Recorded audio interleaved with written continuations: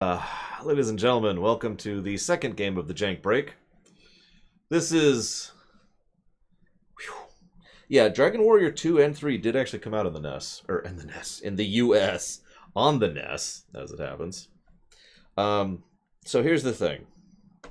Of the original trilogy, this is easily the worst one of the three. Now, I actually don't own this on the NES. I own this on the Game Boy. Because I got the Game Boy copy back in the day. Here, I'll show you the actual copy right there. And the Game Boy version has some of the features of the version we're about to play. But the thing is, going into Dragon Quest II, they were like, the last game was just, it was too simple, you know? I mean, simple is good, and I praised simple, but, you know, simple can only go so far. We need something more than simple. I've got an idea. Let's actually send out the announcement that we're streaming. There we go. And once they sent out the announcement that they were streaming, well, they pulled an FF2. It's the simplest way to put it. Except that's not quite a strong comparison, because if you remember, FF2 was done by a different team who was trying out their own thing and would eventually go on to make the Saga series. By contrast, Dragon Quest II was the same team. In fact, I got their names here, which is I'm going to talk about during the rumination. Koichi Sugiyama, of course. Yuji Horii, obviously. Akira Toriyama. But also Koichi Nakamura, who was a big name and someone who's significant for this game in several ways. All these four people are the core team that made Dragon Quest I and Dragon Quest II. So, same team, but they're like, oh, we got to expand. And they started work on Dragon Quest II before Dragon Quest I even came out. Now, that makes sense, that there's a logic to that. But the other problem, and I want to talk about this before we start, because this is just whatever, is they're like, hey, when's it going to come out? Probably around such and such time. August of 85. I'm just making up numbers, right? But they just kind of were spitballing. Yeah, that time. Okay, cool. That became the actual deadline for the release of the game. And they were like, okay. Well, let's get cooking. So, Mr. Nakamura, he was like, all right, no problem. I'm going to bring in a bunch of students, programming students, and they're going to help me finish this game. The problem is there were a bunch of programming students who didn't know programming. So they had trouble with everything. They couldn't tell what was being done by what. They couldn't tell what needed to be done. And at every step of the line, he basically had to explain to them everything that was happening. And it reached a point where he just started doing the work himself while simultaneously trying to teach them. This slowed down the development process substantially from a programming perspective. This is in addition to the fact that they were trying to boost the game up in order to try and do more. They actually have a party. Enemies would have formations, so we could fight more than one enemy at once. The overworld was supposed to be bigger. I'll get to that in a second. There were supposed to be more dungeons. There are actually substantially more dungeons. We'll get to that in a second. And so forth and so on. So they wanted it to be bigger and better. They wanted it to be Dragon Quest II. And all of the marketing was stinted about how this game was, Dragon Quest I plus. And that was the big push. Now, the reason I kept kind of saying supposed to be is because in several cases that's not quite true. The overworld map is technically larger, but it's not really. In fact, there was actually some lying going around. So for those of you not aware, just really quick. You know how Zelda 2's map has Zelda 1's map down here?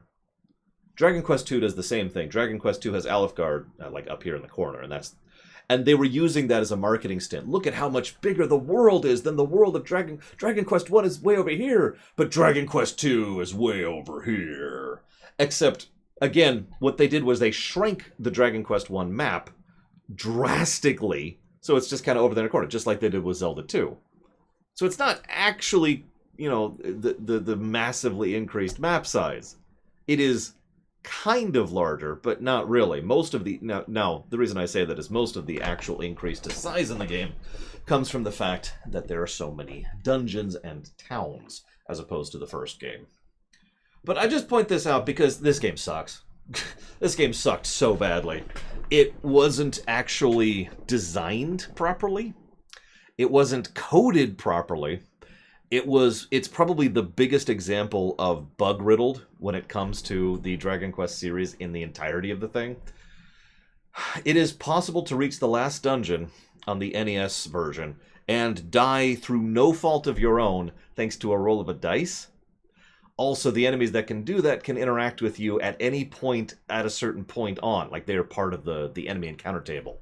And if they just show up, they just have a chance to kill you, and there is nothing you can do about that. Also, the game increased the amount of grind necessary.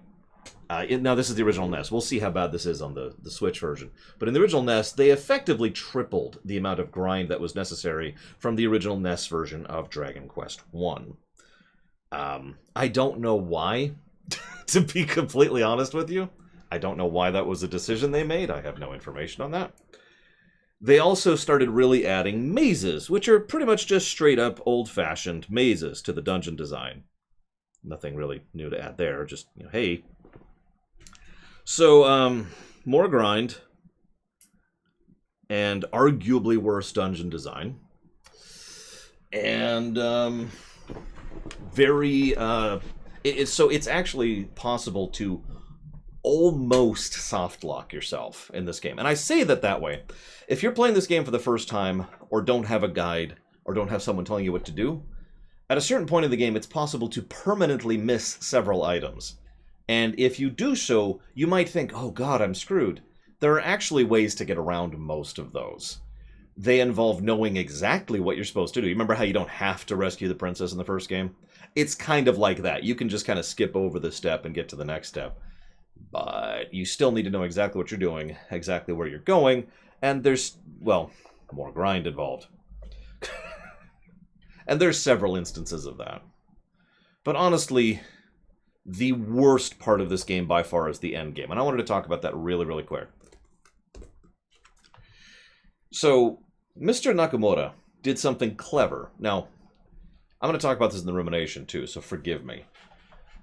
At any point in a video game, most video games, the developer can point to a specific area, like a dungeon or a boss or an enemy encounter, and can say, this is the range of relative power the player will be at this point. They have all the tools and information necessary to gauge roughly where you are. Now, in an RPG specifically, you might be underleveled or you might be overleveled, but they can't account for that. That's on the outside of the range. The inside of the range is what they tend to balance this stuff around.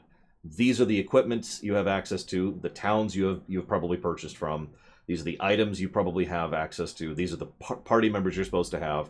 And this is the rough level you're supposed to be with maybe this specific spell set or this rough equivalence of materia or whatever added, right? They have all the information to judge that. The catch is, being able to track that means you have to be tracking that from the word go.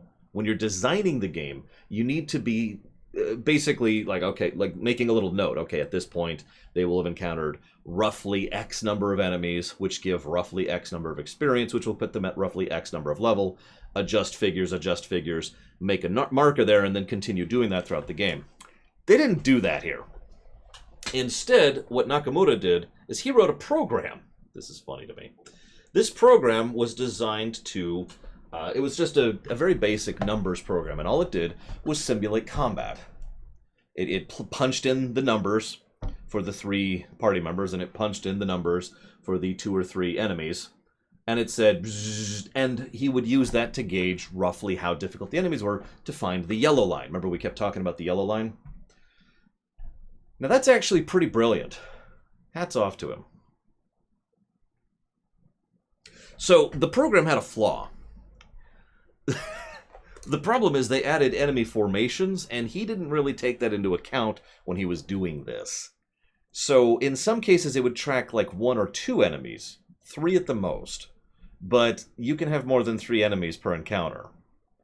And it wasn't always keeping track of which enemies could be attacking in certain areas.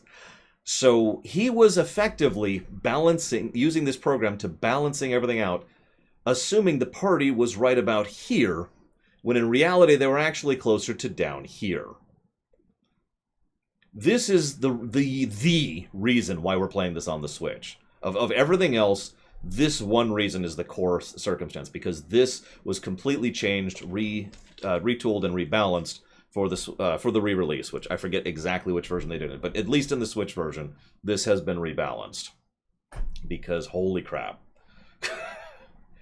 Oh, I should probably mention that several of those encounters weren't playtested at all, because remember, they were on a deadline. And you're thinking, oh, so it was rushed. It was rushed to get out in time. No, they didn't make the deadline. They actually ended up going over the deadline because the game was simply straight up unfinished. But yes, it was still rushed. And then they went ahead and just shoved the game out the door. If you're wondering, by the way, if this sounds familiar, then you have probably played Mother 1 or Earthbound 0, because that game has the exact same problem, where Mount Etoy is a place that they didn't test balance at all, and they didn't play test at all, and they didn't balance at all. I'm wondering if this is just a thing. I don't know. Anyways, moving on. Let's go on and give the negatives to this game. I'm looking forward to it. Negatives for days. I don't know how many negatives we're giving. I really don't. Because I've never played this version of the game. I have played the NES version of the game. And oh my god.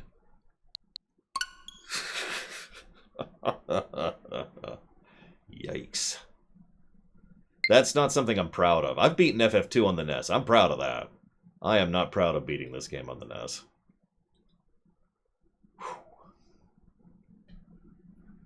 No offense to anybody who likes this game. Obviously, that's not how I ride.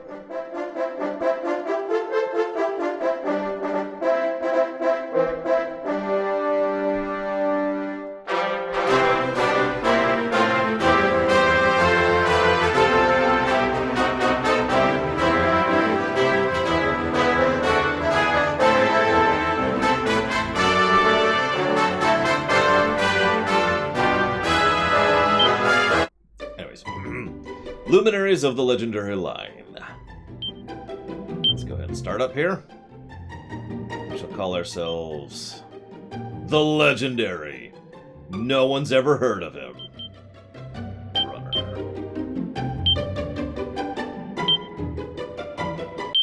Whoops. Too far down. There we go.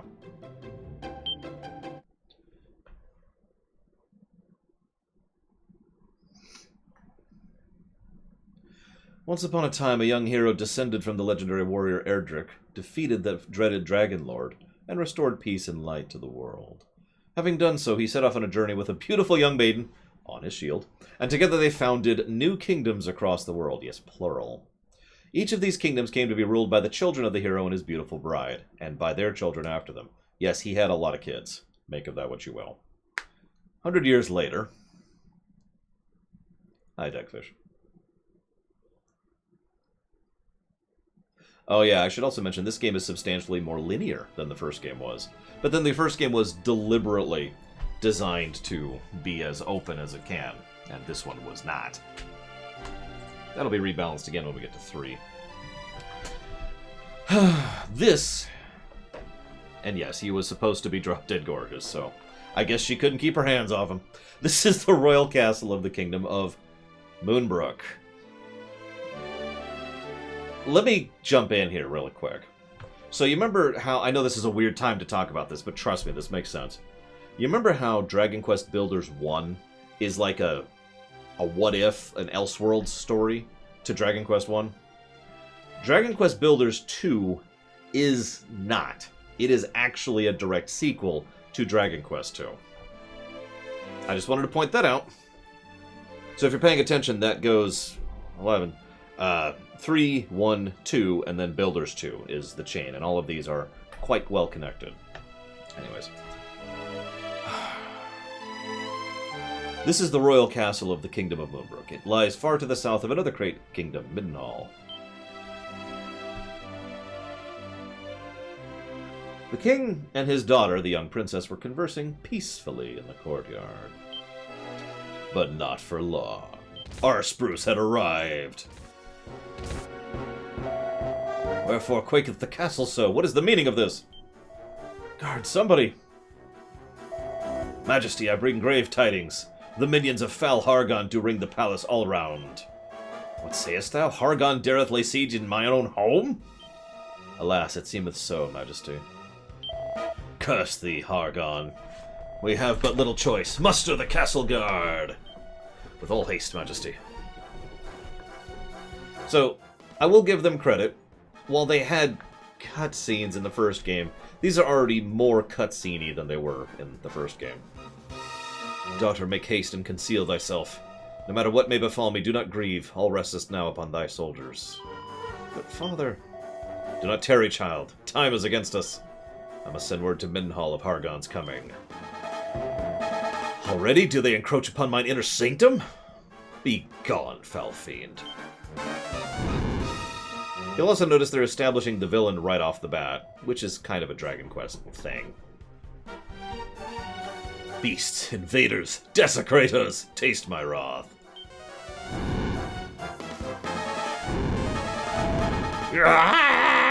And she gets to watch her dad be burned alive in front of her.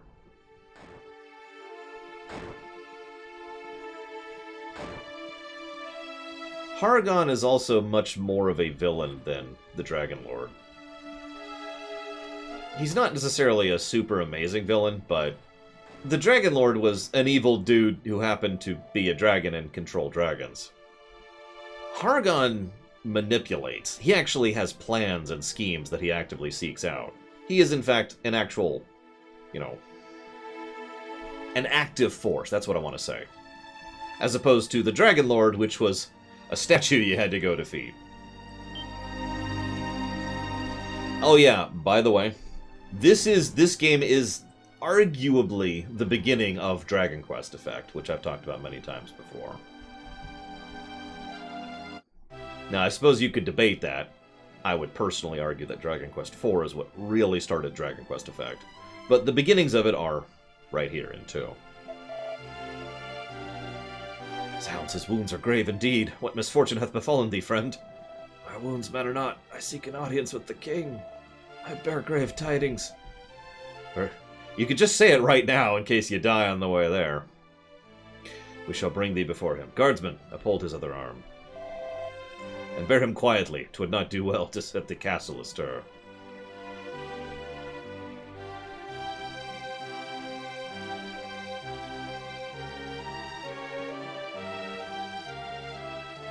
That's true. Hargon is actively on his rise. The Dragon Lord had already succeeded months ago, by the time 1 started. That could be a way to put it, Grey Wolf. Innovated here, codified in 4. I like that. For those of you unaware of Dragon Quest Effect, it means you don't look at my Lorium's page, which makes me sad. But Dragon Quest Effect is when something that you wouldn't think is dark, is. And I don't mean dark as in blood and death. I mean, they usually like to address actually dark, or as I like to say, mature topics. Concepts of emotional abandonment, or what it's like to be a new parent, or whether or not you should tell the truth about circumstances to people. Mature concepts, like I said.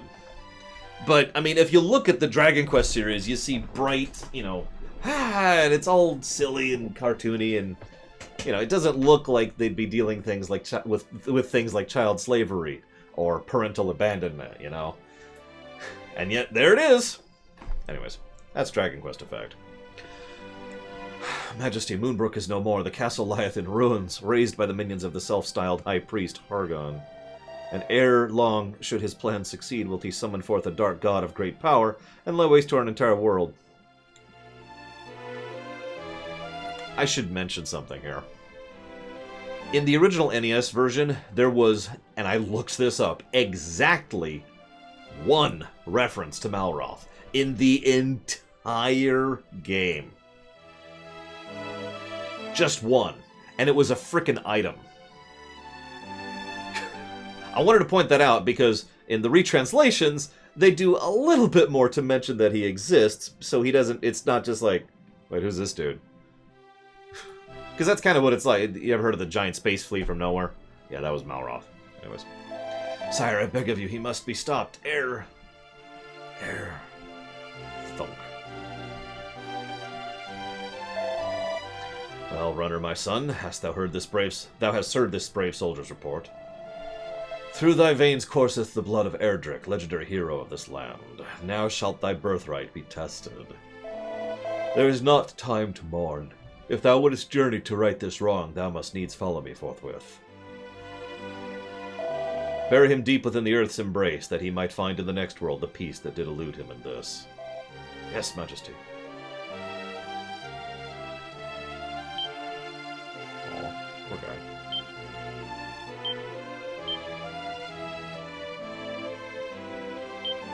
Wow, we don't even have a weapon.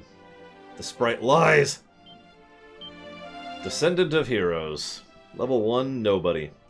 I'll talk more about the party design in a minute. Prince Runner, verily it paineth me greatly to see thee go, but I am a selfish old fool. How can I cry when thou questest for the sake of all mankind?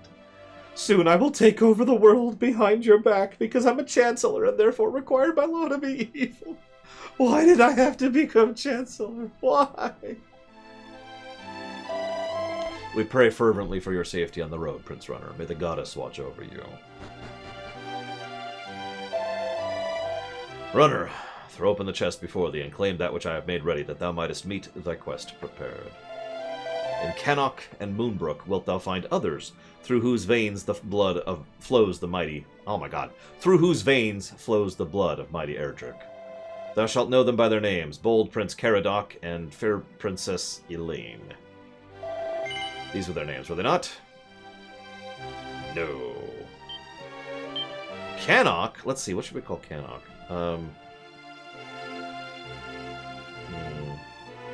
Oh, by the way, their names are dependent on the name you pick. You can also just rename them, which is what I'm doing right now.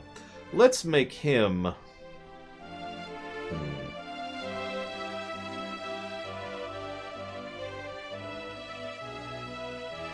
One second. I gotta look something up.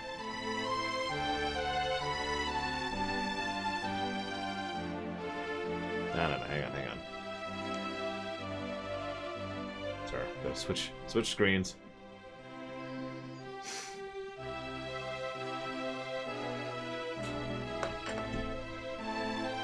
He does have a can-do attitude. That's what I thought. We'll name him Swerby for putting the games on the list. Even though Swerby hasn't been present for any of these streams and doesn't care and will never watch the VODs. And doesn't watch me anymore. And hates me. The princess, I think we know her name.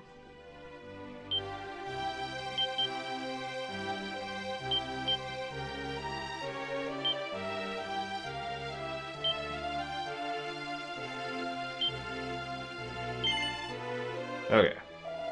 Go then. Join forces and together deliver our realm from the great evil which loom over it.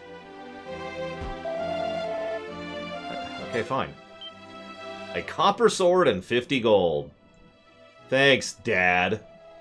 Don't want to break the bank there.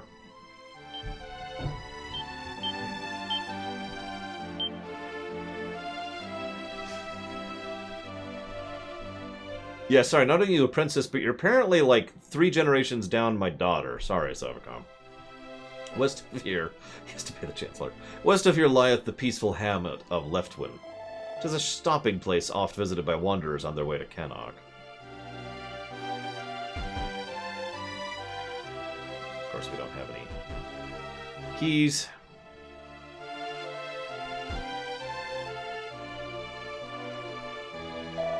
Do you truly intend to venture beyond the castle gates? Know then that great danger awaiteth you. If you are resolved to leave nonetheless, keep to the grassy plains. Fiends abound in the forested mountains of this land. Lanowin secretly hates Dragon Quest VIII. Do not forget this fact. So we don't want to go in there just yet. Ah, your highness, thou shalt soon venture forth upon a perilous quest, I hear. Oh, how lonely I shall be without thee. Pardon me, your grace, I had meant not to utter such thoughts out loud. Full well do I know that one so great would not look twice as one so lowly as me. Sniffle, sniffle. I'm trying really hard not to make a Crusader Kings joke. So we're not going to make a Crusader Kings joke. We're not going to do it. Here's the dog. In Cannock dwelleth a fine young prince, and in Moonbrook a pretty princess. Should ever your paths chance to cross, I am certain that it would be a most momentous meetings of like minds, Prince Runner. Where is that puppy? Hello, puppy. Aw.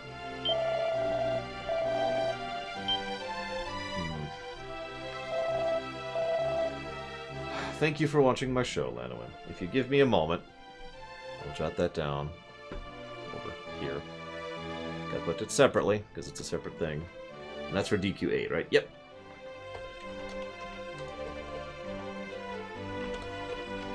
Guess I should type that all out.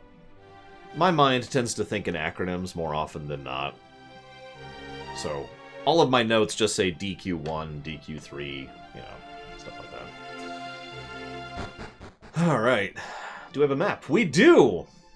So you can kind of see what I mean by the world's bigger, but it kind of isn't. I mean, it is larger. There is obviously substantially more in it. You can tell just by looking at how many dots are on the map. If you look at the upper left, you can see Dragon Quest I. It's the island up there. Now, canonically, this amuses... Oh yeah, you'll also notice they made the "We're Here" spot a lot easier to see. It's the giant feather there, instead of the feather that's about this big. What I find funny about this, from a narrative perspective, is this means that we were offered the kingdom of that, you know, archipelago. And we said, no. And we went off and formed 3 kingdoms across the continent.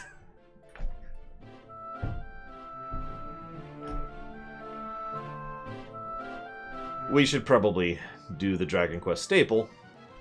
So, oh my god, we can encounter multiple enemies at once. Also, there's backgrounds to the enemies that are, you know, worth a darn. It's shocking.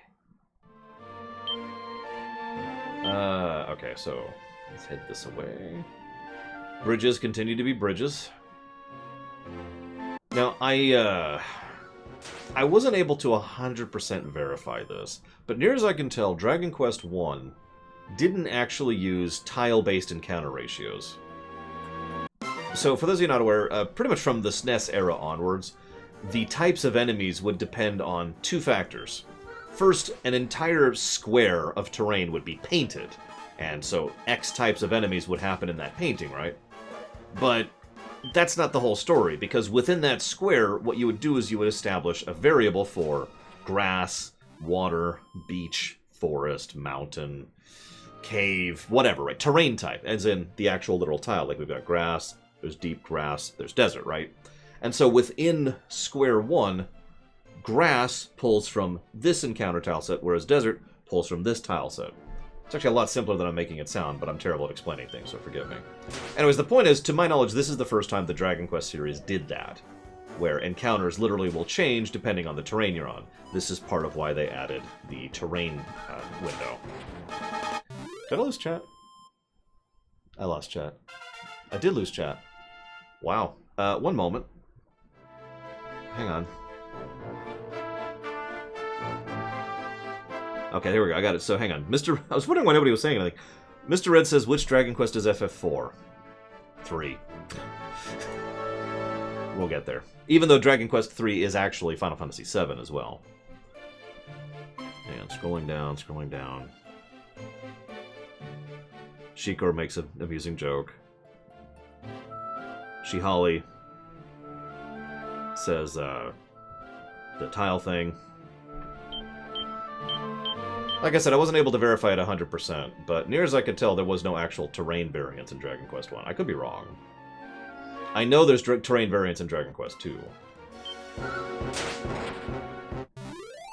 Over on the Final Fantasy series, they didn't add terrain variance until 3, I want to say.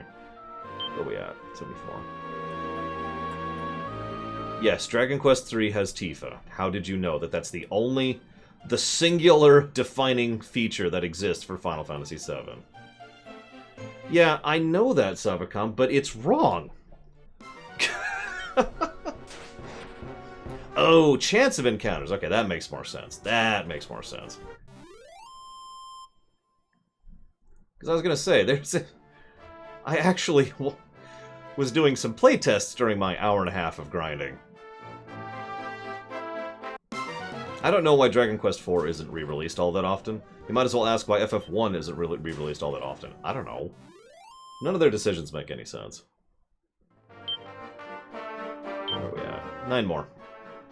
I'll go buy something. Hi, Sean.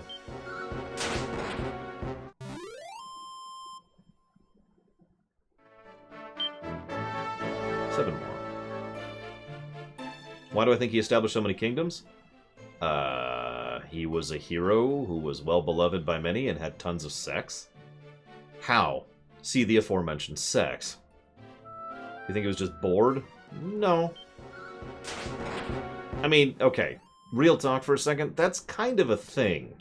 I know that sounds strange from a modern perspective, because nowadays we think, oh man, that person's just power-hungry or evil or whatever, but you have to understand that if you rewind time a few centuries, and you notice that, well, they didn't really have as much to do.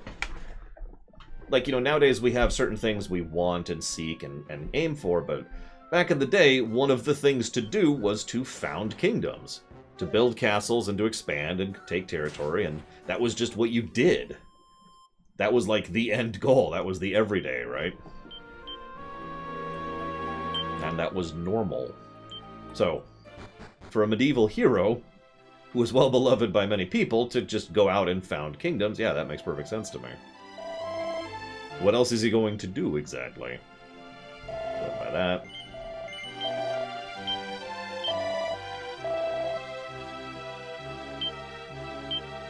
Save.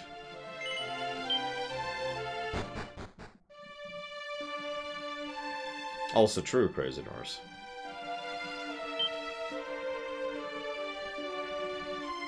Alright, now imagine that you're not lazy, Mr. Red.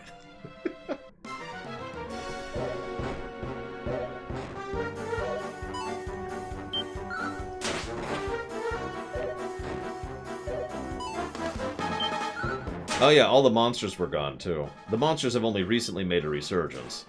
And it's pretty much entirely because of what Hargon's been up to. Shields equipped. Techfish. It's right there. I'm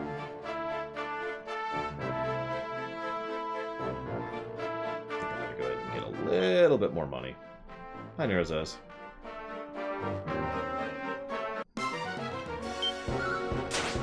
But yeah, honestly, Charlemagne is really all I have to say about this dude. He Charlemagne'd it up. And then, just like Charlemagne, he died, and we had the Carolingian dynasty. Hey, Skymart. Yeah, after playing... So, this is the first time I've played this game after playing Dragon Quest Builders 2. I haven't decided how much I'm going to comment on that, because I don't want to spoil Dragon Quest Builders 2. But I'm very curious to see what we're going to think of this as we go through. Okay, so... I guess... south? No, that'll be across a bridge. Let's go north.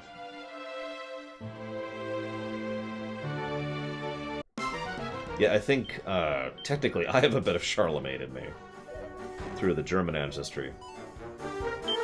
I don't remember off the top of my head, but I remember my grandmother talking about it. No, Nerazes. Dragon Quest Builders 1 is an AU. Dragon Quest Builders 2 is a direct sequel. It actually happens not too long after the end of Dragon Quest 2. Which, for the record, I like that. I like that they varied it up. They could have just made each Builders game an AU, and that would have been fine. But instead they decided to do a different tact on how to connect it to the main series, and I appreciate it personally. It's probably worth noting that Dragon Quest Builders 2 is an absolutely freaking amazing game that I highly recommend to everyone, that I've played all the way through twice. And that's not a short game.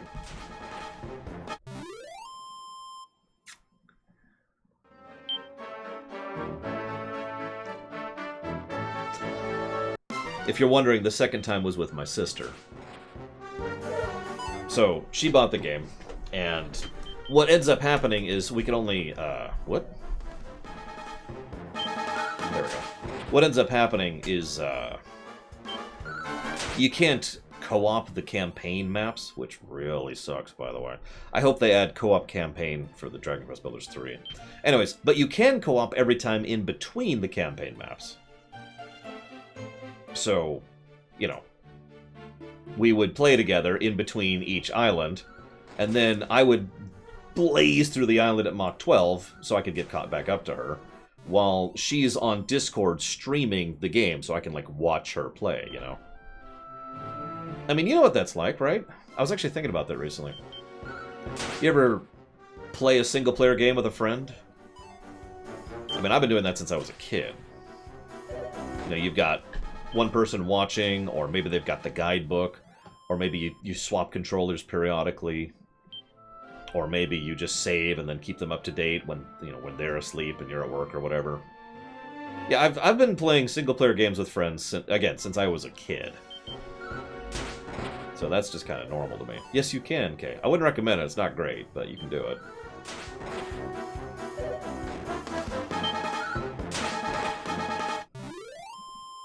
But yeah, so she would play and I would watch and talk and share and, you know, play with her. Why is it green, though?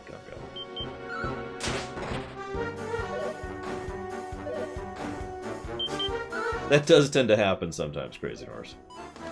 In some rare cases, we get to a situation where there would be the one person who was really good at certain types of games, and that person would just get the controller whenever they had to fight a hard boss fight. Platformers, excuse me. Oh yeah, Sis really liked DQB2. Meanwhile, Lanowin has apparently just been sitting on coins. Good lord, Lanowin.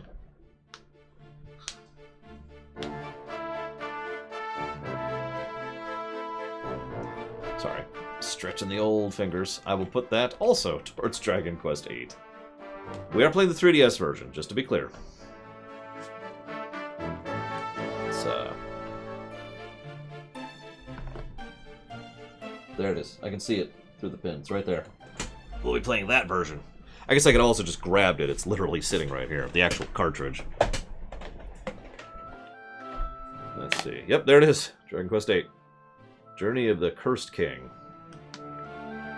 Got a few in here. Is the other one in here? Yep, there's 7. Right there. Anyways. Moving on. It's okay, Crazy Norse. Whenever my sister finally gets sick of me and casts me out of her life, I'll just immediately commit suicide.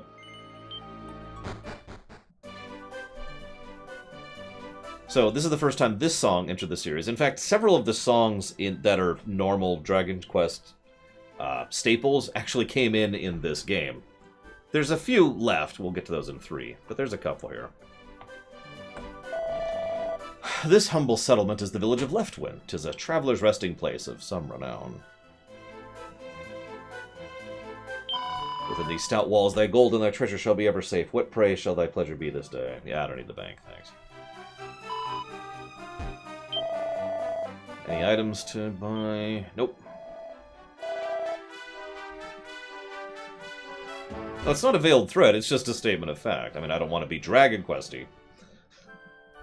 But I promised my sister I wouldn't commit suicide, and I keep my promises. If she decides, for whatever reason, screw you, I want you out of my life, that promise is invalidated. So... They say the Prince of Middenhall is to journey forth to vanquish the wicked Hargon.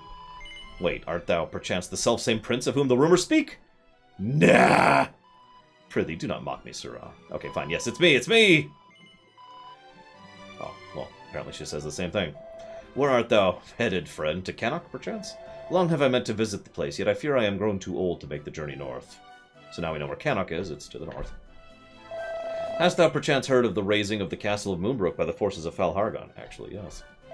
Then it is true. Oh, woe is me. Whatever are we to do? Anything they sell here, it's worth a damn. Ooh, lots of stuff that I cannot afford. At least I start with a copper sword. That's something. What do you mean suddenly dark? It's a Dragon Quest game, Kay? And then I ate all the puppies.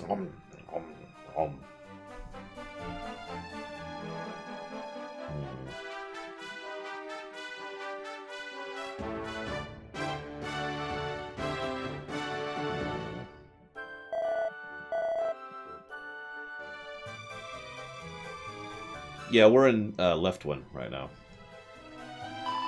To the west of here standeth the shrine whence can be reached Moonbrook Castle. Mine own father is a guard there. To hold such a post, he must be a great man indeed, dost thou now agree? Dost thou now agree? Begone, fool! Canst thou not see this is a lover's tryst? You... okay. Not gonna say anything. Lo, the one true God... So this is when they added this concept, purification, benediction, and resurrection. Because now we have party members, so yay.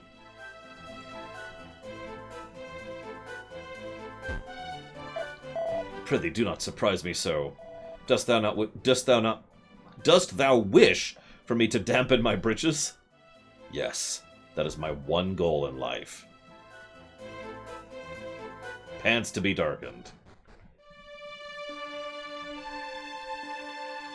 Where are we at? Let's head up there. Yeah, okay. Yep. Should be okay for the enemy bundle here. Which one? Shikor. Because I've read all of Awkward Zombie and I don't have one off the top of my head. Whoop! So there's our first Type 2 enemy. I think we'll be okay. Well, tell me it, Shikor, or else I'll kill you. Horribly. Terribly.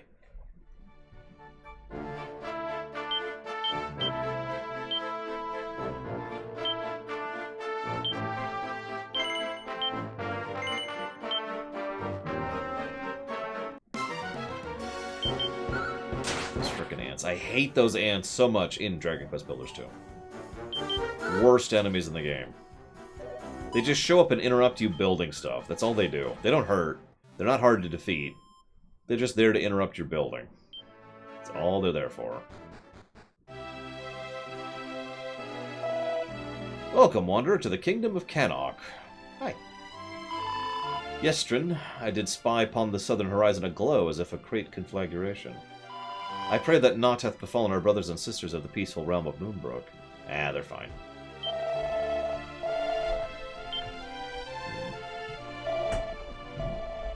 Oh yeah, you notice we have no spells, by the way. In fact, we have no mana at all. This is, to my knowledge, the only main Dragon Quest game where the main person, the main character, is not a mage. You remember how I talked about the first game established that trend? That wouldn't go forward until, you know, Dragon Quest XI. Oh, shoot. Or, sorry, that wouldn't go forward until Dragon Quest III. Yeah, we never get any as the main character. The other two will.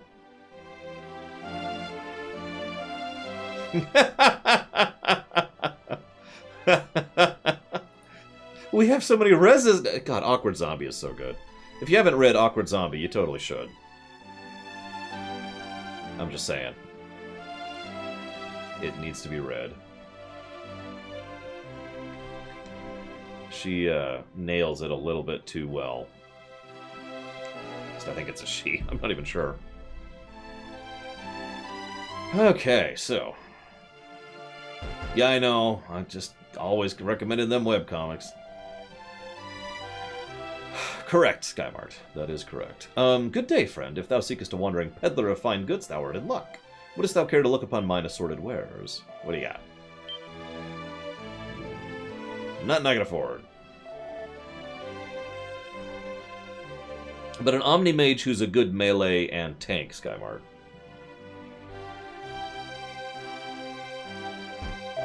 The Crown Prince of this land doth have at his command arcane magics of wondrous potency. But alas, though strong of mind, he is slight of body and quite unable to make the use of weighted weaponry and armor. He's a mage. I should probably save just in case. I don't even know if the glitch exists in this version. Never know. If thou wouldst speak with the prisoners, thou must needs approach the bars of the cells in which they do languish. I shall tell thee something that will surely stand thee in good stead, boy. Get thee a silver key, post haste! Do so, and naught that is kept under silver lock and key shall ever again be denied thee. Don't accidentally lose it forever. and have to use spells from then on.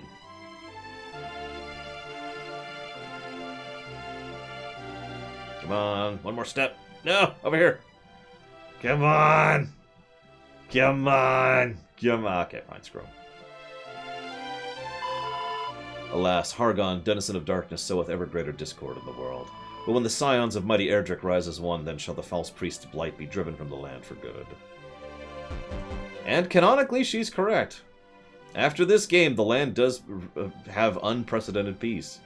Not counting Dragon Quest Builders 2, which is kind of a separate story. Beyond this door lieth the bedchamber of the princess. If thou hast no business here, perhaps it were better that thou departed. Yo, I'm a prince. I can talk. Look at my dorky helmet. Who art thou? Art thou a playmate of my brother, the prince? Well, then I shall teach thee something that shall surely stand thee in good stead. My beloved brother is an addle-pated dawdler of some renown.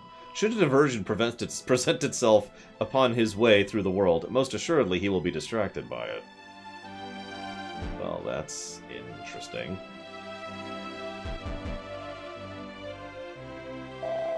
Oh, the castle town of Cannock biddeth you welcome. Pray make haste unto the throne room. The king awaiteth your coming. Far to the north of Middenhall lieth a cave in which it is said to bubble forth the wellspring of the hero. I actually have no idea, Skymer. I don't know Japanese well enough to answer that. Lo, is this Prince Runner I see before me? Well met, dear prince. If thou seekest my son, he hath set out already upon his quest. By now he will have reached the wellspring of the hero. Go now, journey thither, and join his company, that thou mightest find strength in numbers. Earn another 52 points of experience to level. Just gonna get a hard save.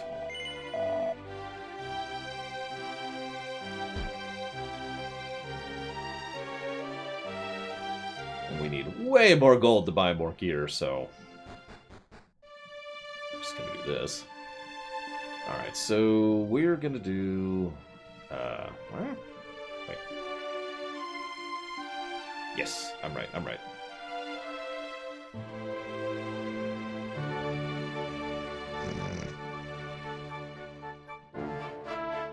I've never heard of that, Arspruce. I'm sorry.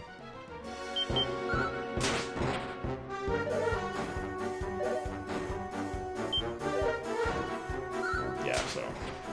we're probably going to need to get at least another level around here. Possibly another piece of gear before we can advance to the dungeon. Back we go. That hurt a little. Oh, it's to the left. Not bad.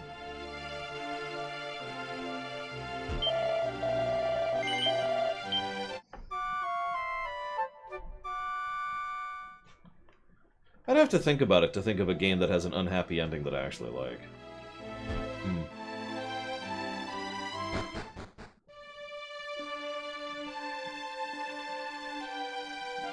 That's a good question, Zobe.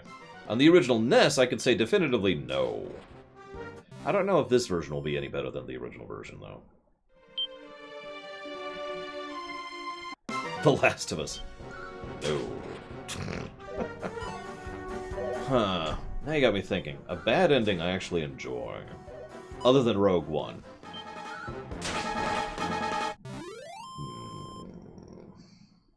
Although that's kind of an asterisk, isn't it? Excuse me. Because Rogue One doesn't... I mean, that's not really the end. That happens like an hour before A New Hope. That's more like, to be continued.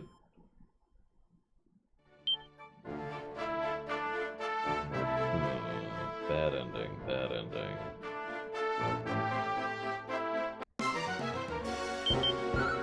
Suppose I could mention Chinatown.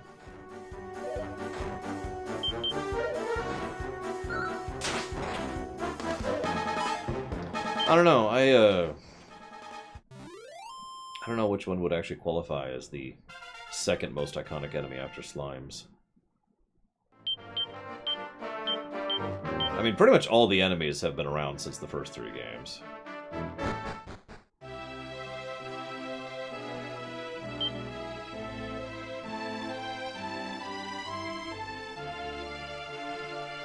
Yeah, go ahead, Arspruce. And I will never look at it again.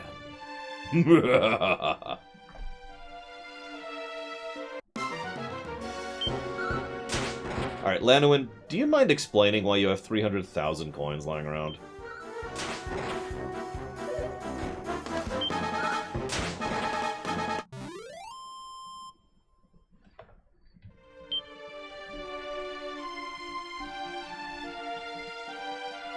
Are you sure?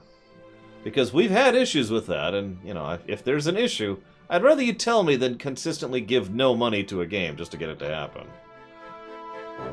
Okay, yeah, I actually have seen this comic. I really hate the art style, so I stopped reading it. But I am aware of it. Sorry, General Orthopox. I'll tell you what, Lanoin, I'll trust you now, but if you put in a fourth one, I'm putting you on watch.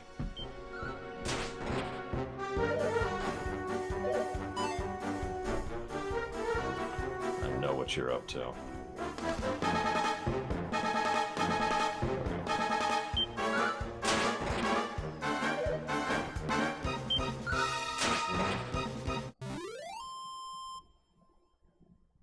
It's just a preference thing, Arspruce.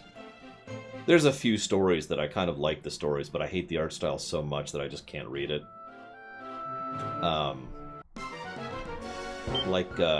One Piece is a good example of that. I hate the art style of One Piece, which is a shame because I find the world building of that setting fascinating.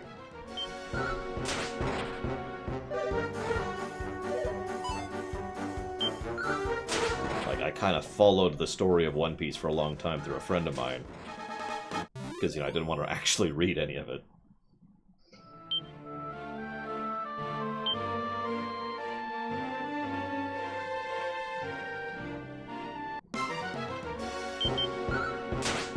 You know, I can't say I don't like anime if I haven't actually encountered it, Gum Gum.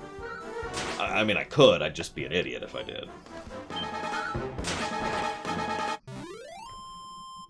Well, like I said, preference, Crazy Norse. Both, but for different reasons, Purple Boy. It's not that wacky, it's just rubber people and stick women, and stick men, and dancing, and fruit, which comes with the horrific net detriment, but that's okay, because you can also conjure lava, so that's awesome. Yeah, last I checked, One Piece hasn't even ended yet. Which is just... wow. I'm down for long-term storytelling, really, but... Jesus Christ. Find the damn thing.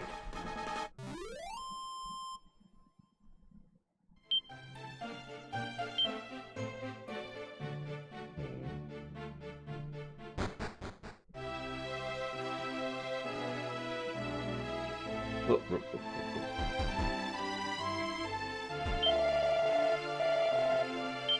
my god. Oh, not you.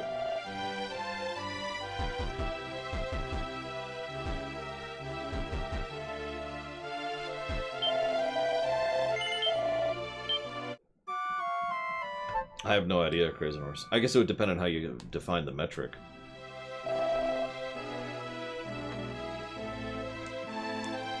Like, are we talking units moved? Money made? Does money made include merchandising? I don't know. Where's the, I swear there was a vendor here that's not that guy.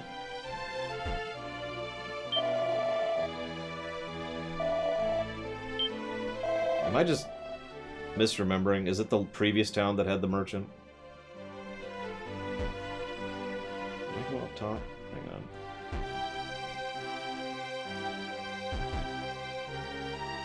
Yeah, I feel like it was the previous town, and I just came up here to level off of Tier 2 enemies. I think you're right.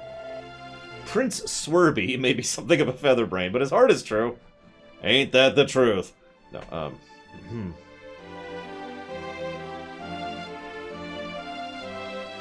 He's not even here. Ah, whatever. Let's go ahead and keep doing this for a little bit.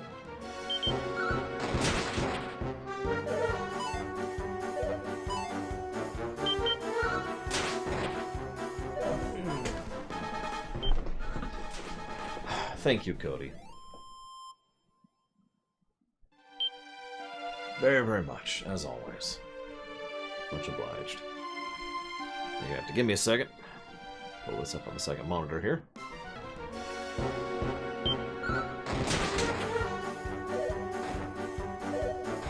Aw.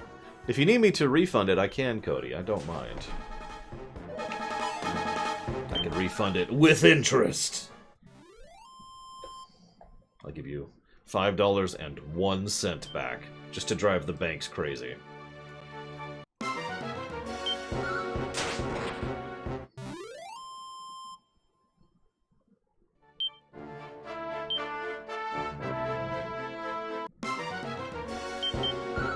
Alright, if you're sure, then thank you again.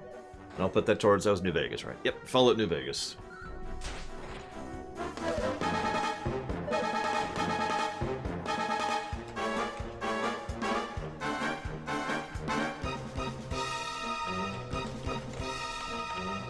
There we go.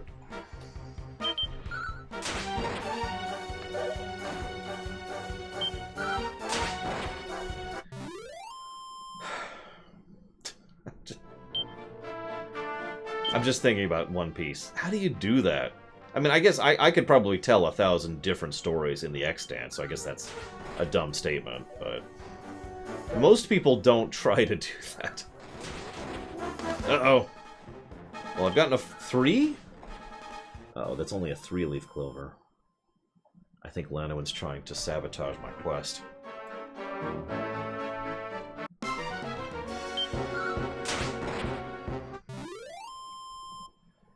I don't see one, Ashlam? I mean, I see you talking right this very second for me to respond to, but I don't see any other messages.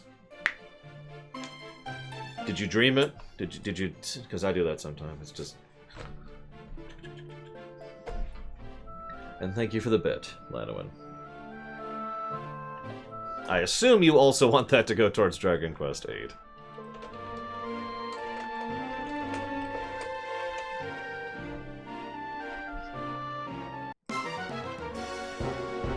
You got it.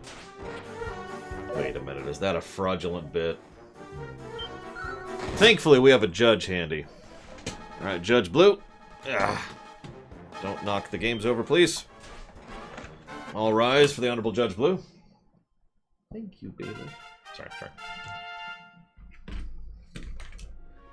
Okay, I need you to judge Lanawan. Huh? Okay. Yeah, alright. Don't fall over, please. There you go. Lanawan, I'm afraid you have been judged to be awesome. I'm deeply sorry.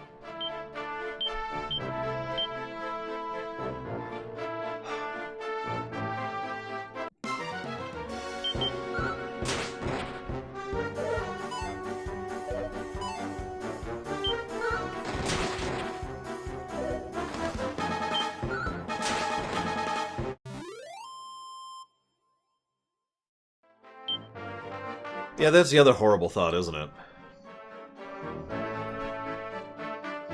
If someone dies before a story is finished.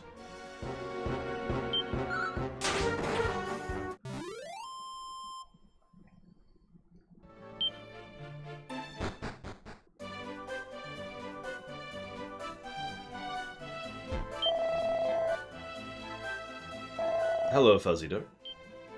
How are things? Everyone, I need Fuzzy Duck assassinated immediately, so I can take his stream. I mean, it happened with Lord of the Rings, arguably, Crazy Norse, but...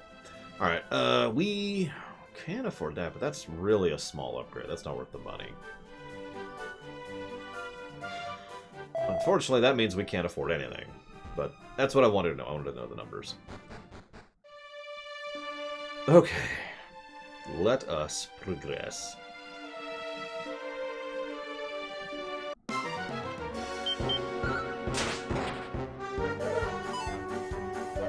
That makes sense, Ashlam.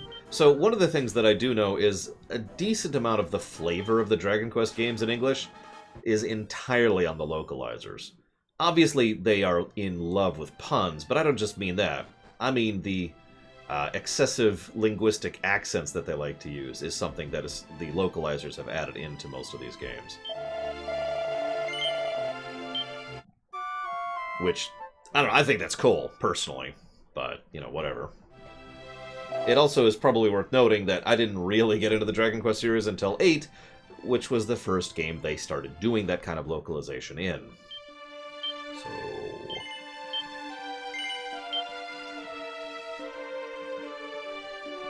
might be anecdotal? Might be coincidental?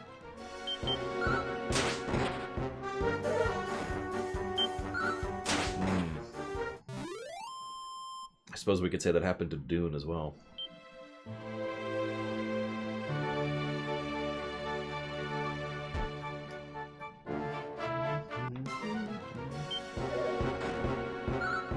Yeah, I noticed there aren't many puns in the first game at all, which I just sort of expected. I know they went back and added puns for 4, 5, and 6. Which are awesome, by the way.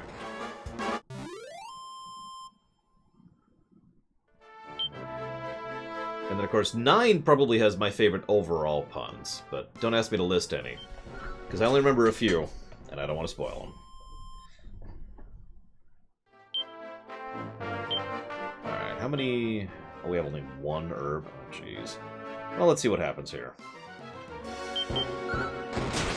Because we're on the yellow line right now, but we also don't have any healing items. And now we're poisoned. Now we're on the verge of death.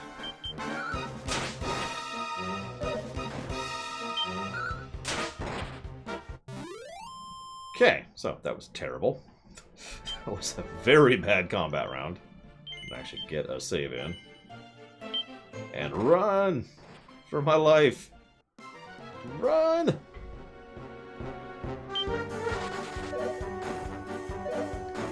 And that's why.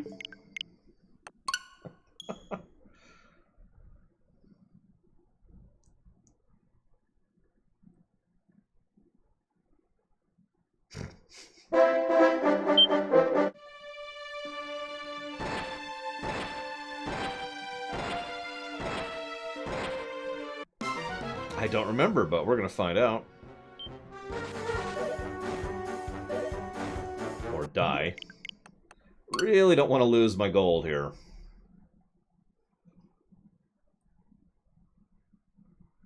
Yeah, actual Old English is... oof. I admit, I called Middle English, or New English, actually, Old English... no, it's Modern English, isn't it? I called it Old English for the longest time, because that's how it was introduced to me. And, that is inaccurate. Okay, let's chug the herb. Pretend we're playing Resident Evil. Enjoy feeling sick, Ashlam. Cure, cure. No, this is what we're doing right now. This is what Ashlam is feeling as we're walking through the terrain poisoned. Ugh. Ugh. Ugh. That's just what Ashlam's going through right now.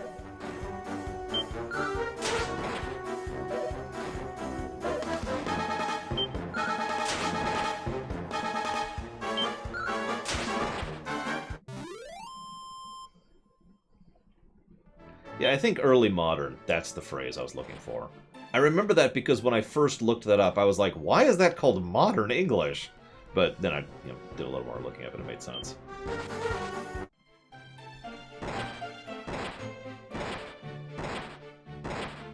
Must make it. Okay. Okay, so we're going to grab a save and we're going to test something.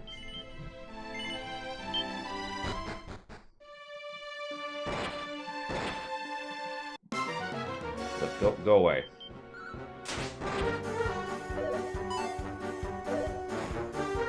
Honestly, the literary works I usually associate most with modern English is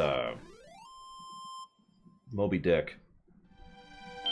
If you've read Moby Dick, you know what I mean. Like, there's just a really unique sentence structure and word choice and just writing style to Moby Dick, which I usually associate with, Middle English or Old English or New English or Modern English or whatever the hell it's actually called. Now, I actually love it, personally. I love that style of writing and speaking. Okay, we can die from poison. Test positive. I was wondering. Meanwhile, Lanowin is secretly trying to kill us. Again! Lanowin. Whoop, whoop. Oh yes, this game also introduced the coffin, obviously, since, you know, death. Thankfully, there's no poison in towns. Could you imagine? Must get to in thud.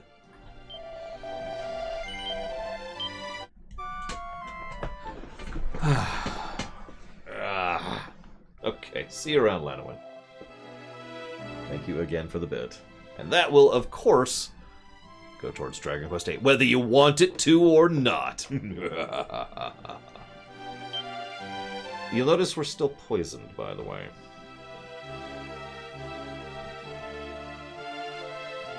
Because now we have to go to this guy and get purification.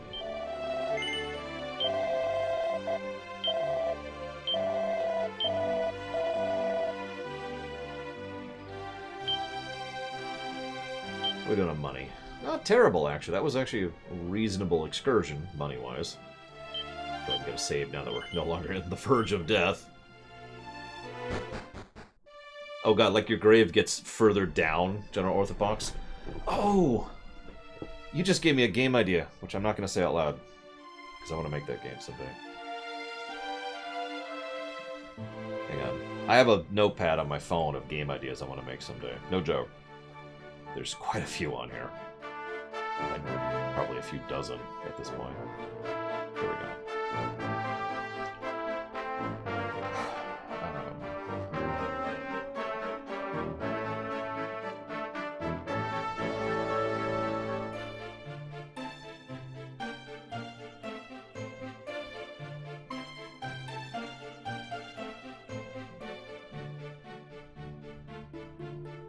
Give me just a sec.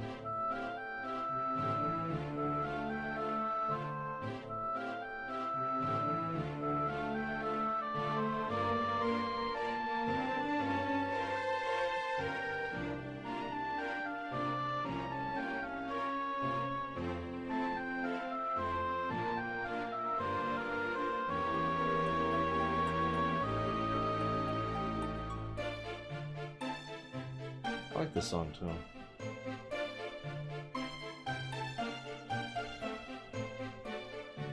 There we go.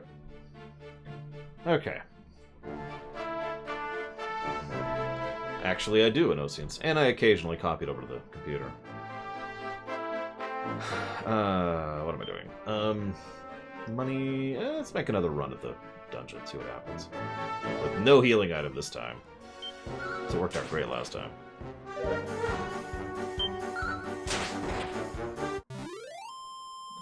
It's just an old superstition, Crazy Norse, with no real basis in reality. You ever heard of the phrase, as soon as you speak it out loud, it's the world's? It's that idea. So most game ideas I just kind of jot down and I let them sit there. I'm extremely good at purple prose, Gum Gum. I have to be in the right mindset to do it, but I can do it.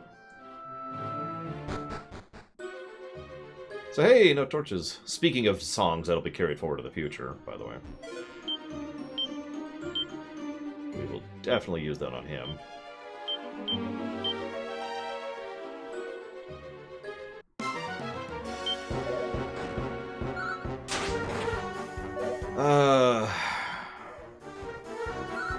No, Mr. Ed. I apparently don't have the moon. Yeah, once again, this game will not get negatives of interface that, you know, the NES version would get. Just like with 1. Where are we at? Honestly, I think I'm actually gonna bail.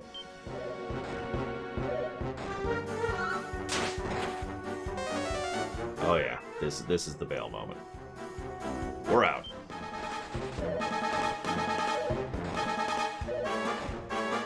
The good news is these don't hurt much, but I don't think I can out-DPS their heal. Yeah, if I'm writing something down, I could purple prose easily. All you do is you write the sentence first, and then you pros it up, like you modify it.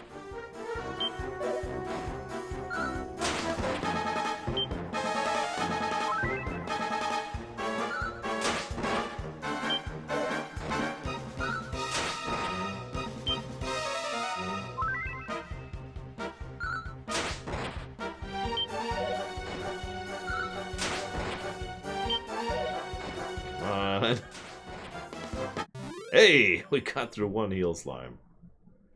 A little close, though. Let's get out of here.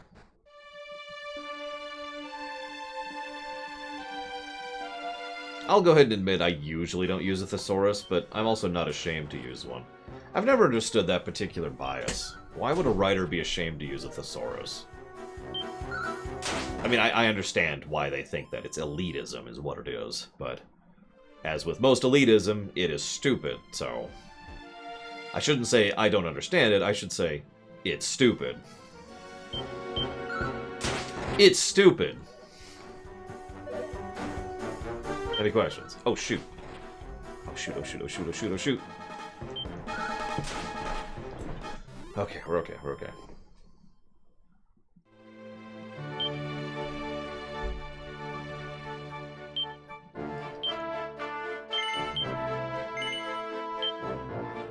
It's the exact same elitism that usually crops up when it comes to tech issues, believe it or not.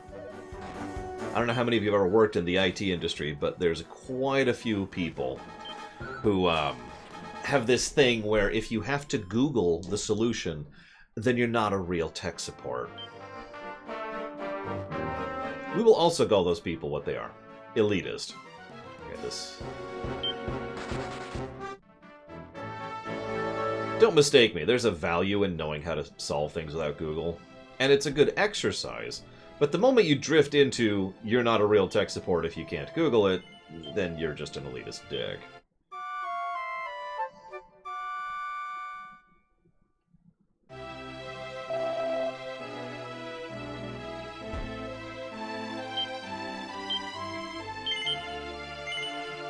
Okay. We have some money, let's go buy some gear. He looks so sad, doesn't he? My family's all dead. Except for the 2 people who will join the party later. Hey, you should get your refund fast. I got mine like 2 months ago. What kind of spam is that? It's already April. Who hasn't done their taxes now?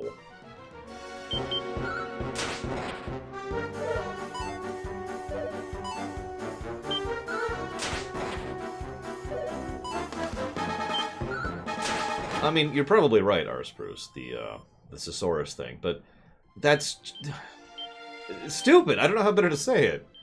There is such a thing as, you know, having enough of a brain to utilize words correctly. Right? I mean, even if you just thesaurus it up, if you use words incorrectly, then it'll show, like, really badly. And you'll just oust yourself as being a terrible writer. So even though you're looking up other words, you still have to use them properly, so it's still an invalid sentence. But honestly, I'm just anti-elitism. Unless you want to tank and WoW, in which case you better do the best job available, or else so help me.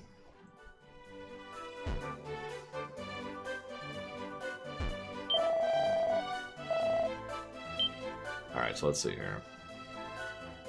Yep, so I definitely want the chainmail. Get good, Mr. Red. God! Man up!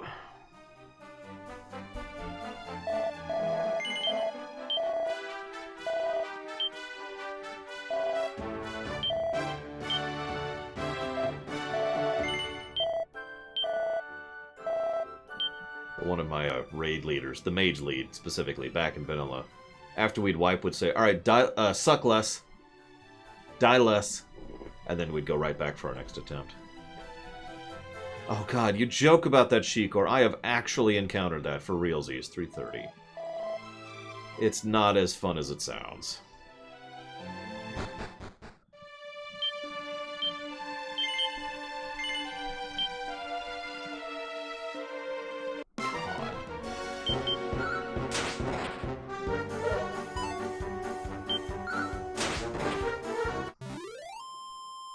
So what you're saying, Savacom, is we are so evil and disconnected from our fellows that we don't even know anyone in the castle where our, I think it's cousin? Yeah, it's cousin. Where our cousin, like, died horribly? Hang on. So, if she's our cousin, the king was our uncle, right? Yes. So we apparently have no connection to our uncle, or our cousin, or the kingdom, which has just suffered a horrific loss. I thought you liked good endings, Savacom. You're portraying a horrible, terrible thing of, oh, we don't even talk to each other, and really, we're not even friends. We secretly hate each other. Unless this is Drakengard, in which case they'd be having sex constantly.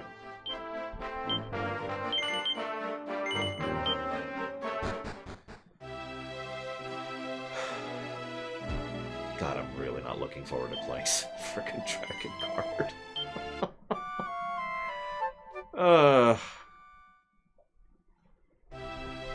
If the uncle's being an elitist, well then he's dead! Which is how it should be. Is there anything nice about Drakengard's world?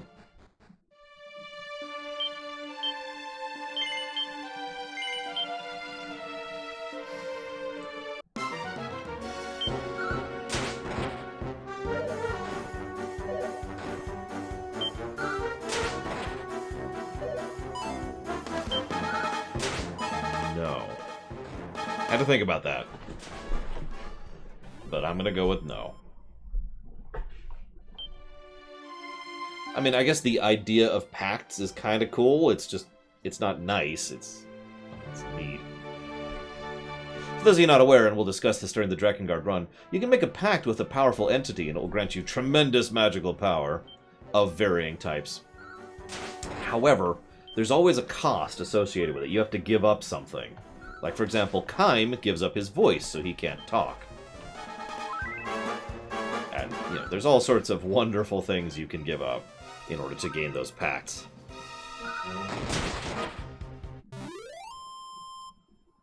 Wonderful, horrible things.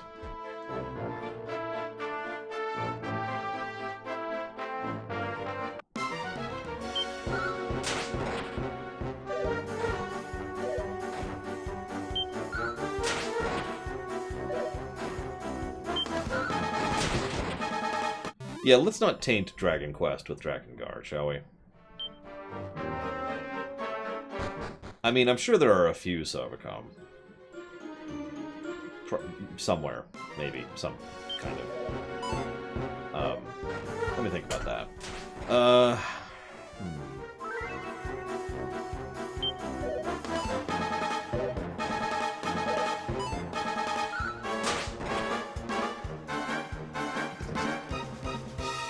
Yeah, Dragon Age isn't a bad example. There's several cases of you having to give up something for power in Dragon Age.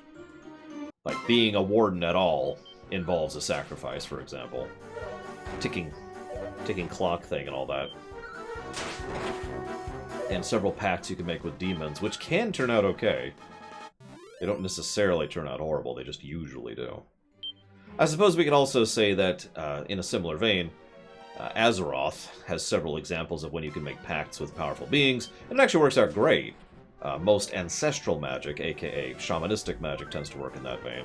Same with druidic magic. And, statistically speaking, about half of the deals you make with a Loa will work out well. It depends on the Loa and the deal.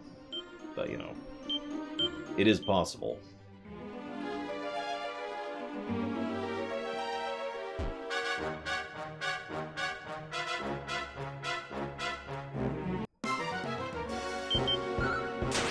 And actually, there are people who work with demons in Azeroth that it works out okay for them, as long as they know what they're doing. Well, I mean, demons. You know. Okay, I think I need to turn around. And by I think I need to turn around, I mean, I need to flee for my very life. Oh my gosh, this game. If you've already noticed, this game is already grindier than the first game. So far, we are trying to make our way through the first dungeon. No, Noel. I mean, I don't think I could do a lore run of Dragon Quest anyways. And frankly, I think it would be really, really boring. Oh, this is getting bad. Oh yeah, this is really bad. I could use a level right now.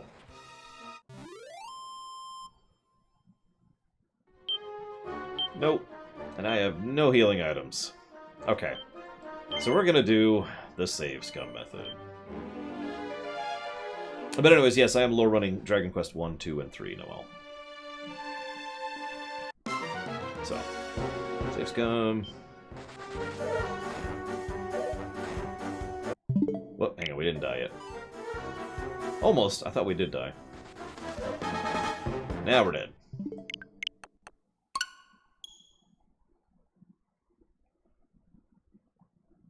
Yeah, we actually just talked about that earlier, Hourglass. This is the innovator for Dragon Quest effect. Okay, that should be okay. Oh, Jesus, that's some bad encounter rate. But we're okay. I don't know what you're talking about, Hourglass. Everyone stab Hourglass. It's the only way to be sure.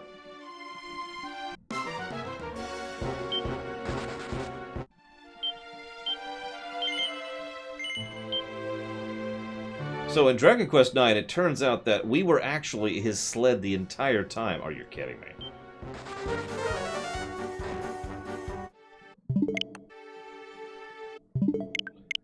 So I actually already explained Dragon Quest Effect earlier today. Once again, ousting Crazy Norse as someone who doesn't watch my show while on stream. However, Dragon Quest Effect is when something has surprisingly mature and dark topics, but doesn't look like it would or could. Like, imagine watching a Mickey Mouse cartoon that handles something like having to, you know, scrimp and scrave and work 3 jobs in order to be able to pay the bills to keep your children fed. You know, that is the kind of thing that is Dragon Quest Effect. It is also on the Lorium's page.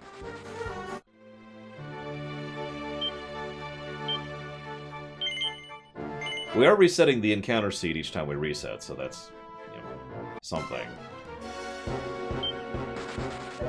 That's probably death. That is death.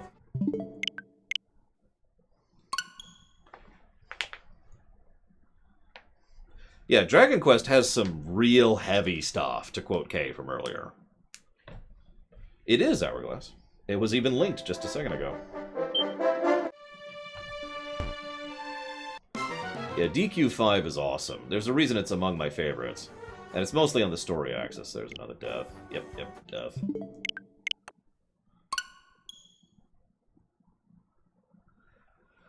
But like I said, Dragon Quest IV is when Dragon Quest Effect really started to come into play. And again, it's not just about dark topics. That's important to note. Because when you say dark topics, you think blood and death and horribleness. Well, again, I prefer the term mature topics because it tends to tackle more mature themes and concepts.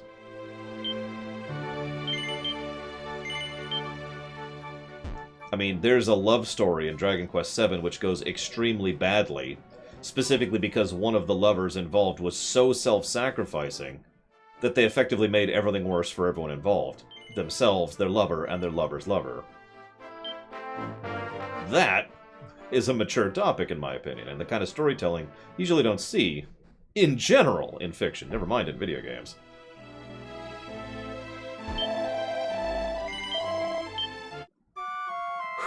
Made it. So why am I a clone, Zarktoft? Who am I a clone of? Oh god, my life is a lie!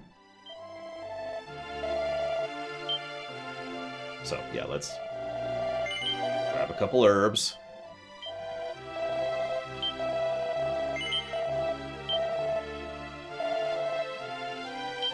I'm pretty sure the whole thing was just in my head. But if you paid attention, Hourglass, I actually credited the voice actors in the description of the video.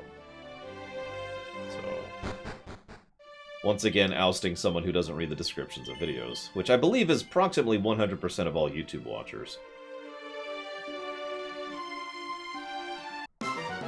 Yes, it was technically Platy's debut as a voice actress, even though she's done all of her voice acting for FF9, and is already in the middle of her voice acting for the other project.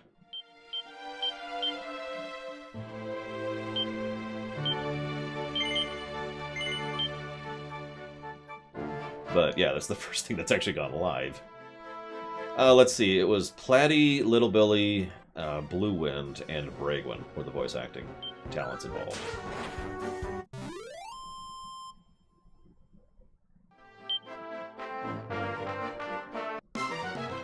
Me too, Kara White Noise. I was noticing that. And it's mostly along the lines of, hey, I know this game! And plugging some other YouTuber, because of course. Like I said, Fuzzy Duck, most people ignore the descriptions. That's a flea. And honestly, that's a reset. Let's just reset that seed right there. You know what's really funny, Hourglass, is I only had like 2 minutes to record that little bit of me typing away. So that was the only take I had. And the only take I did, obviously.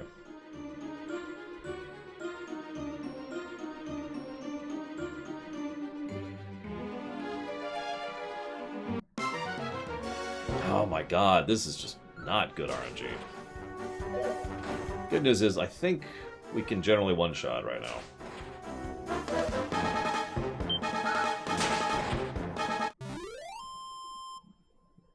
Yep, we did it live. I've always said I'm better at improv, anyways.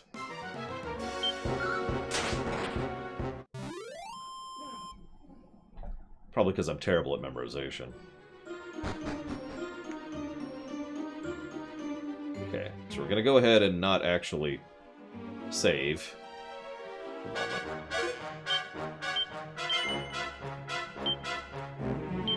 My inventory's full. Oh, I have 3 frickin' lottery tickets?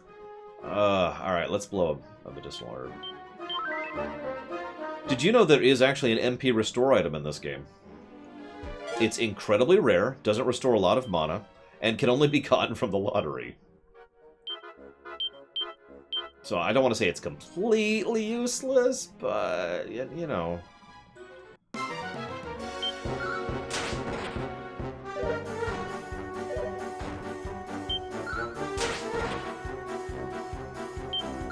What is this, Earthbound? Oh, wait.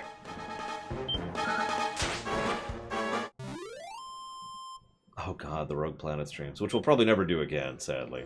Just time. The only way that could happen is if I was able to, you know, win the lottery and then convince my sister to do that for me, or with me, full time. Oh yeah, it also has a random chance to just break. I forgot about that, because I usually don't even, you know, think about them.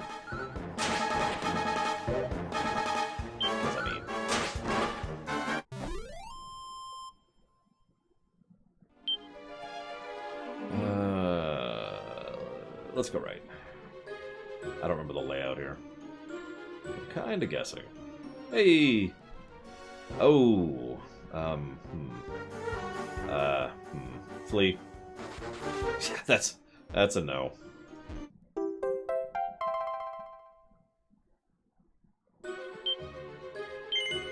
Yes, I will dispose of something for the frickin' silver key. Because I am not losing the silver key permanently. Good lord. I don't know if that bug exists in this version, and I do not want to find out.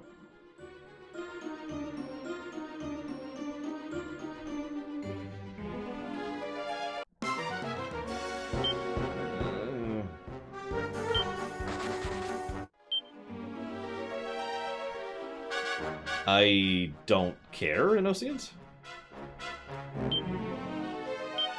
Like, I don't have a preference, I suppose would be a better way to phrase that.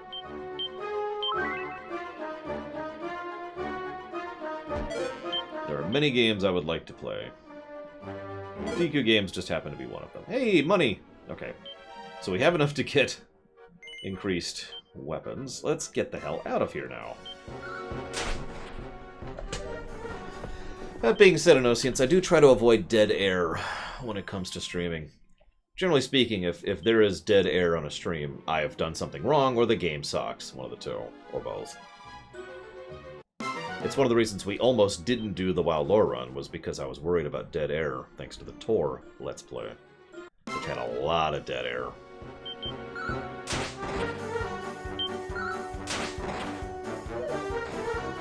Well, I am spending more of my time and attention on chat, but it's worth noting I am making small little decisions constantly. I have to keep track of my health, the relative damage the enemies are doing, how far into the dungeon I am. So one of the biggest gameplay decisions to make in these games, this is true in the first game as well, is figuring out exactly how far you can go safely before you have to turn around. Oh yeah, by the way, I can't cheat in this version, Savacom. It's not possible.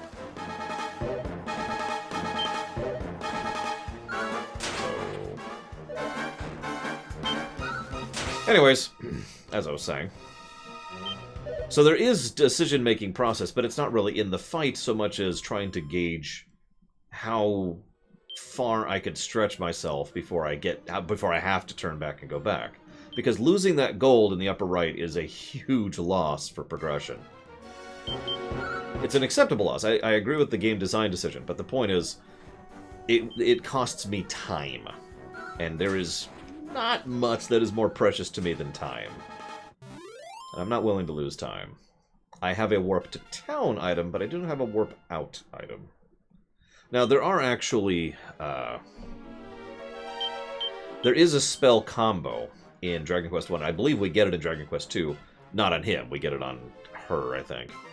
That is basically exit and warp. And that combo means you can get out of dungeons and you can get back to town. The moment you get exit and warp, the only equation you have to really keep track of is your individual HP during the fights, and making sure you have the mana for, you know, evacuate and flee.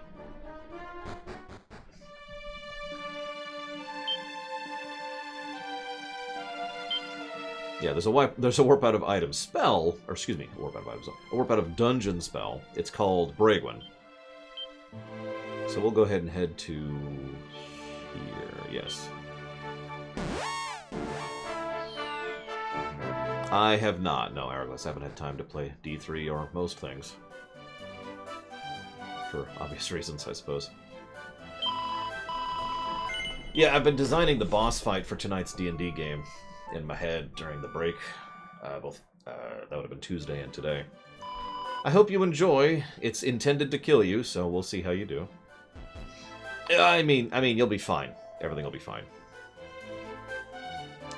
Everything will be fine. Let's see.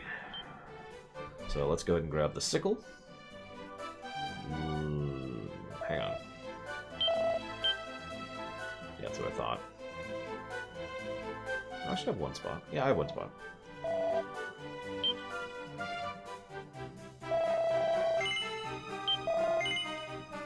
When exactly would I have time, Hourglass? I stream 10 hours a day. I barely have time to exercise and cook. That's pretty much my day. Wake up, exercise, cook, stream, lay down, get up, reheat preheated food, stream, and then, you know, go to bed. It usually is Goofy Movie. And by usually, I mean 99.99999% of the time. Alright. Sit back here.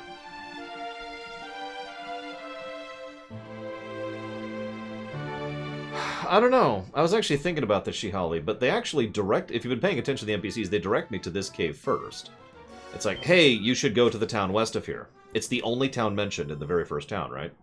In the town west, which is Westland, or whatever, it's the town I just left, they say, hey, the kingdom of such and such is to the north, and that's where the dude is. And so I'm like, okay, well, being the only place mentioned, I go there. And in there, they mention that the prince is wandering off right now and went to the dungeon that I just got out of.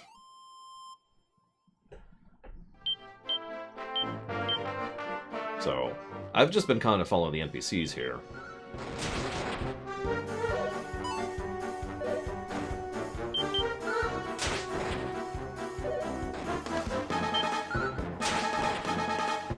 Oh yeah, by the way, if you're working 8 hours a day, you're doing something wrong.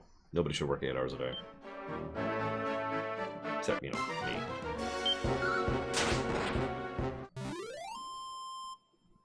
I mean that sincerely. I've said this for years. I legitimately believe the 40-hour work week is, for lack of a better way to put it, a lie.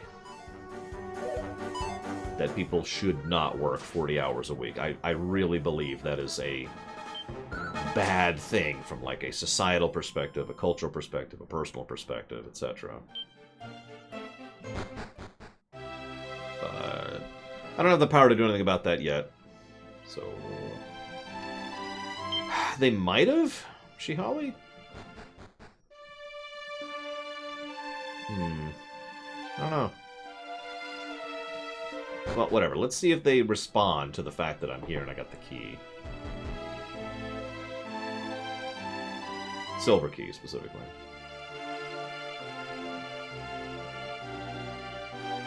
But first I'm going to go talk to the king, see if he has anything to say.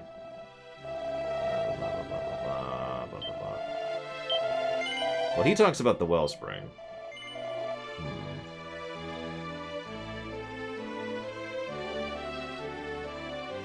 Okay, I'm obviously turned around. I thought that was the wellspring, which I just did.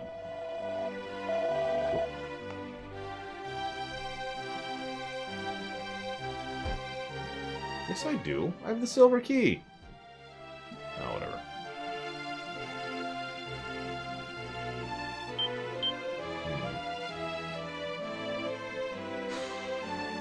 Think about this. No, Zove. In fact, that just mentioning that is a spoiler. So I suppose yes is the answer to your question.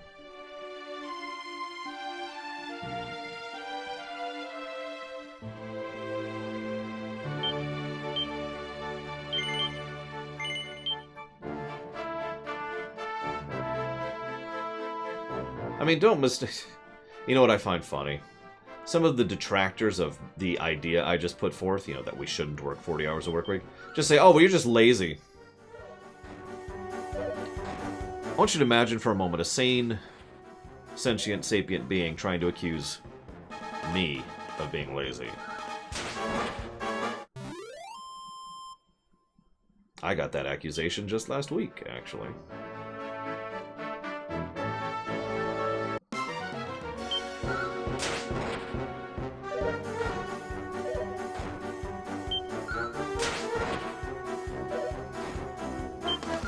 It's true, I do sleep sometimes. I probably shouldn't. I wouldn't if I didn't have to.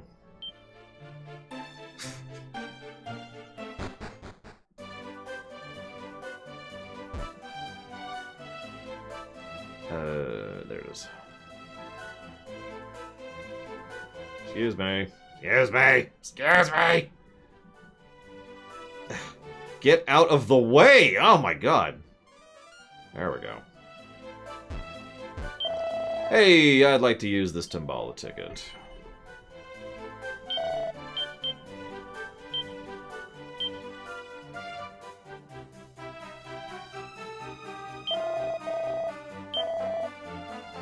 Hang on. See if this is worth doing at all.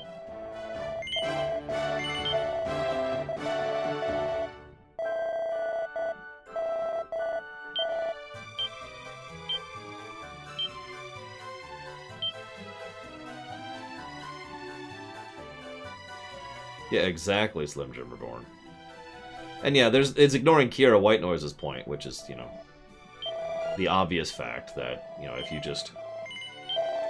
just work more hours, there is a very clear point of diminished returns, which gets worse the further in you go.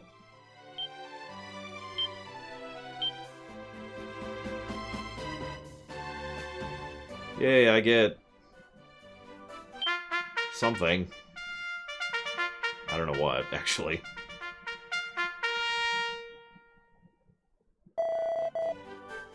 A medical herb. Well, that was absolutely worthless.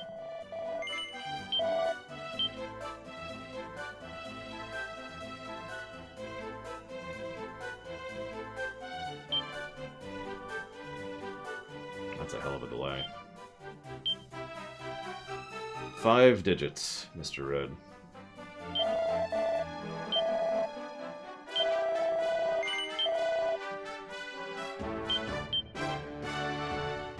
Ticket. Hawaiian Punch is so caustic, it hurt my throat even before I started having throat issues.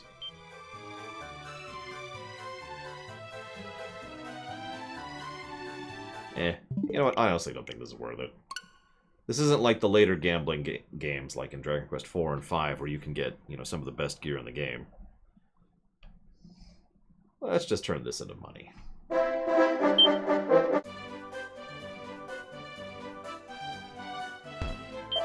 Hey, you want some gambling tickets?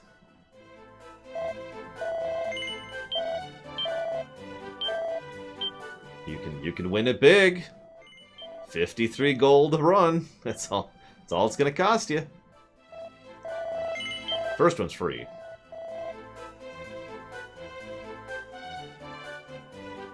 You've obviously never had vinegar with beer, General Orthopox. Why would I mentally adjust for inflation on the top of my head, Mr. Red? And also, you're lowballing it pretty hard there. Okay.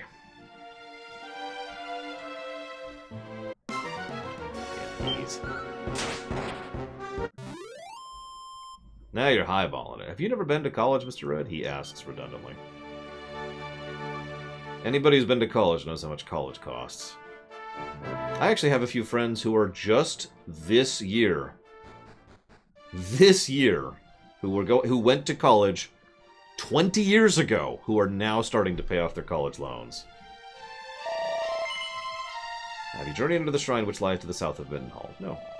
My younger brother awaiteth your coming there. Pray seek him out. His Majesty decreed you may not pass until such time as you have joined forces with the Prince of Cannog. So, this is something I've been kind of waiting to talk about here. It's a brand for a terrible drink, Ice Frost. So, you remember how Dragon Quest 1 was kind of open world? Dragon Quest 2 is not. There's, pretty significant gates to progression at multiple points in the game. And they're intended to be hard gates. You cannot bypass them unless you have hit a certain point of the game. The best way to explain this is by telling you the speedrun records for these games. I know this is a weird way to do this, but hear me out for a second.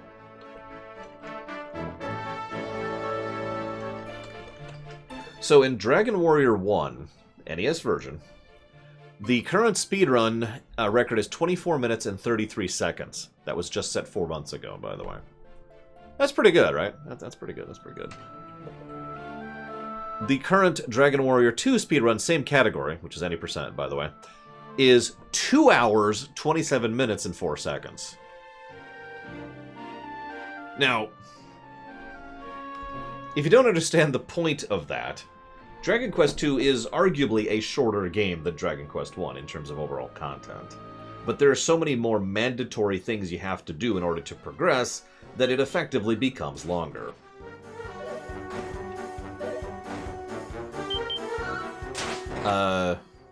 To my knowledge, there is no glitchless category. Or at least nobody runs it that I'm aware of, Sovicom.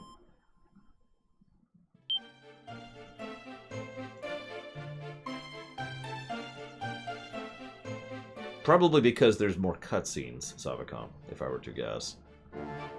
There's more cutscenes, more dungeons, and more towns. But it's arguably one of the shortest, if not the shortest one. The only one that could really challenge this for shortest Dragon Quest is 1. 3 is substantially longer, and then from then on they just get, longer. Going forwards. I suppose we'll find out. I timed these down to the minute for the How Long It Ran page, which I'm sure most of you don't even know is there. Brown Listerine. No, I don't think I have. We actually have a command for Nightbot to pull up the How Long It Ran page, but I'll be honest, I don't remember what it is, because nobody ever uses it, so it doesn't come up often. It's one of them. I'm sure you'll figure it out.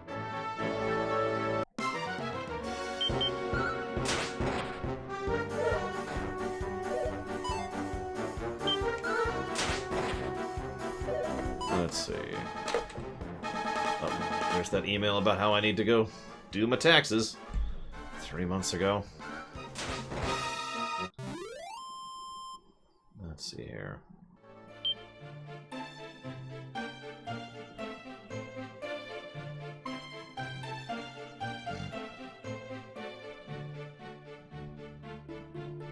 Let's see.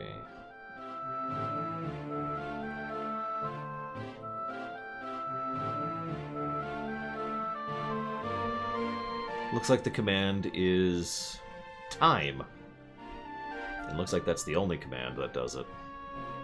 So there you go. Exclamation mark time. Oh, you got there before I did. The actual thing. Yeah, no, that's mostly something I do for myself. The time spreadsheet. But several people asked me to make it public so other people could see it, so I did. So if you're ever wondering the exact ratio of how long runs are, or how many pluses or minuses they all have in one big spreadsheet, or how many pluses per time in terms of gameplay, story, or total a game has, it's all on that spreadsheet.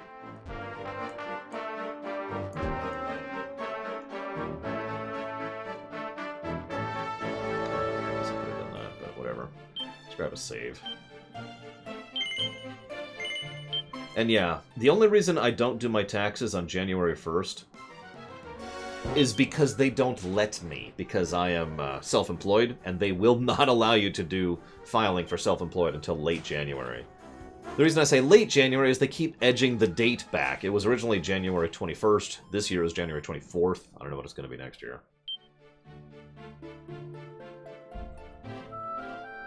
But yes, I have quantified enjoyment in a per-hour ratio. I'm pretty happy with that spreadsheet, but it is a little bit dense.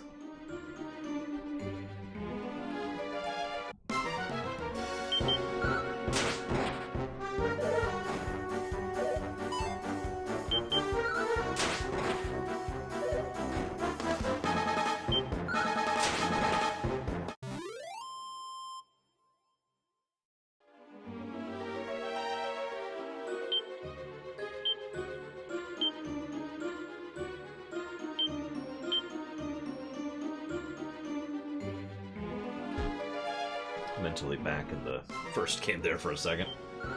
And yes, in Anthem's case, determining exactly how bad it is. Because, oh my god. That's another thing I'm looking forward to in Ride to Hell Retribution. I want to see how many negatives per hour. Because that's not a long game. It's like an 8-hour game. I pay and file quarterly, but I still have to do the yearly tax thing, just like everyone else does.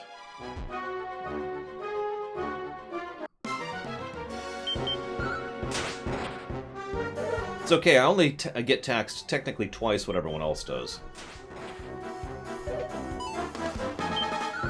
With no tax breaks whatsoever, because why would you give tax breaks to someone who's independent or a small business owner? That's stupid. We need to give tax breaks to Actiblizzard. They need that extra $1 billion. Yes, I'm bitter.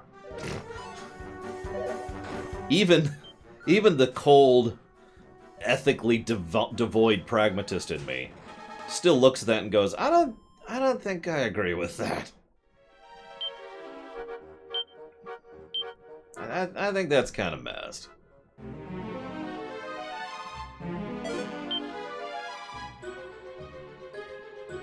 Hello, the King of Koopas Live. I'm actually quite curious, Kira White Noise.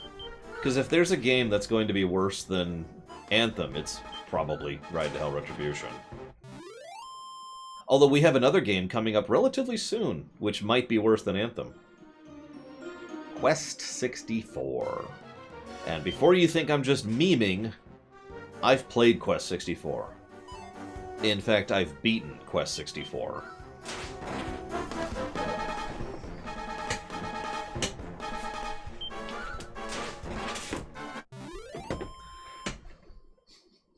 It's right here.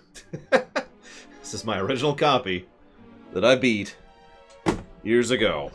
Because, hey, an RPG on the N64. Sweet. This should be good. Oh, it's got over 200 named NPCs. That sounds awesome. You think this game is grindy? Now, there's actually only one grind wall in Quest 64. There's just the one. It's a pretty bad one, though.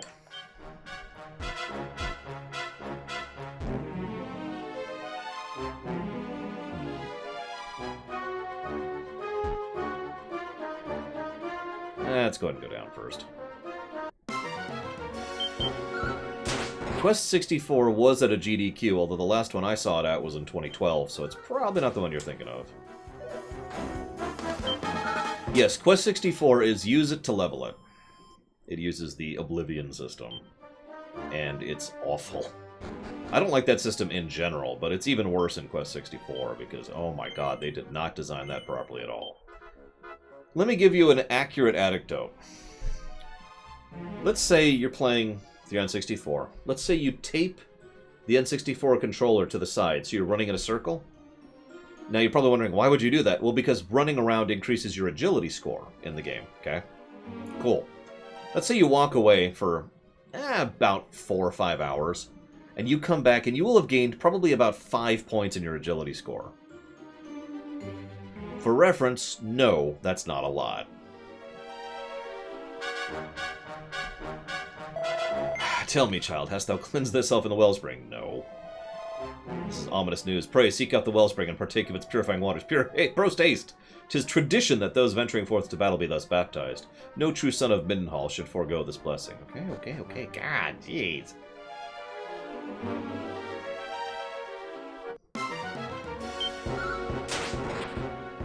Also, there's only 2 spells, or rather to say 2 elements you will ever level in Quest 64. Water and Earth. You do not have... If you get every point in the entire game, you will have just barely enough to max out 3 elements, and like a couple extra.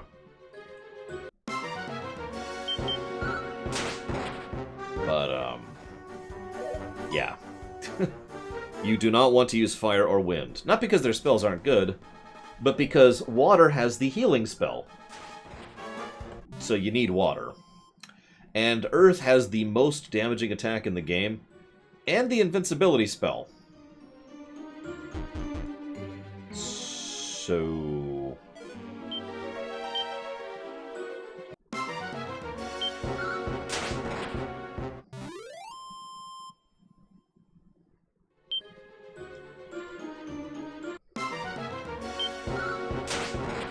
God, I hate Quest 64 so much. Thankfully, we will have access to cheats on that one. I don't know what the cheats are. I don't. I haven't looked it up yet, but we will be emulating that because it's an N64 game, so hopefully there's some cheats. Thou hast done well in reaching the wellspring of the hero, child. Now cleanse thyself in the blessed waters and pray for the favor of mighty Erdrick.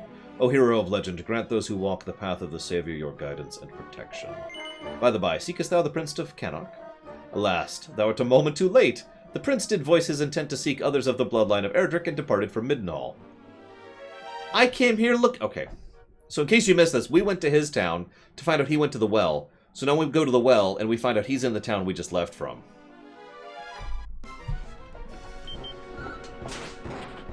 Just want to make sure you're up to date on that path there.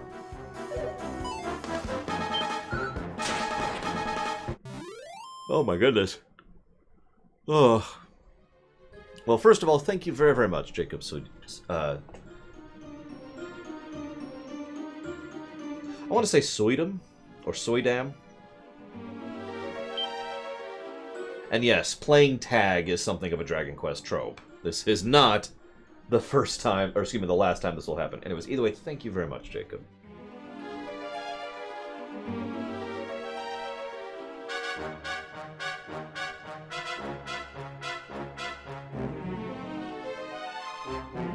Always appreciate very much. Thank you. Suedum? I can do Suedum. Alright, so this is getting split between Bounty Hunter, Sunshine, Messenger, Skyward Sword, and some Zelda games. So, what changes to the website would you like me to explain? If you'll forgive me for asking.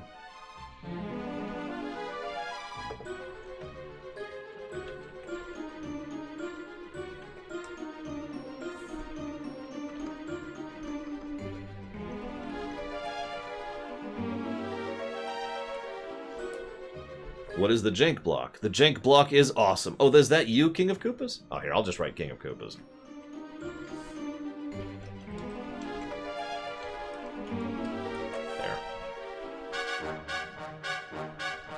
There we go.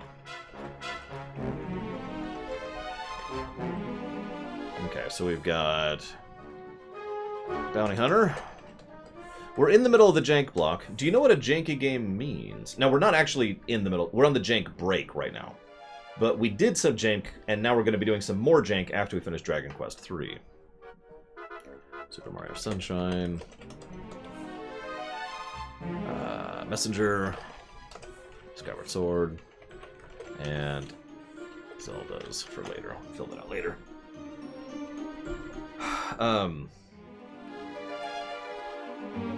What do you mean, Savicom? Jank refers to something that is awkward, irritating, or frustrating. Note that I do not say good or bad, because it is neither good nor bad. That's a separate qualifier. A jank game is something that is awkward or uncomfortable, right? So this usually refers to older RPGs. You'll notice that there's 1, 2, 3, 4, 5, 6 old RPGs in the jank block. Not counting the Dragon Quests, of course, because they were removed from it. But you get the point. The menus are weird. There's a lot of clicks to do things.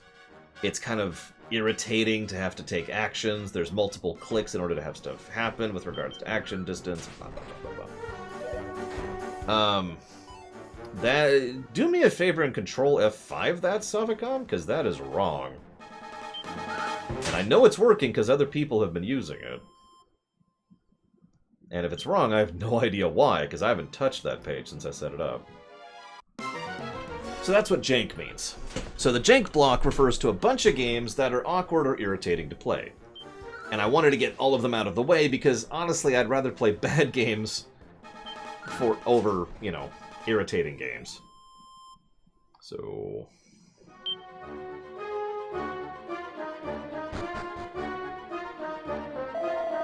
Yes, we cleansed ourselves. This is propitious news indeed. Many fortune attend thee unto the end of thy adventures. Thank you.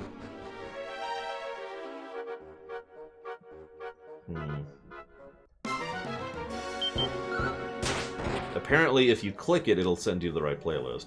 I remember that I had issues getting it showing.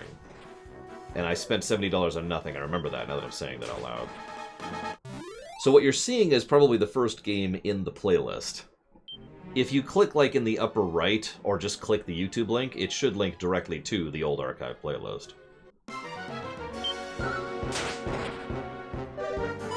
Which are all unlisted videos, of course. But I know there's a way to pull it up on the page. It's like you click in the upper right of the window or something like that. I forget exactly where it is. I don't watch YouTube, so I don't know.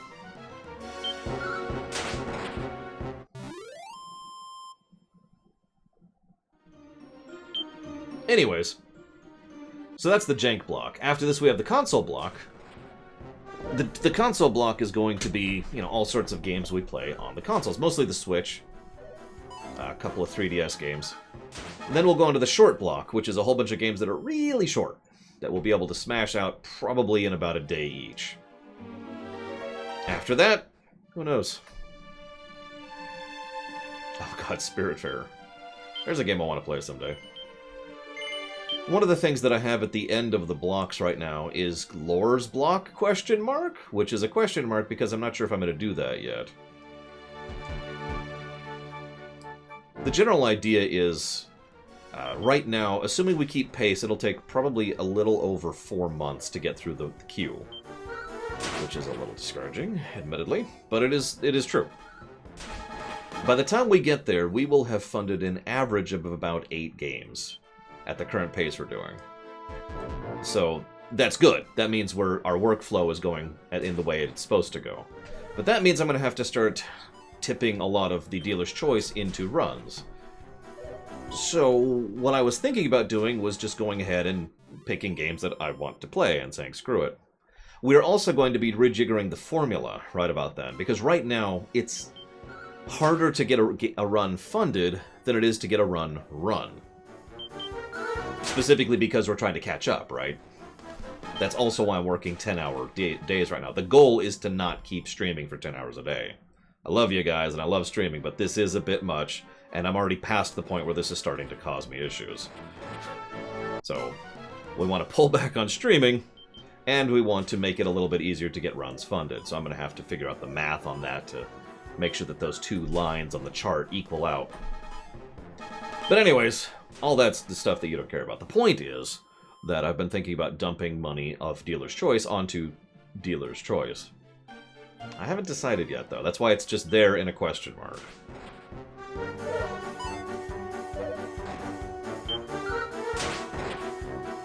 How do we get so far behind in the first place? I can actually explain that directly. Back in the day, we didn't charge, like, anything, really, for runs. It's just, hey, you wanted me to stream such and such? Sure, I'll stream such and such. And then more and more and more people requested streams, so we got a bit of a queue. So we're like, okay, we need to start charging money for these to deal with this. So we started charging $60 a run. Just dead. That didn't work out well either. So then we started charging pretty much a flat rate, which was around 150-ish for each run. That didn't work out either. So then I spent some time, and this is like a good month and a half off camera, coming up with the formula we have right now, which determines how much a run needs to be funded based only on one variable, how long the run is. Money per time. With a money per time formula in place, now we will no longer get to the point where we have this hellacious backlog that we'll never get through. But yes, I've spent the better part of, at this point, about 2.5 years, no joke, slogging my way through the backlog. This is, So I'm kind of excited for that 4-month marker, because I've been trying to get that freaking queue down from several hundred games to, you know, something manageable for literally years. And yeah, we charged $60 for Persona 5. That's a perfect example of what I'm talking about. For those of you not aware, Persona 5 is a long, long game.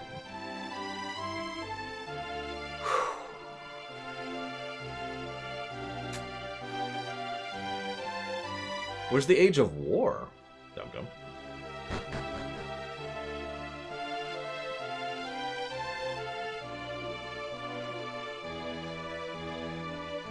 Possible Kiraway noise.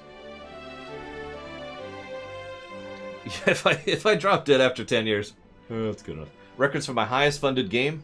Cyberpunk. I don't even have to answer that. I don't even have to think about that. Cyberpunk is literally the game that invented the rule that a run could be funded. Because before that, people could just keep donating and donating and donating and donating and donating. And, yeah. So we had to start cutting it off. No, you can't put any more money towards a run.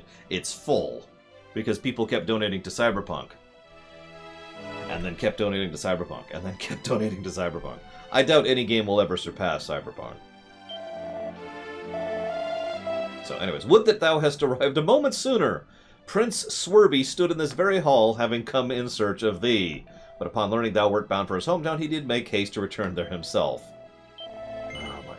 This frickin' kid. It super was not Sophiccom.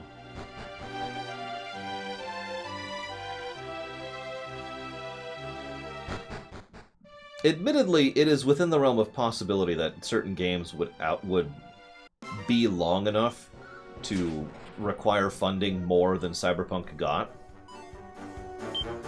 The problem is I don't really do things that way. Like, for example, if I just said WoW. If I said, hey, I want to stream WoW and put WoW up there, that would be more money than Cyberpunk. But I'm not doing that. I'm divvying WoW up per expansion. Just like I'm doing with FF14 and just like I'm doing with Tor. So because they're being chopped up, apparently not Cardboard Golem.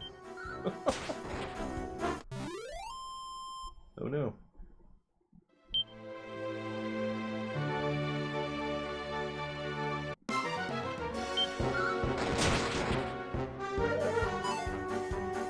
How much was Cyberpunk? I'd have to pause the stream to figure that out. So, give me a moment. Switch over to the computer. Pull up the spreadsheet.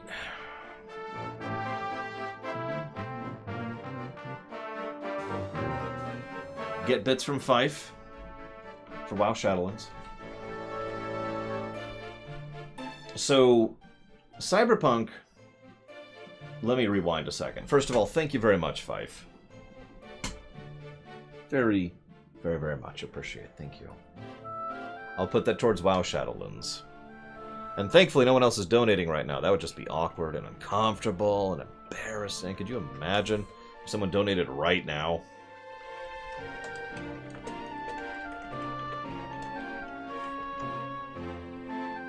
For Skyward Sword of all things. I mean, oh no, that's Breath of the Wild, sorry. For Breath of the Wild of all things. Like, could you imagine?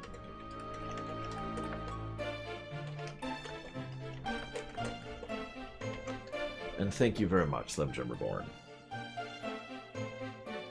Always and ever. Much appreciated. Thank you.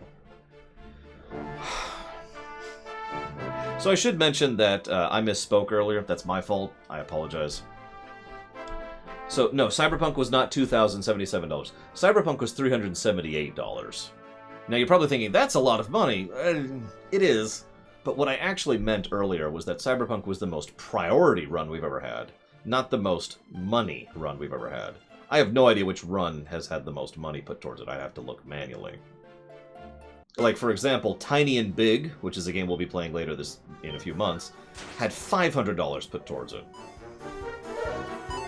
Something like that, SRS. It was huge, whatever it was. Let's see, what's something... The Halo Master Chief Collection was $464.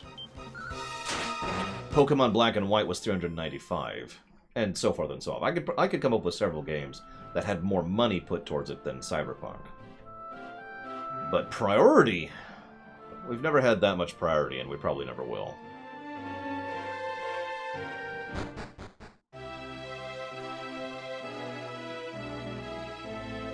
Alright, Princey. Where are you at? Yes, Innocence. We never actually reviewed Breath of the Wild, so it's fair game. Can I?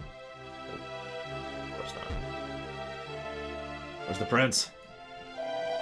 Lo, is this prince runner I seen before? Huh? Thou searchest for my son Swerby in vain? Strange, he hath not yet returned to us. I pray no ill has befallen him. Oh my god.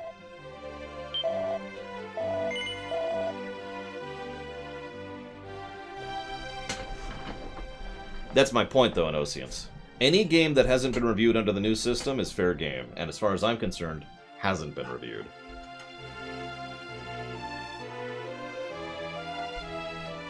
At least in terms of categorization. That does mean there's a few games... This admittedly irritates me. There's a few games that, when we were first started using the pluses and minuses, that we technically reviewed, but because we were still refining and, making the system, coming up with this to begin with, they were kind of being beta tests for the system, so they aren't really reviewed. It's just whatever. Okay, so, the prince isn't here.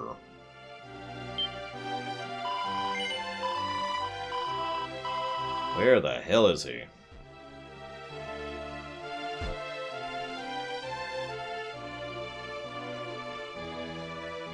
Only once, King of Koopa's live. We will do it again in a bit. Sometime in a couple months, like I just mentioned. Like I said, we're going to rejigger... I have access to like 5 or 6 different variables to adjust in order to smooth out the throughput line, which is the goal. Similar to RPG balance, designing a proper throughput line is pretty much the same concept. Yeah, exactly. King of Koopa's live. Bingo. Once we're caught up... I do feel legitimately happy we're going to be finally caught up this year. That is a moment of happiness and joy and pride to me. But when we're finally caught up, we'll smooth that out a bit. It'll probably cost a little bit less priority. Or actually, more accurately, money will mean more. So it will take less money and less people in order to make the same priority. Because that's an easier way to adjust that variable. Streaminations actually already do use the same formula, but the answer is yes, S.A. Ross. Hey, there he is. That's all. It is I, Swerby, Prince of Kenok.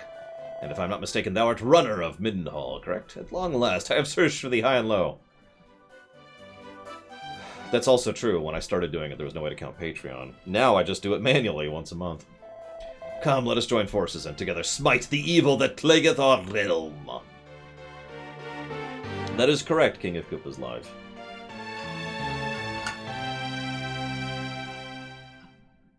I will actually start distributing Dealer's Choice as well, which I haven't done in over a year at this point. So I have a very large bank of Dealer's Choice just sitting there. That's why I was asking about the Dealer's Choice, you know, the lore block. Because I could probably fund a dozen or two or three dozen games just right now if I sat down and started allocating Dealer's Choice. Kind of, Savicom. The way I do it right now is I pull up the email that tells me where you're going to put it towards on my phone. I have Patreon on my computer, and I use Patreon to check the person to make sure that A, they are actually a patron, and B, how much they put in a month. Then I have the text file where I just put in the, you know, person, number, game, like any other donation. Usually I have about 50-ish on the 5th, the first day that I put that post up. Then I have like 5 or 8 for the next couple of days, and then like 3 for the rest of the month. The overwhelming majority happen the very first day, so it's just like one big, and then okay. I try to be on doing that too, because in many cases those the 5th of the month tends to fund games, and I want the website to be updated so people know, hey, this is funded now.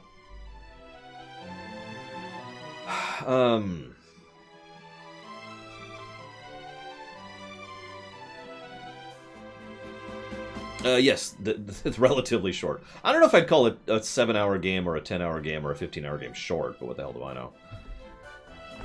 Okay, so now we know where to go, because we've already encountered the barrier to progressing. But we need to check something really quick. Yeah, he has junk armor, but that's okay, because he can't wear much. He's also level 1. So we gotta fix that a little bit. So we're gonna head up to what, at the moment, is the best exp we have access to. Get him a couple of levels, just a couple. We need him to catch up in a hurry. Why was the hegemony formed?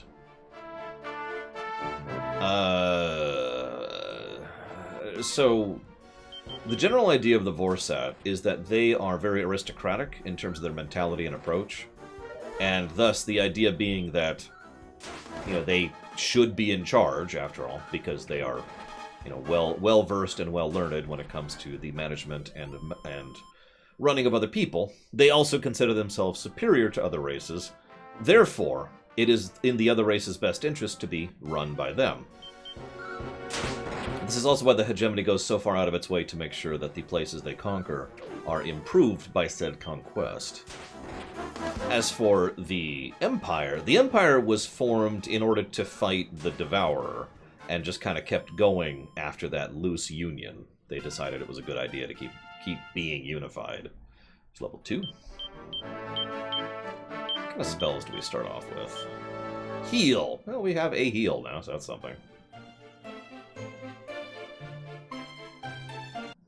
Yeah, she's really good when we get her. He, not so much.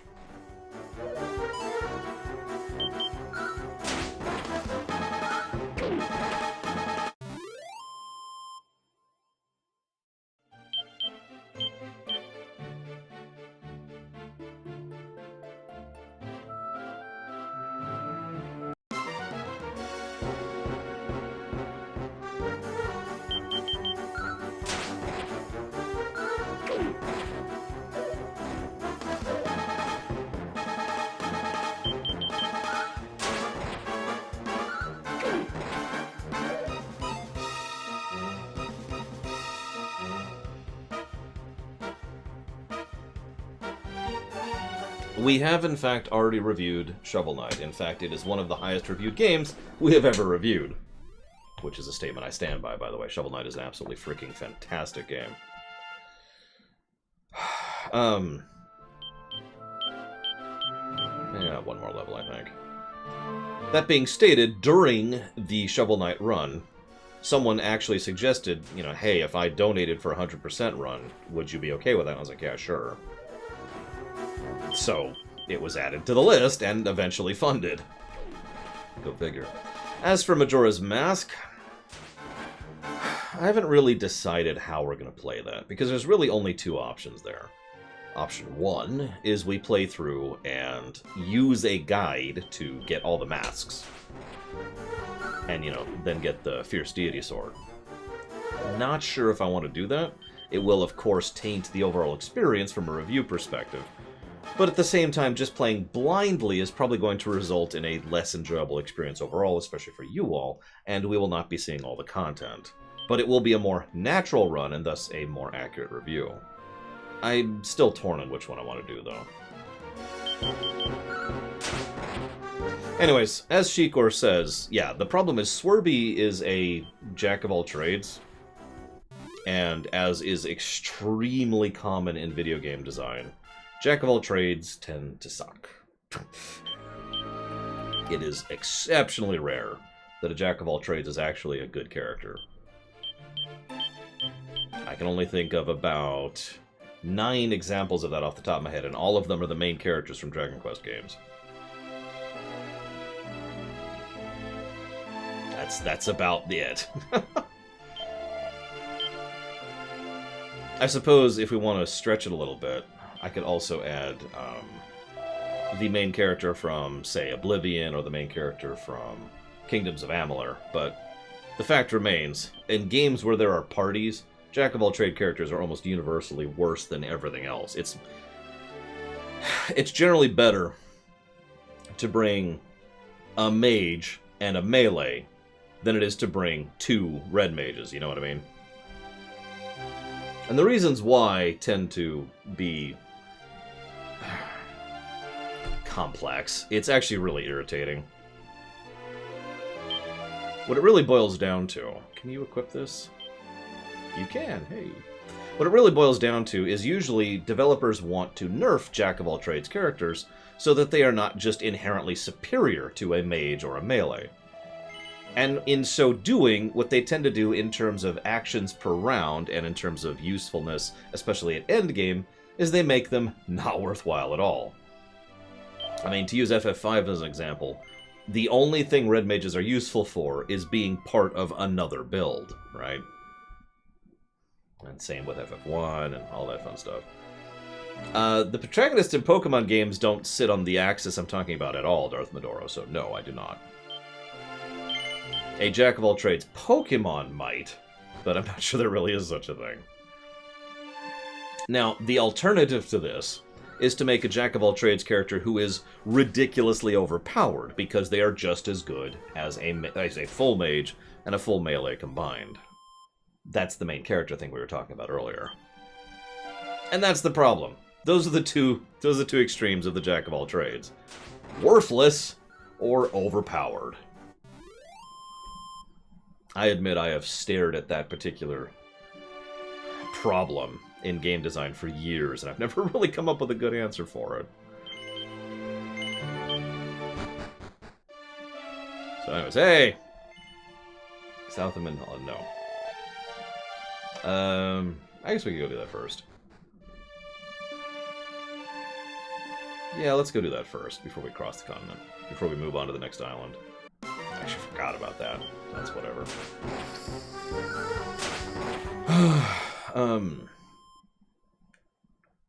That's funny. King of Koopa's love.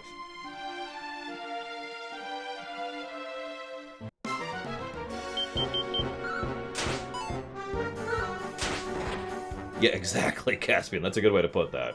You're either junk or you're death. Just death. The problem is, it is really hard to balance from a gameplay perspective. It's funny, because I actually agree with the idea in real-life concept. You know, how do I say this without sounding incredibly evil? Speaking as a would-be emperor, I would prefer to be a jack-of-all-trades emperor than to be a hyper-specialized emperor. After all, that way I know a little bit about everything, and therefore can rely on my specialists for the specifics. But at least I am making informed choices, right?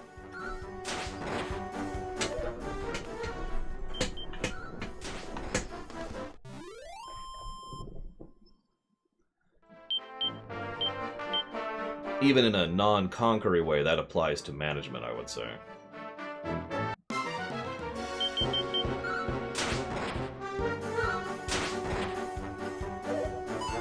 To use a very mundane example, a manager at an IT company who knows a decent amount about, networking and programming and hardware and contacts and virtualware and all that fun stuff is useful, because then they know enough about any given problem to either be able to make an informed opinion on it, make informed decisions about what should be done about certain problems, and to assign the people who are hyper-specialized to actually fix things. Honestly, yeah, S.A. Ross. Just a little. I don't want the captain to be a Mary Sue or a Gary Sue. But a captain having a little bit of knowledge of everything is useful. In my opinion. That is an opinion. That's not fact. I shouldn't state it as such. The usual answer I come up with in game design to balance out a jack-of-all-trades character is to give them something unique. So they're kind of good at melee, and they're kind of good at magic, kind of good at sneaking. But they also can do, like, such and such. That's what I did for the Extant rule set, actually. They gained unique meta-magic feats that nobody else had.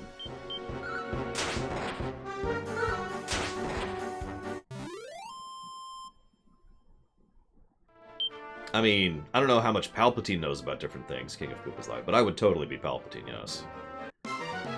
There would be no limit to how much knowledge I will obtain.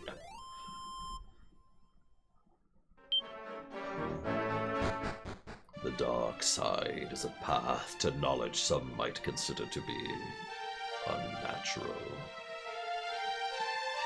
Yeah, exactly, Nethrius. You get the point. You get the idea.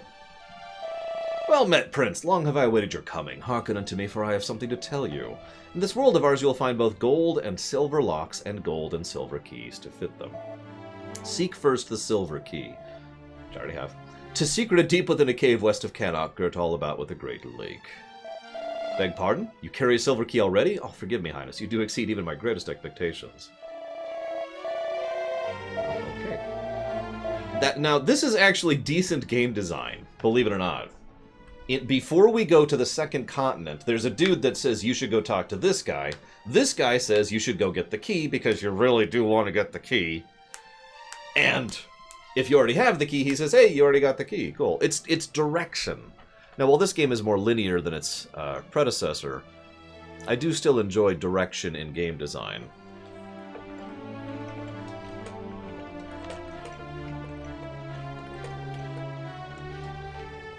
So we'll jot that down as probably part of an aggregate, but, something.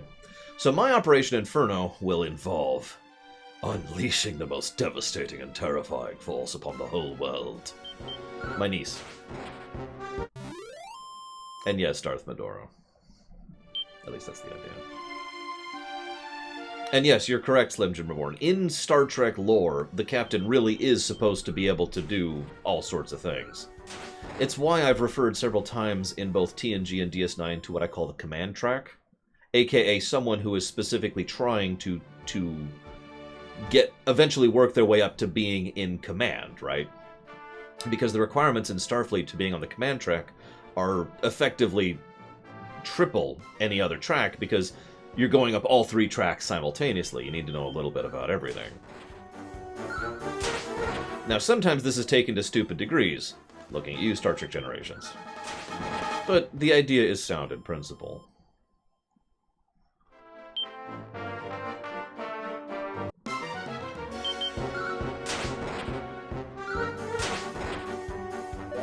That's one other thing I've thought of, Shikor. Basically, there's actually a game that does this. I think it's one of the Ogre battles. If Tikoida was here, he could probably tell me which one. The idea is make a unit that effectively can swap, right? So, hey, I need to be a melee. And then it's a melee, right? Wait, I need to be a healer. Heal. And you could swap forms, and in so doing, fill the slot that is needed. The only downside with that is if you're doing that in that manner, why bring a specialist? The Generations reference. There's a bit where Captain Kirk, who has been in retirement for years, is brought on board a brand new starship of a class and type he's barely interacted with and knows nothing about. He then goes down to engineering in order to personally jury-rig a tech solution in order to, rejigger the deflector dish.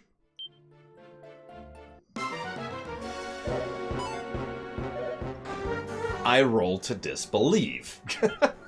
Now, we know the reason Kirk was down there. It's because he had to die. Or, die. But that's the point. It was literally because plot. He was down there because plot, not because it made any sense. Scotty is the one who should have actually gone down there. But then, of course, Scotty would go in and... I mean, could you imagine having James Doohan in the future of TNG? Wait.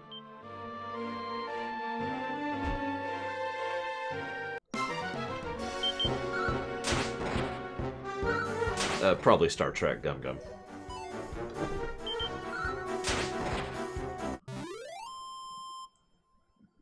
Yeah, no kidding, Slim Jim Reborn. I remember the... I was talking about this during the TNG Ruminations. Yes, that's the joke, Darth Medoro. I was talking about this during the TNG Ruminations. You can actually track when the Technobabble started. Technobabble is actually a more modern invention into Star Trek than most people realize. They didn't used to do that. They used to actually have, tech answers and actual science and actual math and physics. It got really bad right about Voyager Season 1. That's probably peak Technobabble for Star Trek. Yeah, that's also why Chekhov goes and becomes a medic. And Scotty runs the science station. God, Generations was such a train wreck. I actually do enjoy that film, despite everything. But it's a terrible film. Okay. Moonbrook. Let's do it. Wait, what?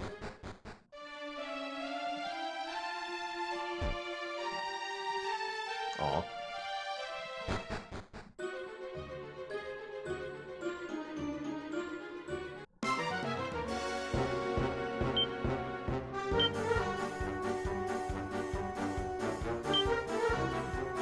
I don't need it.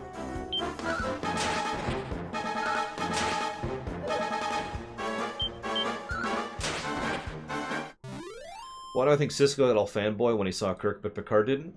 Better writing. I mean, I could make up some answer, but that's the truth.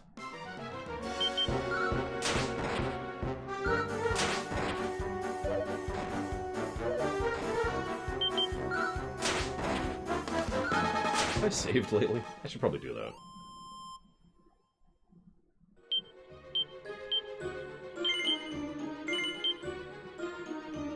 Yeah, Voyager had the most time travel, of course, of Trek up until a certain point, believe it or not. There's a lot of time travel in Voyager.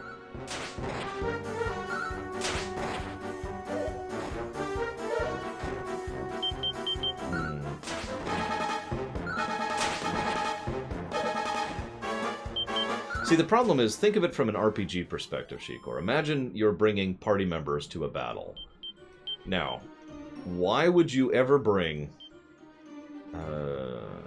why would you ever bring a specialist when you could bring a jack-of-all-trades, a Jode, I like that, by the way, who can just swap into the role as needed? At that point, we've drifted into the overpowered territory, rather than the worthless territory. You see my point, though? They're either overpowered or they're worthless. Yeah, honestly, I would actually say that that is probably peak Technobabble for Trek. And that was like episode 2 or 3 of Voyager. Right there at the beginning of Season 1. Voyager actually mellowed out a bit. It kept technobabbling, but they at least brought their technobabble from total nonsense land into something that was, at least just technobabble, Instead of piercing a hole in a mathematic barrier. I can't even describe it simply. That's how complex the stupidity is on display. I should probably write that down while I'm thinking about it. How does time travel work in Trek? However the writer wants it to. Yeah, let me go ahead and explain, Mr. Red. Hear me out for a second. So I want you to imagine for a moment that you have this... I'm borrowing from Sci-Fi Debris, but it's a perfect explanation. You have a tank... You're in a car. Your car gets 1 mile to the gallon, just to keep this simple. And you have 10 gallons in your car, right? You can go 10 miles, right? What they did in Voyager was they looked at this 10-mile radius barrier and said, okay, we need to drive up to right before we run out of gas and then puncture a hole in this barrier and then keep driving.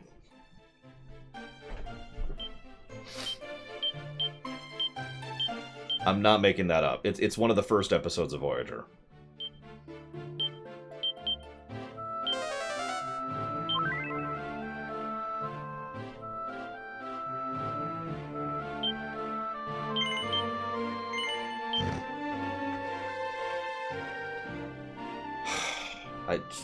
I don't even.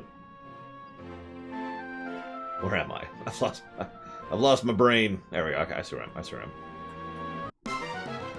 Yeah, we're gonna start fighting new enemies now. Do we have? No, we don't.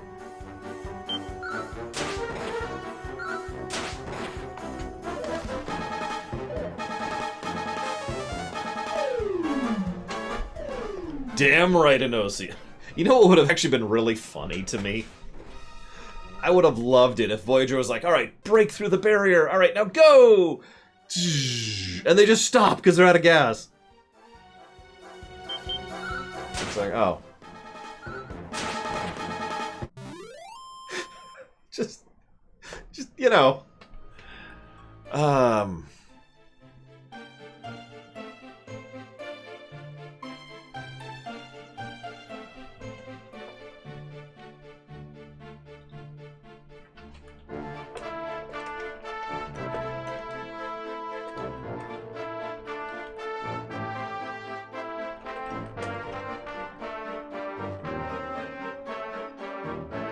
Yeah, Star Trek has used all three types of time travel, which is a little frustrating, but, you know, whatever.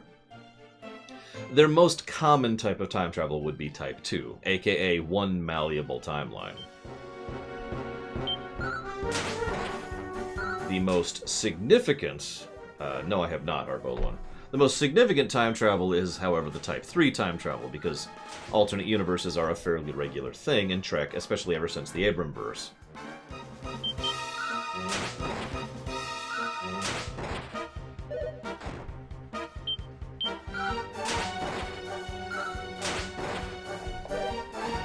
All good things might have never happened, S.A. Ross. But no, either way, is the answer to your question.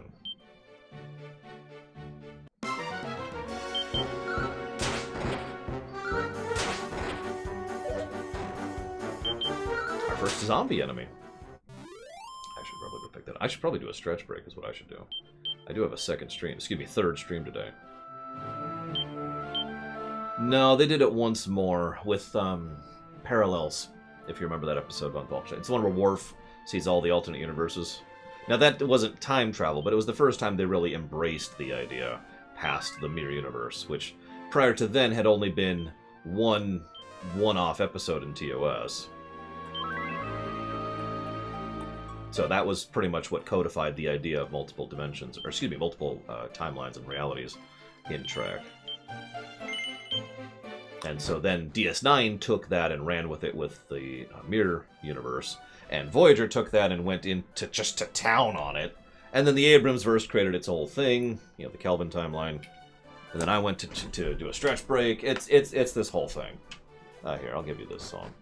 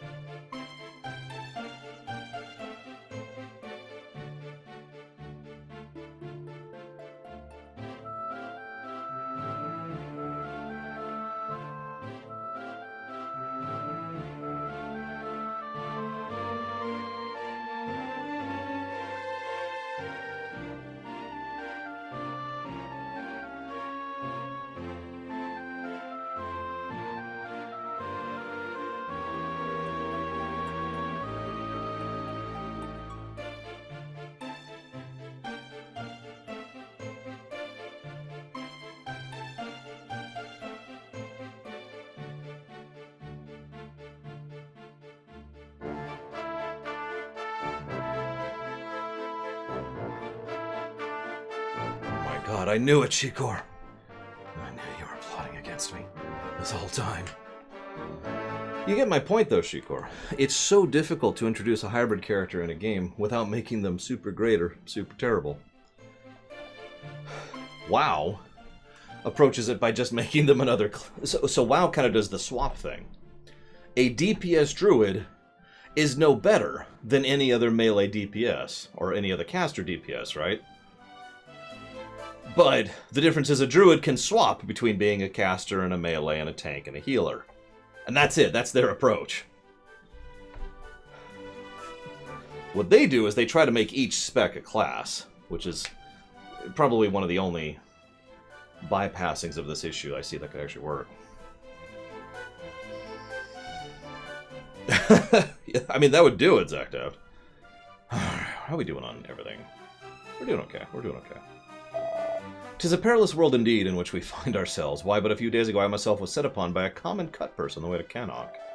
Luckily for me, the thief was soon apprehended. I dare say he languisheth in the dungeon there still, the villain. 'Tis no more than he doth deserve.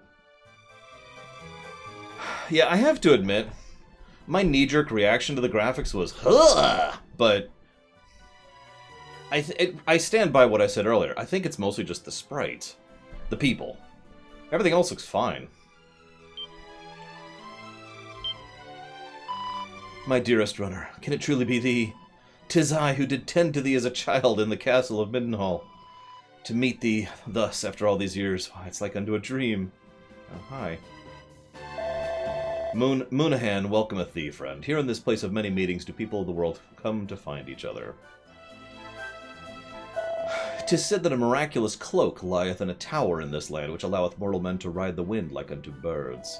Though he leap from atop the tallest of precipices, the wearer of this enchanted item will float unharmed to the land below. Remember these words, friend, for they shall surely serve thee well. I know not how exactly, but they shall.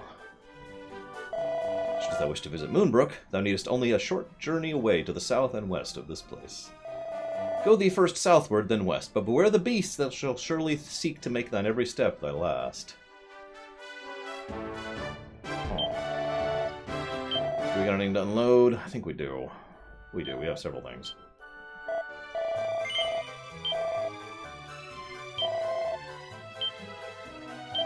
Oh, let's not talk about the Temporal Cold War.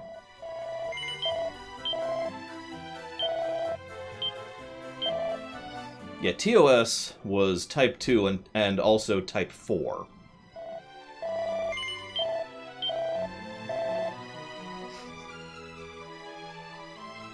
Oh, I should probably see what he sells.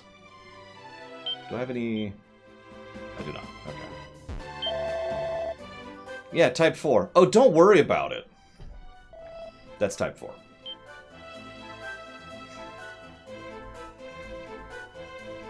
Type 4 is just... Don't worry about it. Don't worry about it. Yeah, we're in the past, studying history. What? Yeah, don't worry about it.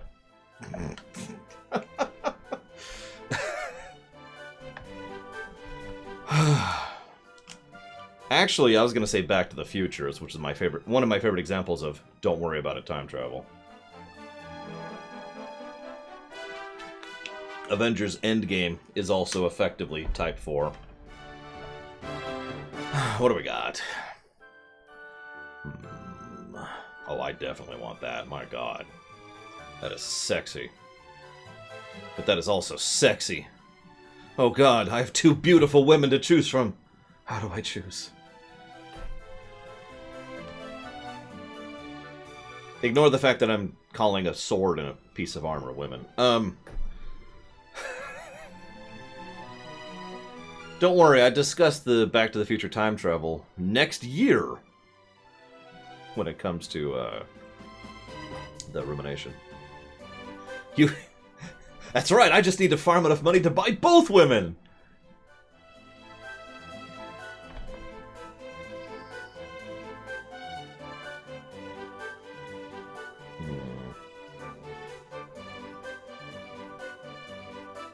You're the one who said it, Slim Jim, not me. I think I'm gonna go sword. I always pick offense over defense.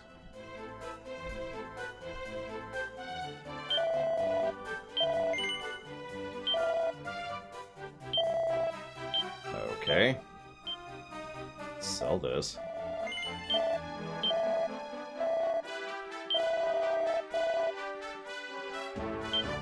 Yeah, Back to the Future 1 is just kind of whatever. Back to the Future 2 comes really close to making sense in terms of its time travel. But it trips at the finish line, just like Avengers Endgame. Speaking of, don't worry about it, time travel.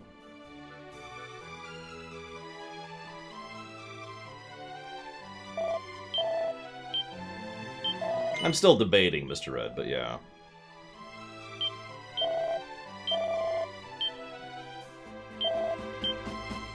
I'll probably give also the aggregate to convenience features, because it has the exact same convenience features as the first game. Oh god, Future Biff. Yeah, Future Biff is much of the problem with the time travel in Back to the Future 2. I discuss it in full when we get to the room, but it's funny, I actually mapped it out. I don't have the paper in front of me, but I was like, okay, this, and this, and this, and this, and this. And the whole thing made perfect sense for either Type 2 or Type 1, except both had something wrong with them. And both of them hinged on Future Biff. It was different things, too. It was different problems.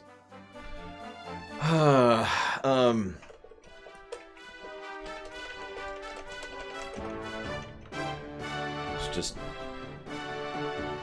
Sure they did, Gum Gum. You go ahead and believe that. Just... Anyways, fictional series that has irritated me the most. No, I got that, Gum Gum. Hence the gesture.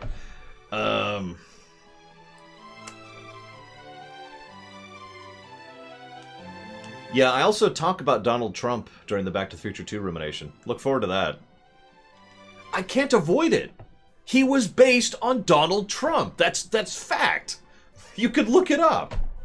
Future Biff was literally based on Donald Trump as he was back in the late 80s or whenever that was.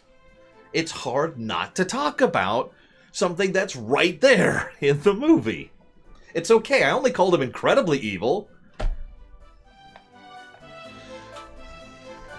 Anyways, the point being, was Trump better back in the day? No. He's always been a slime bag. Not slime ball. It's bigger. Prithee, friend, hast thou in possession a tomb? But actually, I don't. 'Tis a pity, but do not fret. Purchase thee sufficient goods from the item shop, and thou art sure to receive one. Yeah, I'm sorry. Future Biff is based on 80s Trump. That really is all I feel I need to say about that. Now, whether he's better or worse or evil or awful nowadays, that's up to you. I don't give a damn. But, back in the 80s, we had a puppy. And then people ate him.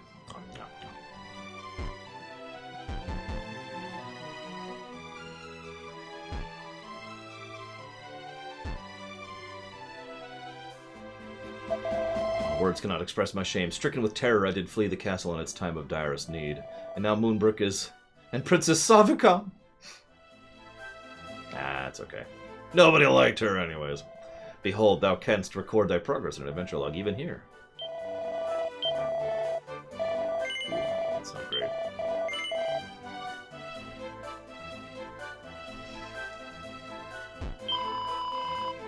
Yeah, we're fine for right now.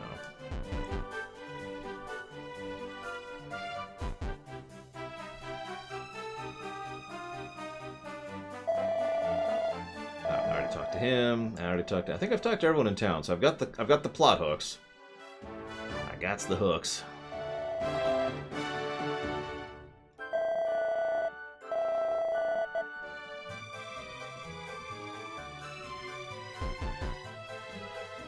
I mean, kitten is very stringy, that's true. I've only eaten a few kittens in my time, though. It depends on if y'all nominated Shikor. That'll be October of this year.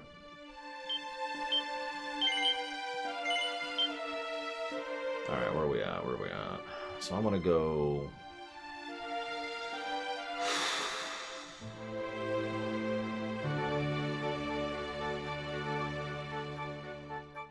yeah, let's do that. We might need to do a little bit of leveling first. Wait, you sneeze while you eat? You eat like you mate, S.A. Ross? What in the world? Vampires, Darth Medora. No, really. Because someone who's trying to prove they're evil, that's, you know, they eat puppies. They don't eat kittens. But if you're trying to eat a kitten, then you're a vampire.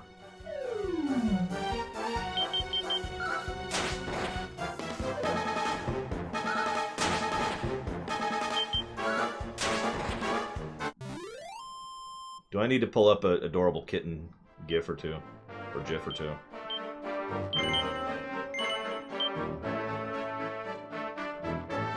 So I'm overextending just a little bit here. I probably shouldn't be. Well, that sucked. We did get the sword, right? Yeah, we did. We didn't get this armor. That's what we didn't do. And what was that? 1,500 gold, I think, for the armor? So we're a little away from that. I have those on my phone, but Falkenstein. I just realized this has got to look weird for you, because my chat is down for once, so I don't look up to you, I look down to you. Don't read into that sentence. I'm kind of doing it automatically, because I see the chat right here.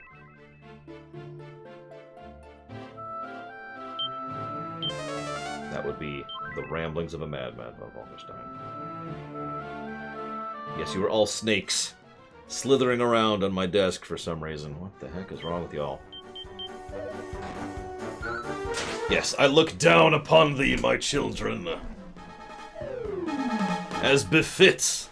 I'm actually a Vorsat. I've been in disguise this entire time, sorry. So, after I take over your world, because you will vote me into office, don't worry, your lives will get better, because I am interested in making sure your lives are better. It's just I'll be in charge.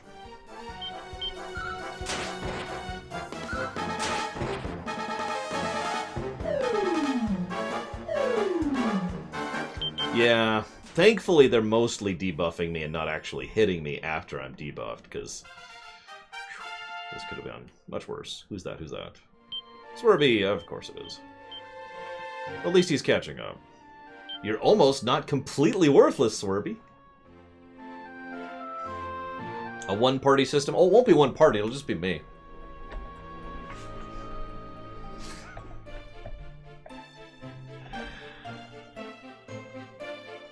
Well, to give you an idea, his defense right now is 23.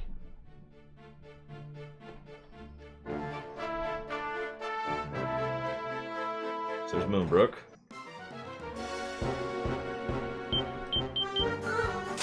No, China's incompetent.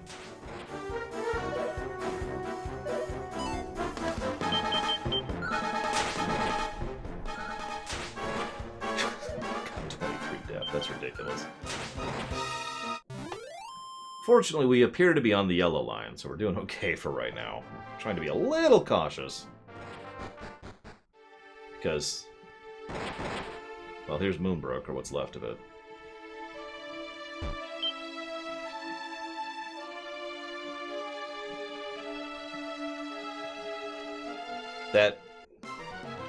But all that does is make them...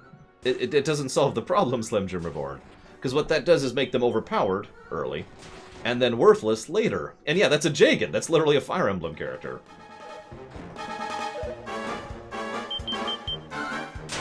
Mulan? What about Mulan? Or do you mean the new one, which I haven't seen? Or do you mean the old one, which I already did a rumination on? Like, a couple of years ago at this point. So there's this Jedi, right? And her name's Mulan, and she uses ki in order to be superhuman, because it's a superhero movie. That's not a spoiler, it's right at the beginning of the movie. I have no idea why they decided to go that route with her, and I don't care. Look, actual tooltips for what spells do. Albion. Sorry. I'm still in Albion Anonymous. Hi everyone, my name's the Lore Runner, and I beat Albion. Hi, Lore Runner. Did you beat it without cheating? No. We understand.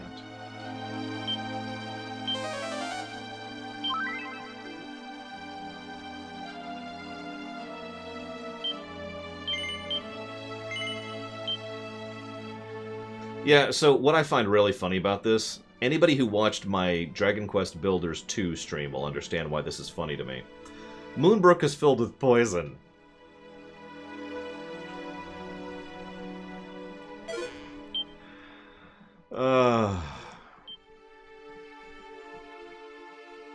That amuses the hell out of me. Clean.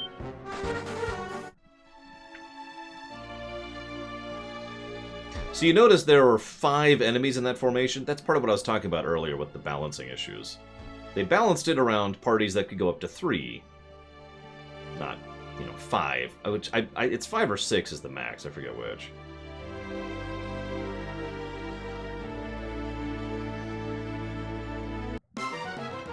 God, I love Dragon Quest Builders 2. I want to play that a 3rd time. Let's do it! Let's not.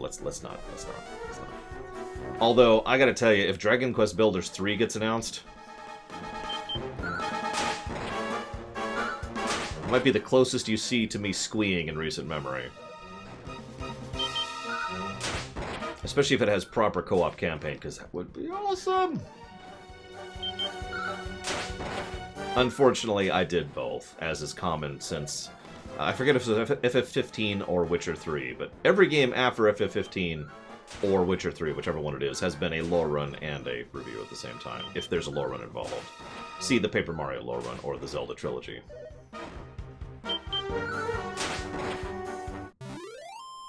I'm so sorry, S.A. Ross. I have also beaten Lufia 3.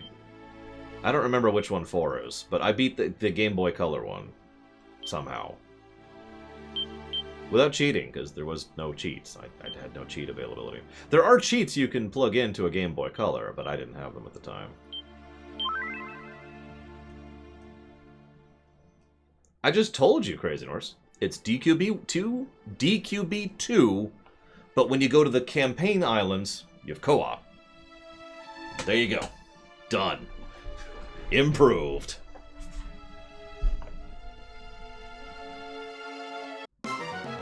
I'm not even joking. If it was just the same quality of game, but you could co-op the campaign maps, done. All kinds of joy. You mean StarCraft 2, Von Falkenstein? I don't remember squeeing during that. I believe you, I just don't remember it. Sorry, unplugging my phone.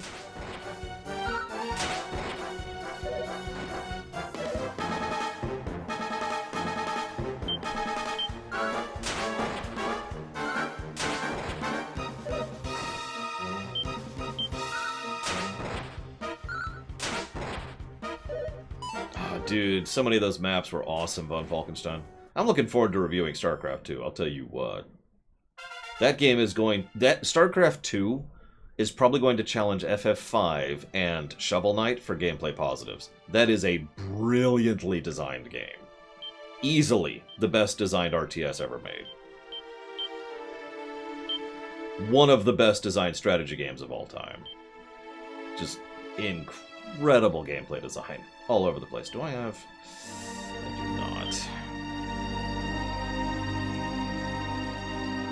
Yeah, agreed, Shikor. Each expansion kept doing more and better.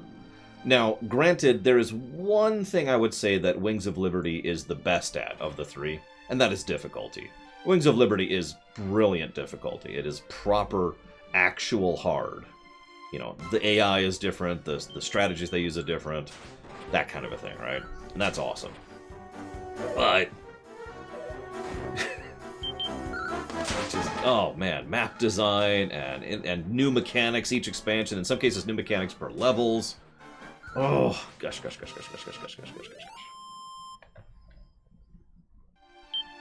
Hang on. Do I have enough for that? I do not. I'm gonna burn it. I hate to do it, but I need it. See if we can make it back to town here. Look, all I'm trying to say, Slim Jim Reborn, is that StarCraft 2 is amazing.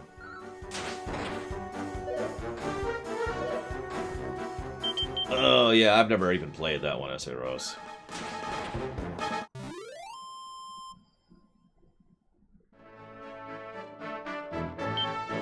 Yeah, I don't know why they allow Republic to do it. I mean, I don't allow why they would... I could see an argument for not disallowing the Republic to build ISDs, because, I mean, it's just a ship design, right? But, I mean, they tend to specialize in other types of ships, and for gameplay purposes, you kind of want to separate your factions, so I could see why that's kind of a...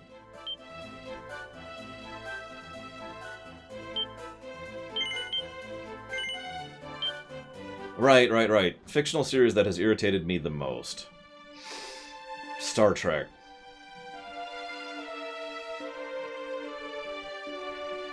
What? You can't be irritated by something you don't care about. You can't. Because you don't care about it. Here, I'm gonna make something up. Ready? Hey guys, did you see the other episode of Net Time? Can you believe they actually tried to bring Rataran back? For the 5th time? And you're sitting there going, what? Who cares? Because you don't care. Right? You've never even heard of whatever I just made up, because I've already forgotten it, because that was the point. But if it's something you care about, then you can be irritated by it.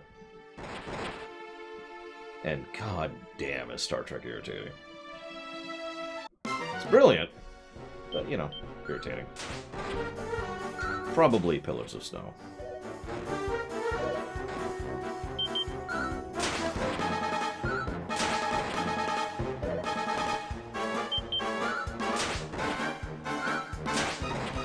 I mean, this is tied into something I've said for years. Critique comes from care. If it's something you don't care about, it's actually harder to critique something. It's one of the reasons I'm nervous about reviewing Bloodborne. It's like, can I even give a fair review of Bloodborne? I don't know, because I don't care about Bloodborne, you know? I try. I'd like to think I do a decent job of reviewing games I have no investment in. I don't know, I'll have to ask Kira Whitenoise, because I just reviewed Albion.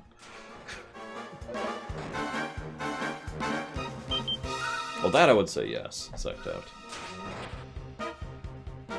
Yeah, Star Trek is one of my favorite shows ever, and also Code of Honor. That's just a thing. That's reality. Code of Honor is a Star Trek episode. Turnabout Intruder is a Star Trek episode. Nemesis is a Star Trek movie. Well, those people are idiots, Caspian, who must be stabbed. Stab.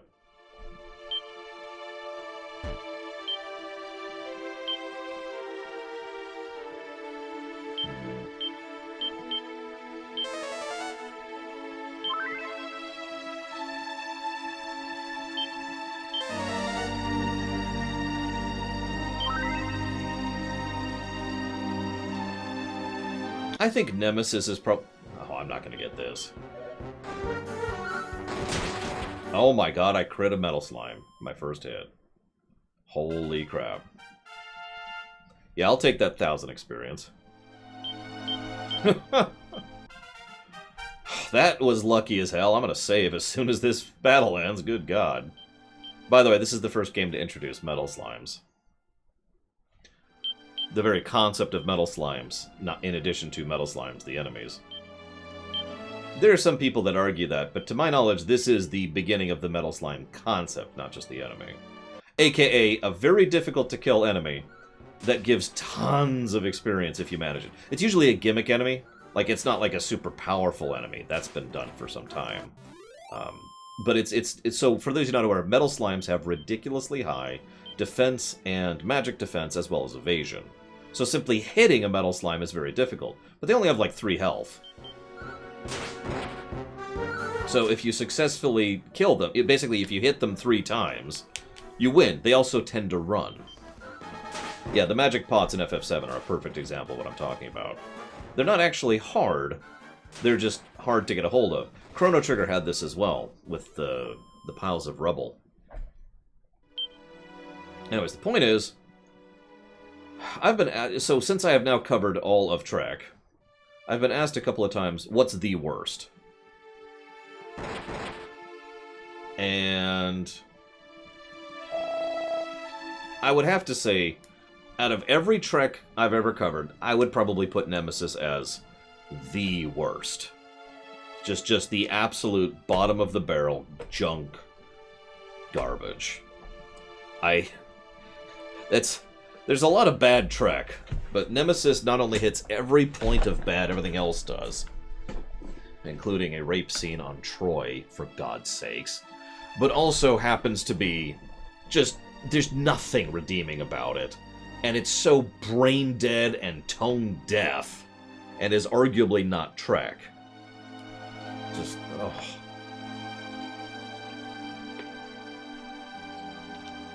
That's ignoring the behind-the-scenes perspective, which makes it even worse. When you're a director who can't pronounce the name of one of your principal actors, you have problems on the set. Woe is me, I am he who was lord and master of this once proud castle of Moonbrook. My dear, dear daughter, the Princess Savicom, hath been cursed to roam the land as a common mongrel, a stray dog. That she should suffer such humiliation is... So now we gotta go cure Savicom.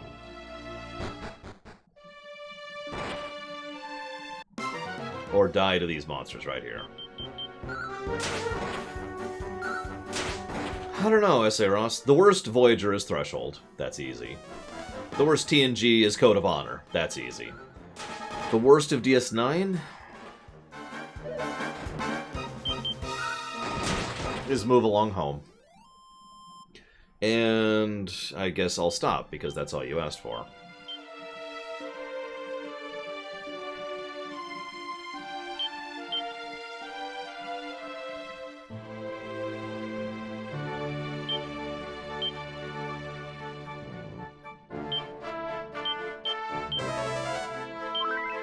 Early DS9, Von Falkenstein. Catamaran, 1, 2, 3. Catamaran, 10 to 3. Blam de blue. Blabbity blam, blam de loo. I was say, if I just hum the song for a minute, you'll probably remember it. Let's see, I don't think I can get... Yeah, I can't get down there yet, but I can get over there. I could get over there, too. I forget where I'm supposed to go next. Yes, I did, Zactap. Hang on. Let's do this.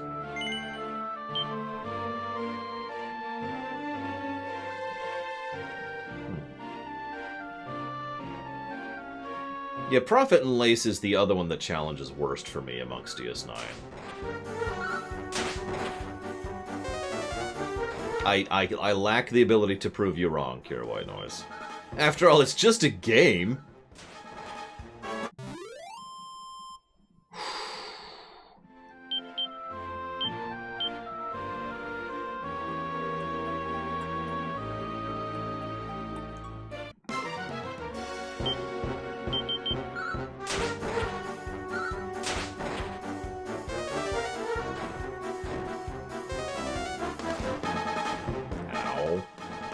Do you have to do AoE attacks every round? Keep in mind, in this game, AoE attacks are actually pretty mean. Especially by their rarity. And the fact that I don't have AoE healing. Apparently I'm playing FF10 over here. Sub Rosa is better than Code of Honor, but... in my opinion, obviously. But only barely. Flee. Uh-oh. Uh-oh. Uh-oh. And we're dead. Well, I don't feel like losing that gold, so...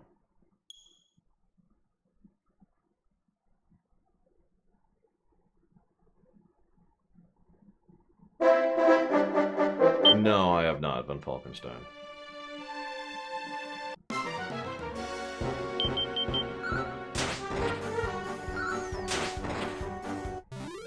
Yes, Zactaf. Totally agree. 100%.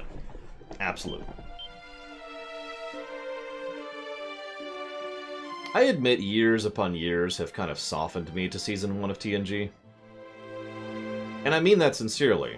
but I've thought that for years at this point. Like, I thought that even before I went through with analysis mode on. The problem with TNG Season 1 is that it is so much worse than the rest of TNG. Yes, I did, Harian. Don't worry. We're still level 2. We're actually doing really good on the experience curve right now. And that metal slime certainly did not hurt matters.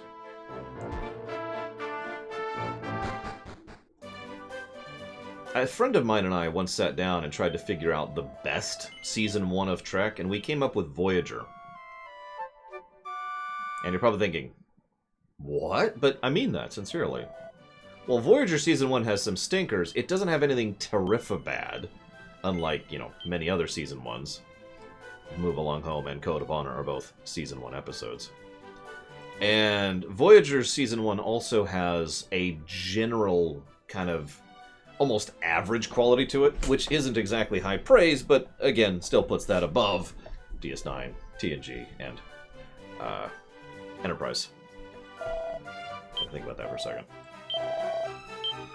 And I don't count TOS, because honestly, TOS is just its own thing. If I was to count TOS, then I wouldn't, because I'd have to rethink it from scratch. And that's not happening until 2023. I will be doing that at some point. Armor, please.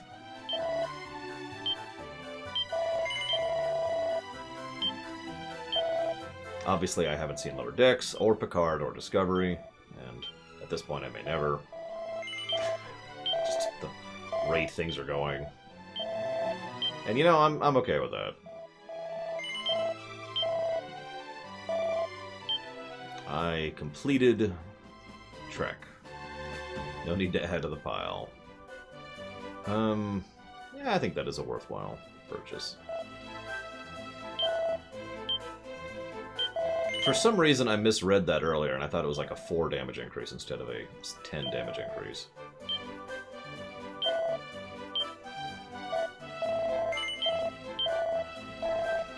Yeah, I beat the game, exactly. I did it. Now, where's that little pupper? Hello, puppy. Come with me, puppy. I don't remember how to.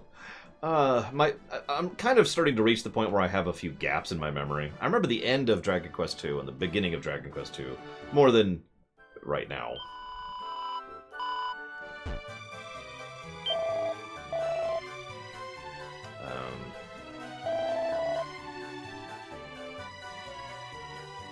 Yeah, I know we need a mirror, and I know that because Dragon Quest Builders 2. He's for Ruby? Well, he sounds appropriately over the top, so I guess that makes sense. That's the other thing, Hardboiled One. I don't like to cover shows that aren't done yet. For obvious reasons. There's just so much additional you can discuss and go into when it comes to a show that has concluded. Here's this plot thread, it'll come up later. Or here's this plot thread, it'll never come up again. Or this is interesting to think of in hindsight, and so forth and so on.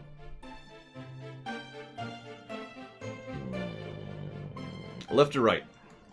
Savacom, you pick. You're the cursed one.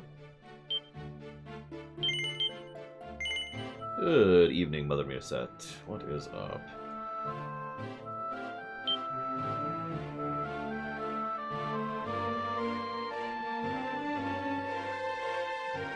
Uh-oh, we lost Savacom. No! She's arfed off. Okay, 2 arfs for left. 1 arf... No, wait, that makes no sense. 1 arf for left, 2 arfs for right. There we go. I would only watch them if I'm reviewing them, Harian. I don't exactly have time for television in my life. And I'm okay with that. He sounds anime. Is that better, Gum Gum? Left, left. Double guilty. Okay, Savacom left us. Got it. Let's go right. Because it's kind of closer. Sort of.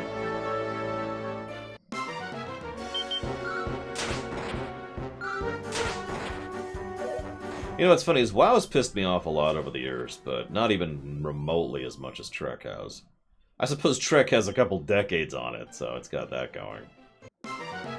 It's okay, Savacom. Okay. 1 ARF for left, 2 ARFs for no. Yeah, Lore doesn't really watch TV. Lore wants to make TV. And that takes time. So I can watch a show, or I can make one. And that's just an easy choice for me.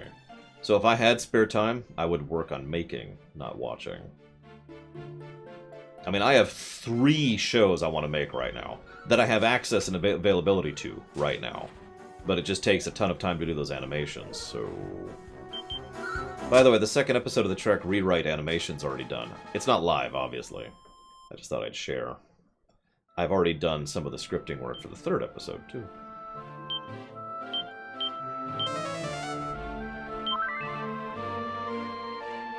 But, of course, as I said, those take just so much time to do. What have I been into as long as Trek? Mario. That might be it. Because I've told this story. I got into Trek when Star Trek 4... Yeah, it was Star Trek 4. Whenever that is. It's 80-something. It's early, mid-80s. So, whatever year that is. It's been a long, frickety time, is my point.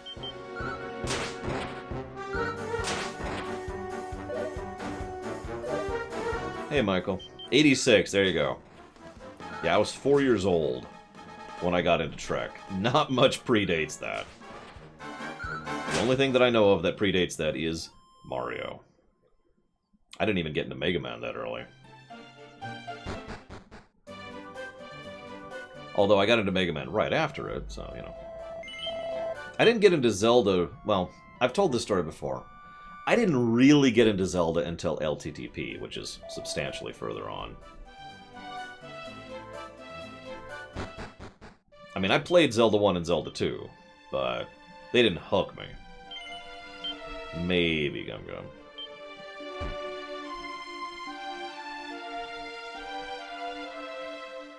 It's gonna be a bit of a trip. Let's see how we do. It's early 90s, yeah. It was one of their launch titles for the SNES. I don't remember the year, though. In the States, no less, because that would be when, you know, I got hold of it. Is it on the other side? It is. That's what I thought.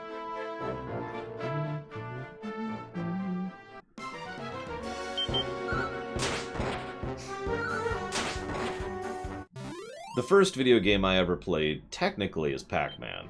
But I kind of put an asterisk next to that. I don't know if that really counts. The first video game I really played was Super Mario Brothers on the NES. I've told that story too many times. I'm not going to repeat it.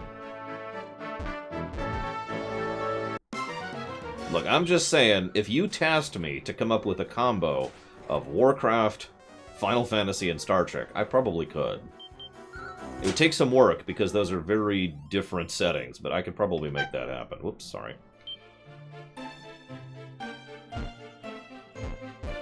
I love it, Mother Mirror said. See, she already did it for me. We're good. Ooh, Fleet.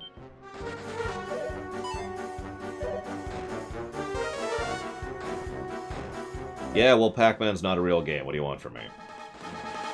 It's garbage. I spit on it. Ugh!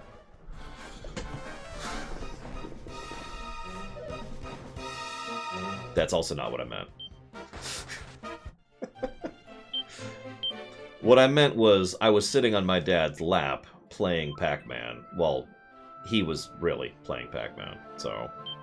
For all intents and purposes, I wasn't really playing the game. Independent, by myself. No adult on the controller. You know what I mean.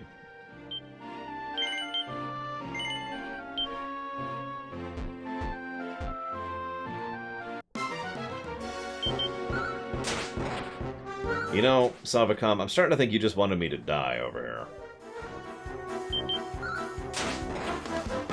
No, Michael.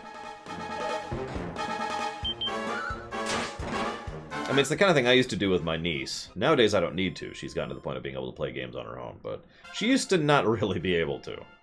So I used to be right there. And if she got spooked or scared by a boss, which happened semi-frequently, she'd be like, You get it! You get it! I'm like, okay, okay. I got this. Correct, von Falkenstein, except worse in every way. So we have teleport now, which is a huge boon. That's going to be just such a huge boon going forwards. That just saved us a lot of time and effort. Because now we have fast travel. And for the first Dragon Quest game, we have fast travel. So speaking of positives to gameplay, I'm pretty sure, I'm going to double check here, but I'm pretty sure this is actual fast travel. As in good fast travel. We'll find out in a second. And yes, Mother Musette. There's also the neutral boons. Nobody likes them. So let's save just in case we screw this up. Yep, nope. It is good fast travel. We go to a place, we unlock it, we warp to it. Plus to gameplay. First definitive plus. And I was gonna say, this is the first game that had that, because the last game just had the warp to the one castle thing, which was...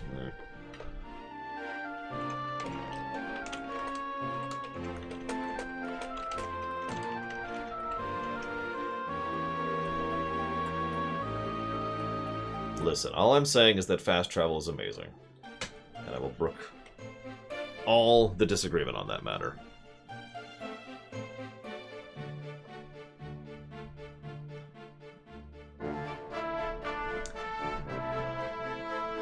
Actually reviewing the NES Metroid would be a thing. I'm not saying I wouldn't, just... I would be more inclined to review Zero Mission, you know? So, which Trek captains would be which? Picard... Oh, well, actually, let me rewind. Let's go to Kirk. Kirk would be Darkseid, obviously. Archer would definitely be Darkseid, but for a different reason. Archer does not have a lot of self-control. It's part of his character. It's one of the things I disliked when I was going through Enterprise, is they kept directing Scott Bakula to act angry. Spoiler alert, Scott Bakula does not know how to act angry. He's fine when he's not acting angry. But they tell him to act angry constantly, and he's not good at it. I'm sorry. So then we have Kirk, Darkseid, Passion. Picard. Picard's an interesting one. But ultimately, Picard is probably the most balanced of all of them. He definitely is a very passionate person. Anyone who says otherwise is not aware of it. But the problem is, he's not just passionate, he's also incredibly self-controlled. He's actually rather Vulcan. He would be a Grey. Picard would be a straight-up Grey, I think. Sisko, full Darkseid. Again, for the same reason Kirk is. Full-on passion. You know, definitely just out there getting, going, and doing. Sisko would make an excellent smart Sith. You know, a proper Sith.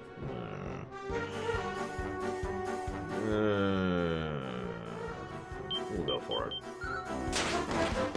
Janeway is hard to categorize because she has inconsistent character. Oh, that's awful. I'm just gonna start trying to run. Whew. Okay, that could have been much worse.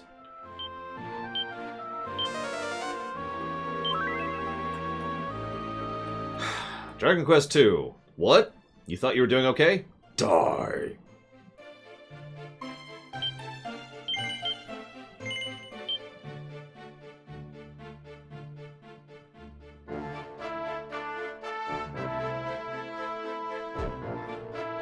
I don't know if I'd call Michael Lightside, but then again, I haven't actually watched the show, so I'm going off of non-personal info.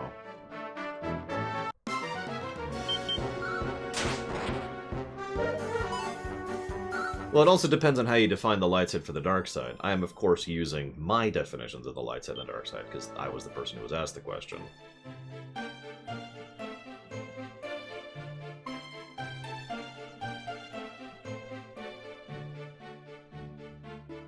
I go the wrong way? I mean, I kind of did, but... Yeah, Kai Wynn would actually be full light side, ironically. Hey, see, the metal slime just ran. What do you know? I know, definitions are the greatest of all geek culture. And necessary in order to discuss things. But yeah, Kai Wynn would be full light side, no question. Exactly, von Falkenstein. But more to the point, that has nothing to do with anything. Light side is just about how controlled you are and how you operate, not what you're operating towards. You know what I mean? And her tendency is definitely, you know, very collected, very self-controlled, constantly trying to re-maneuver and reposition the situation around her. You know, going with the flow of the occupation and through the flow of, you know, yeah, exactly. You get it, von Falkenstein. You get it. So yeah, she would be far. I can't get over there right now, can I? How do I get over there? Yeah, Ducat is ironically quite balanced. I agree. He would be gray. I would agree with that, Kira White Noise. I don't know Pike that well, so I can't comment on him. I mean, from what I've seen, Pike would probably be light side. Good night, Slim Jim Reborn. Have a good sleeps. But yeah, exactly, von Falkenstein. Ducat would be very balanced because he is an extremely passionate, violent, aggressive person who is in constant self-control of himself right up until his daughter dies. And from that moment onwards, whoosh, gone. How did I get down there? Oh, is that how I get over there? No, that doesn't work. How do I get over there? Is that how I get over there? That might be how I get over there. Yeah, I think it is. Well, let's go for the tower while we're here. Jack of all trades, von Falkenstein. Garrick is straight light side. Garrick might be the most light side. He keeps everything so precisely controlled. Everything so under the hood. Everything so behind masks on top of masks on top of masks. Yeah, he is straight up light. Although, ironically, I would call Garrick a good example of a Jedi. Like a good light side Jedi. As opposed to a bad light side Jedi like Kai Wynn. Or the frickin' Council. But you get my point. Because Garrick still gives a damn, and still actually bothers to constantly get involved and do things in order to try and make things happen. Effectively based on his own ethical beliefs.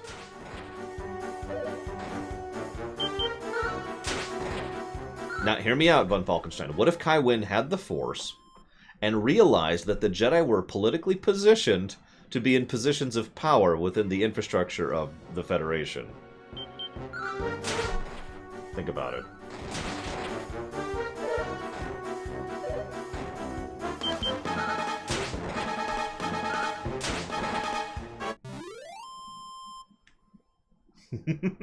I mean, think about it.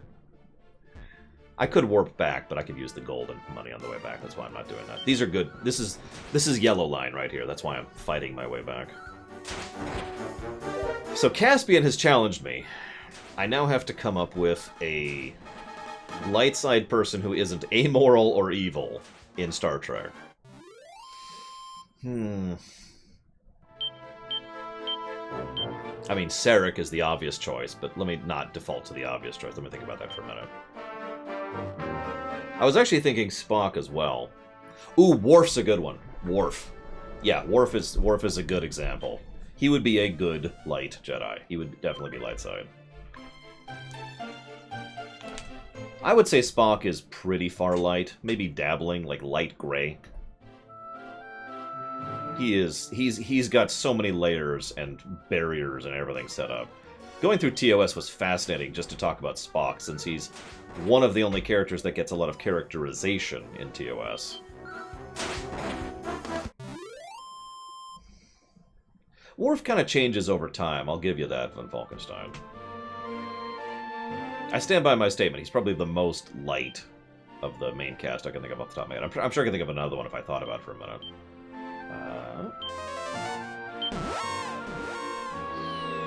Does Data count as amoral? Well, Data wouldn't be light side or dark side. Data would be an android. Vic Fontaine? No. I don't think he'd see the point in it.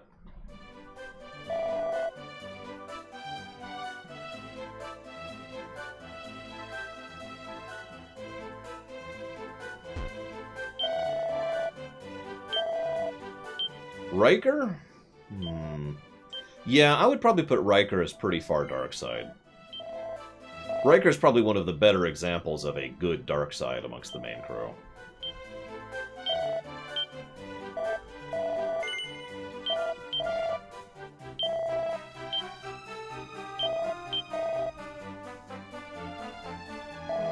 Exactly, as Diesel. Alright, what do we got? So he can't... I think he actually has the best weapon I can get him right now. Yeah, he does. I can get a shield for my... No, I can't get a shield for myself. Never mind. Yeah, like I said, he is the main character, but worse in every way, Von Falkenstein. I wasn't kidding. His equipment list, his stats, his spells... He is a mini main character. Like we were talking about earlier, red mages, or Jotes, are usually weak or overpowered. He's weak. Quark?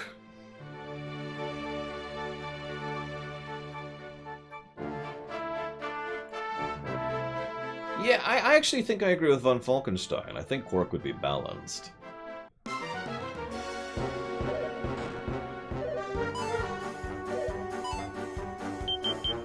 Oh, Bashir would be total light side. Well... Bashir would be kind of light side. He drifts a little bit. Wait, why is it a sledge? Never mind, it's Ruby. I understand everything. Mr. Argyle is dead, as he should be.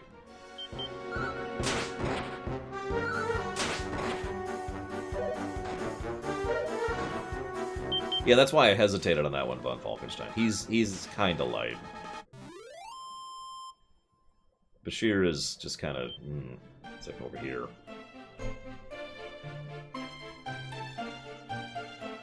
Kira... So, Kira's pure dark. Kira and Riker are both really dark, ironically, since they're both first officer types. Odo...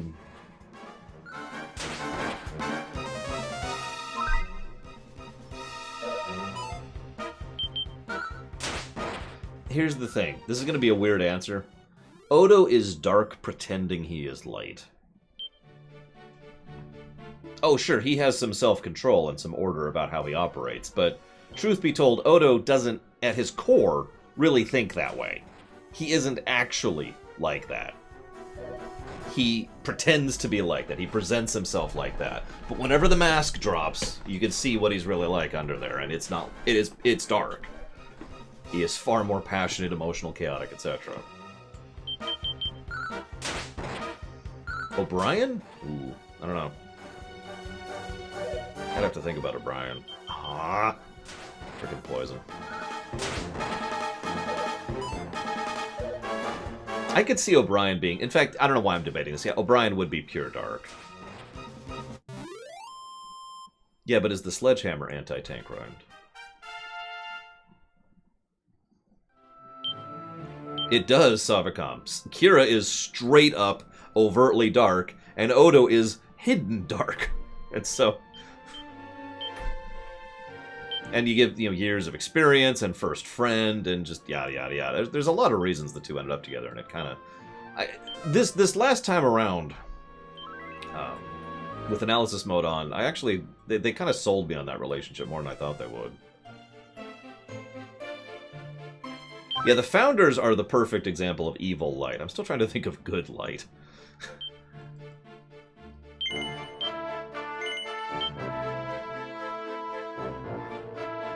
No, Savicom.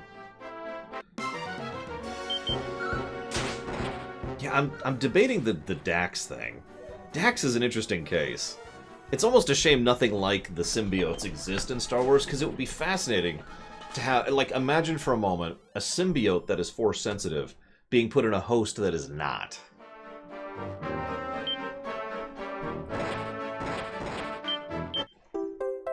So there's the mirror. Yeah, you see the potential for such a concept. And how much it would affect things. How much it would change their knowledge, or ideas, or concepts, or what they could do. Maybe they have like a limited connection, kind of like Vader when he was in the suit, right? His connection to the Force was literally injured, but he could still interact with the Force. It was just like going through a barrier, or like trying to relearn how to use a injured limb or whatever.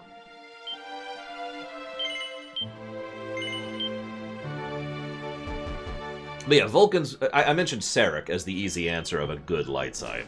Because Sarek is totally good. And totally light. Full tilt.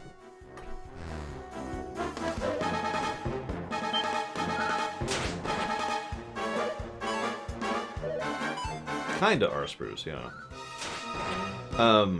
Mara Jade von Falkenstein? Asleep. Asleep. There we go. Come on, game.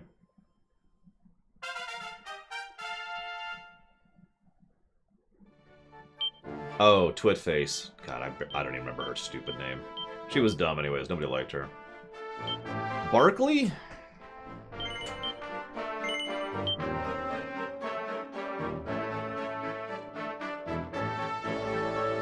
I can't picture Barkley as anything but dark.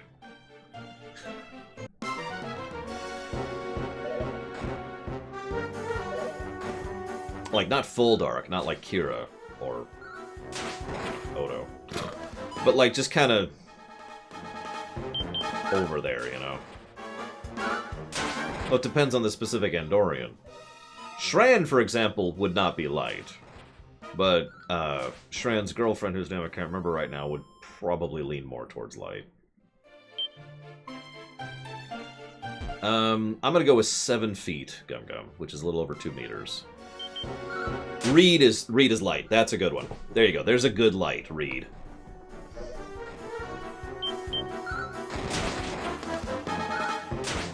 Whereas, I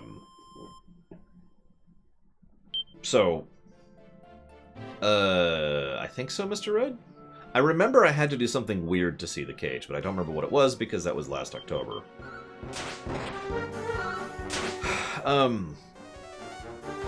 Speaking of interesting cases, T'Pol would be dark, masquerading as light. And I know I just said that with Odo, but I stand by it. I think T'Pol is actually dark.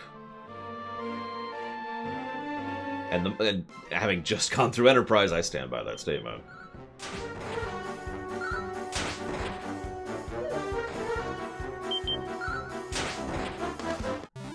Restrained dark, or dark leaning towards balance might be a good way to put that. Really? Now you give me that? Okay, whatever. So, now that Savacom's gone, this didn't really bother me that much in the first game, thanks to, you know, the nature of how the game was designed, but I'm very strongly leaning towards a negative for encounter rate. This is bad. And the encounters take longer to go through. And there's so much more ground to cover. So it's just kind of stretching the game. Like, we've been talking about Star Trek for, what, an hour?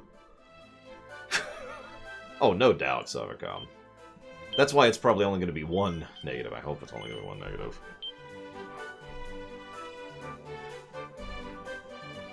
Oh, yeah, this is bad. Like, you see how many encounters we had just on the way out and back to one thing? My god.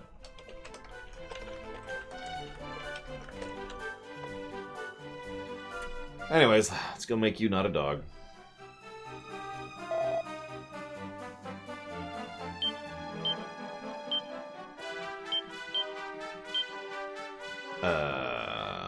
What?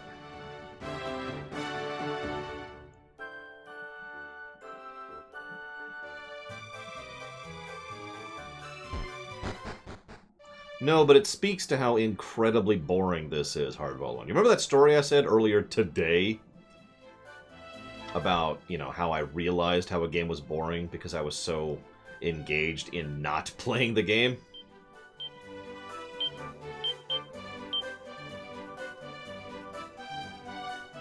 Think about it.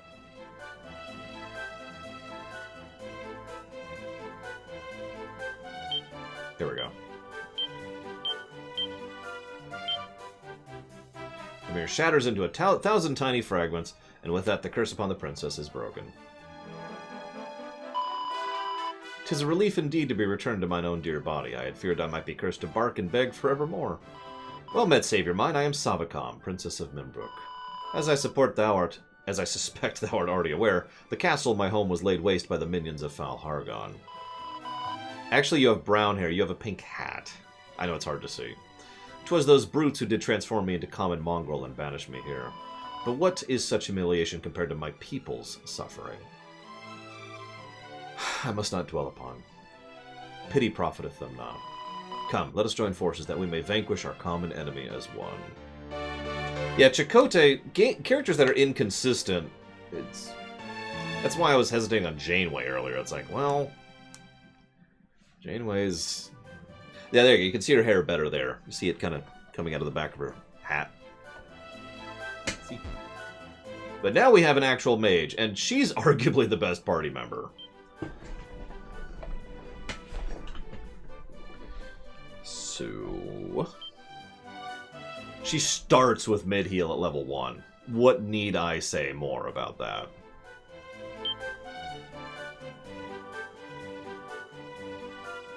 Seven? I think 7 is yet another case of someone who is actually dark side, but tries very hard to be light side. I know we've got 3 of those now, but what do you want from me? Isn't that just 2.3 meters? Or is my math off? My math is probably off.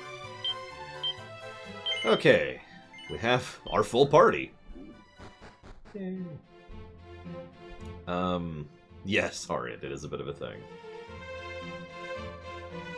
It's a good scene, Arspros.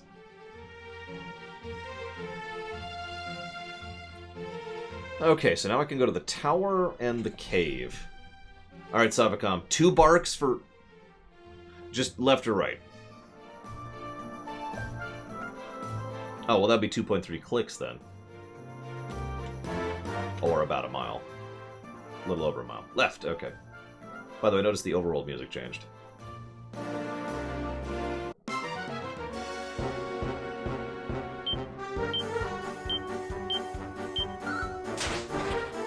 We might actually level a little bit before we make an excursion, just occurred to me. I mean, it's the length of an Imperial Star Destroyer. Actually, it's longer than Imperial Star Destroyer Gum Gum. So, context. A little bit here. Do you have any? No, of course not. That's true, Caspian. They do.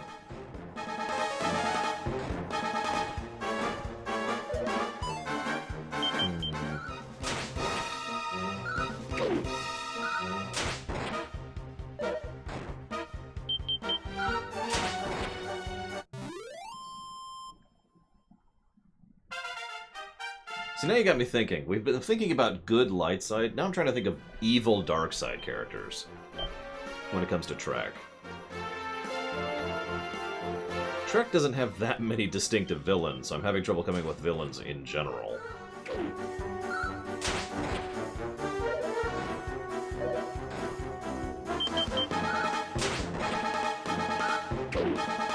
No, I disagree with that, Baron, but we talked about that already.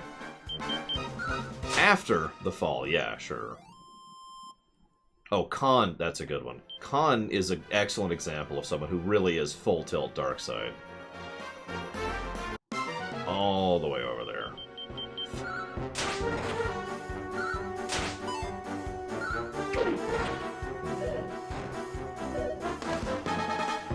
And Swerby's dead. That actually sucks. I wasn't even paying attention. The Borg Queen? Seska? Ooh. Yeah, Seska... Okay, so Seska's a funny case, because Seska portrays herself like she's light side. But not like Odo, or like Seven. She's terrible at being light side. She's like what you would imagine... picture for a moment a stupid Sith who is pretending to be a Jedi, but he has so much disdain for what the Jedi are, that he does a terrible parody impersonation of a Jedi. And so everyone's like, dude, you're not a Jedi. That's Seska.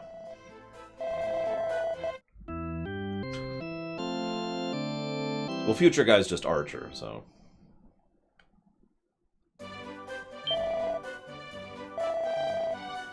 Yeah, the Duras sisters are just stupid. I agree with that.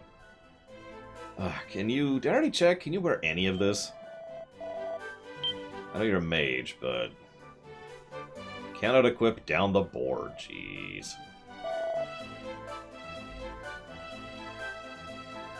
Q would look at the Force like, oh, that's cute. But no, that's not what we're discussing, obviously. I would actually say Q is balanced, leaning towards dark. Scorpius is pure balance, like right in the middle. Very, very middle.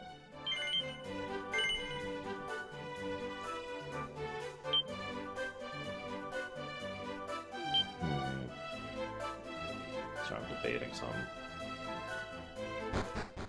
Well, now I have to kill Mother Mirset. Sorry. And yeah, you can't pick a species to be a side, even though the 8472 don't really have characterization. Phlox changes based on the writer. A lot of Enterprise and Voyager characters I'm kind of dodging because inconsistent writing.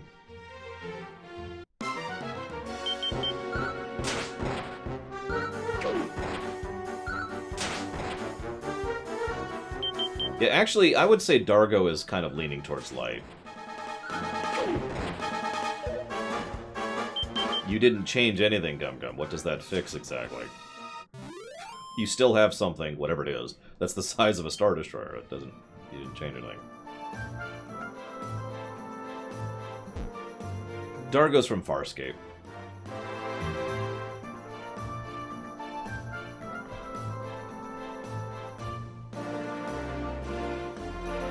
Yeah, no, I just double-checked the chat. It was 2,300 meters earlier, so nothing's changed. So now we can go this way, but we have to go to the tower still, and we haven't. So yeah, let's go. Let's go do the tower first.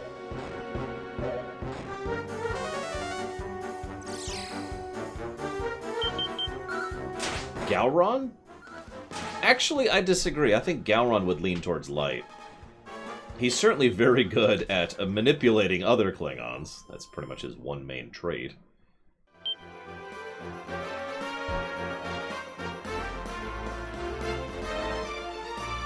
Sephiroth? So, Sephiroth, before the events of FF7, pure light side. Way light side. Extremely cold, self-controlled, disciplined, just kung. After is a little trickier.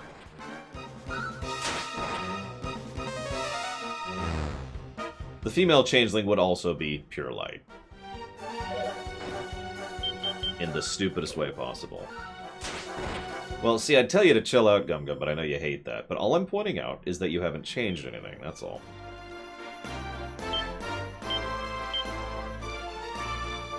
Usually, when you do something like that, it means you put in the wrong number. That's why I pointed it out.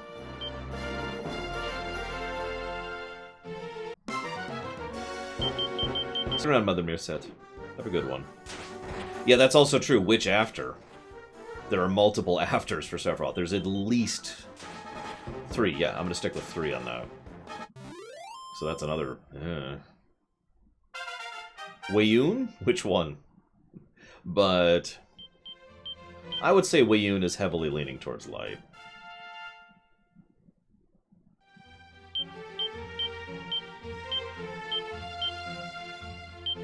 Edgar? Ooh.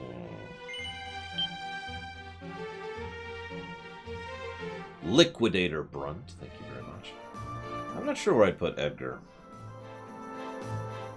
I'm gonna go back and get a recovery, because I decided to hit the tower, and these encounters...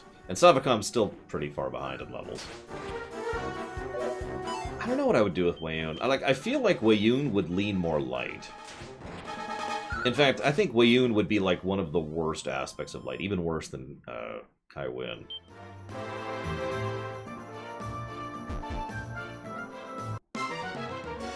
Thank you, Savika. Oh, God, I know. Jeffrey Combs is amazing. If you haven't seen Enterprise yet, you need to watch it just for Shran, because Shran is awesome. And while it's not 100% confirmed, it is quite likely he was going to join the crew for Season 5. They even laid the bricks for it.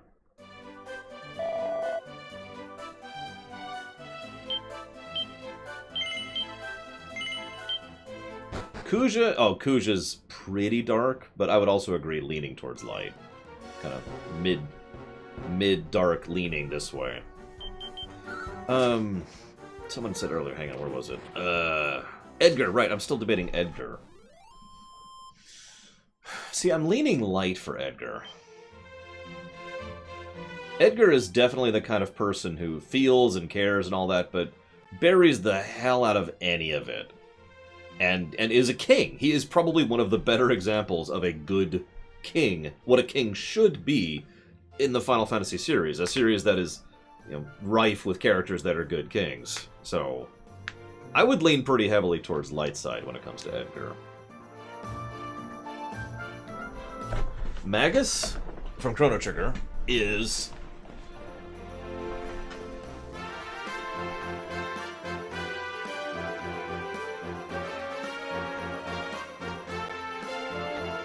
I have to think about that, because his overall approach and style is very light. Even when he was a kid, he was light side. But his core motivation is dark side. Like, he might be one of those, dark, masked by light kind of characters. Or light with dark dark leanings. So I'm not sure with Magus. That's a tough one. As for Pulaski, I actually disagree. Pulaski was very dark side, I think. Probably because Pulaski was McCoy. No offense to Diane Moldauer, she's an awesome actress, and in fact, my opinion of Pulaski went up substantially going back through with Rumination, or with Analysis Mode on. But she's McCoy. She is written to be McCoy.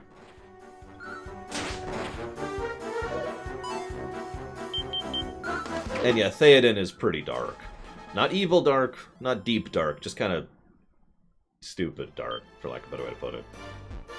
No offense to Theoden, I actually like him a great deal as a character, but yeah, who said that? Kira White Noise said it. Theoden was ruled by his passions. If he actually had the dark side, it would consume him. Agreed, S.A. Ross. Pulaski's first episode is a terrible episode in general, and a terrible episode for her. She gets better the next episode. It's sad. And she becomes a decent character for the rest of Season 2. But goddamn, everyone remembers that first episode, and I don't blame them. She is an ass in that first episode. And of course it sticks out in people's minds because it's the child, for those who don't remember. Just, ugh. We already did Cisco, Baron, but Cisco is pretty pure dark. We mentioned that earlier.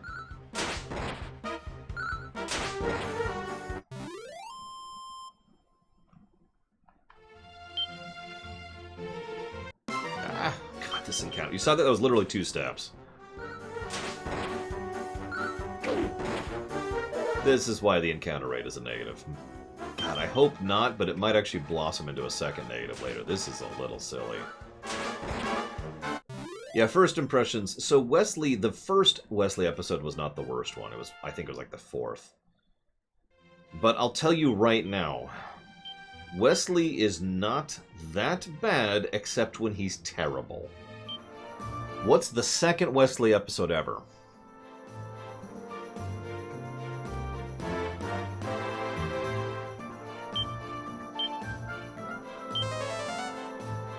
Bingo. Naked Now. AKA... Hi, I just know everything on the ship better than the chief engineer. And also, I'm a total prat about the whole thing. Not a great intro. And I think the 4th or 5th episode, I would have to look it up, but the 4th or 5th episode was even worse. Because that was the episode where he has a line, and I'm just going to say the line, and you can probably picture the scene. Grown-ups.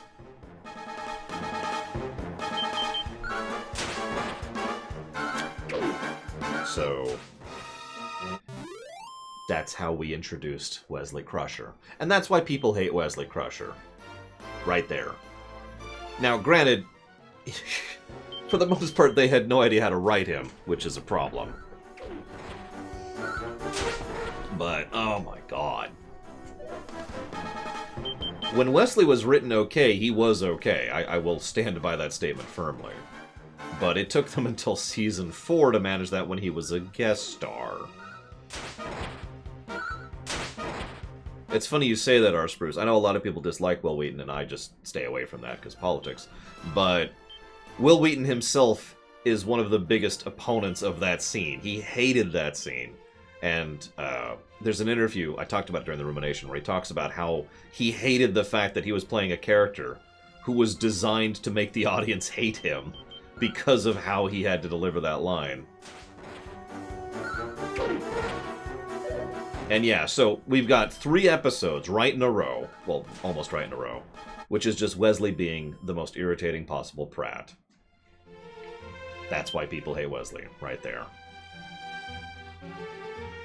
Anyway, space magic. No. I try very, very, very hard to avoid space magic.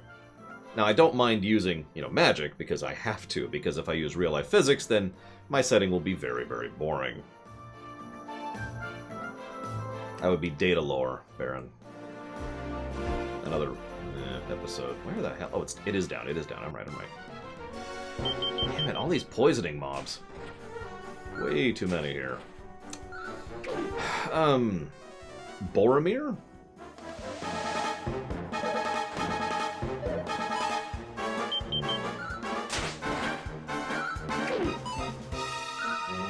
Boromir is dark trying to drag himself to light.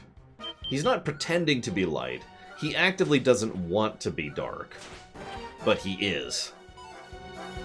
But yeah, I agree. Samaritan Snare and Final Mission, which is the episode S.A. Ross just mentioned, are actually very good Wesley episodes, in my opinion.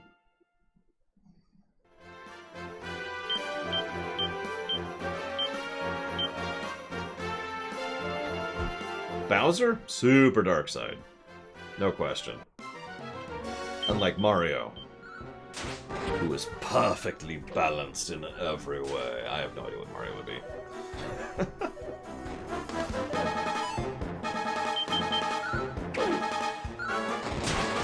Luigi would be dark side.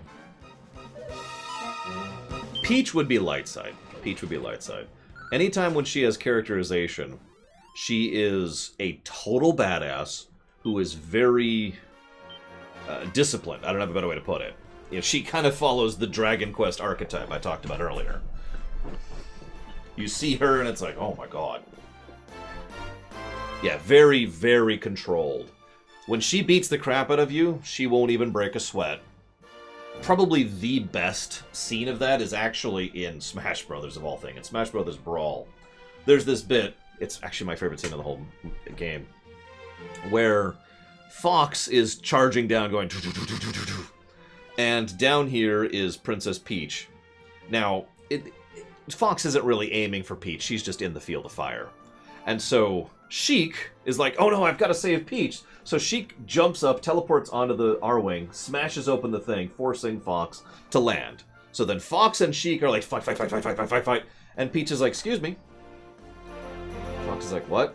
And Fox has just offered a cup of tea to Fox. And Peach is like, here. And just offers a cup of tea to Sheik and Fox. And she's just so utterly controlled the entire time. And that's the point I'm trying to get across. She's just... Would you care for some tea?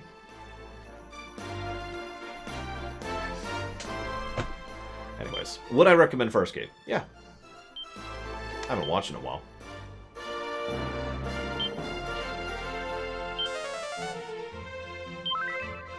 Yeah, ironically, I would say Zelda, well, some of the Zeldas are far more dark. Yeah, Farscape has a fair bit of crazy in it.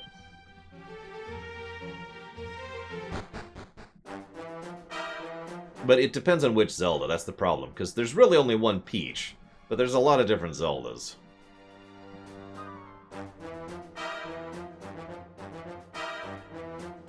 Yeah, like, yeah, exactly. Twilight Princess Zelda, light. Ocarina Zelda, dark. You know, chic, right? Wind Waker Zelda, way dark. Spirit Tracks Zelda would also be dark. Actually, that's not a bad point. I could see Wind Waker being kind of gray, now that I'm thinking about that. Midna? That's a tough one, actually.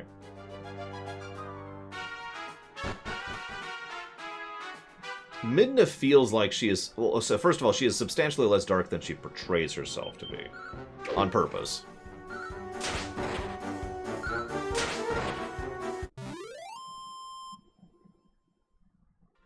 Hello, Zalog. We're discussing the light side and the dark side, because what else are we going to talk about right now? Negatives to gameplay? Nobody wants to talk about that.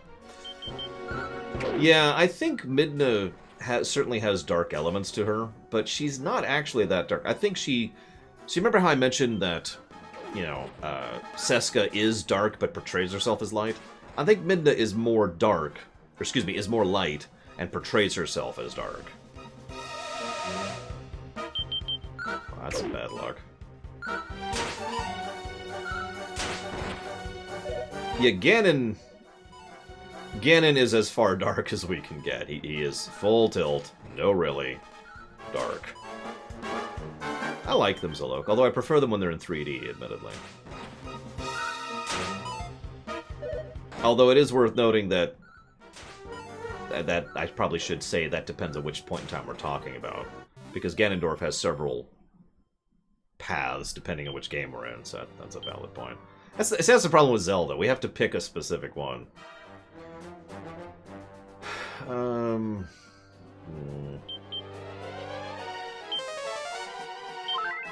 Yeah, like, for example, Wind Waker, Ganondorf, he's way more light. Way more. Like, I would almost be willing to say he has shifted over to light by the time of Wind Waker.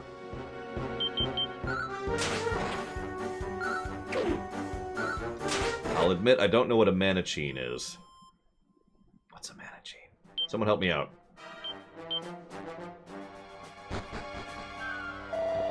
Thou must needs take great care when treading near the tower's edge. Wilt thou oblige me by showing such prudence? It seemeth thou art a careful sort. Hath thou perchance stumbled and fallen before, and thereby learned their lesson? Yeah.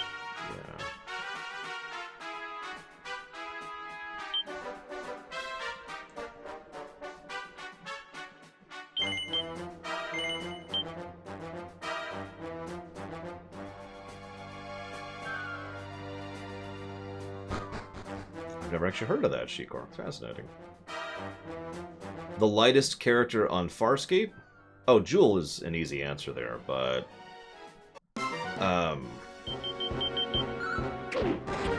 Eric the Absolute is not a character. That's what he is.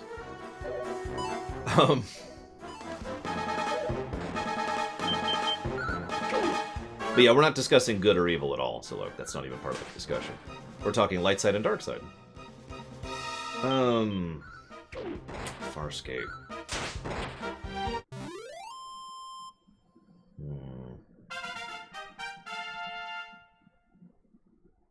What's... I can't remember her name. What's the blue hair... Blue... I just realized there's two blue-skinned chicks. What's the plant lady?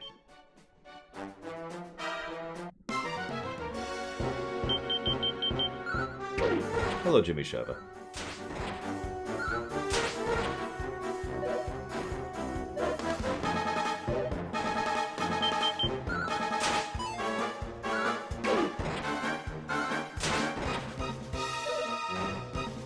Oh, Aram is totally dark.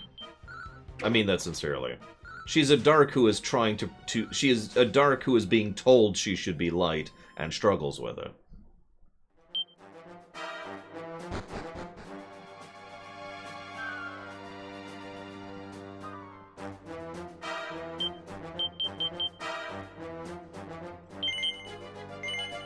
That's true for all of them, really.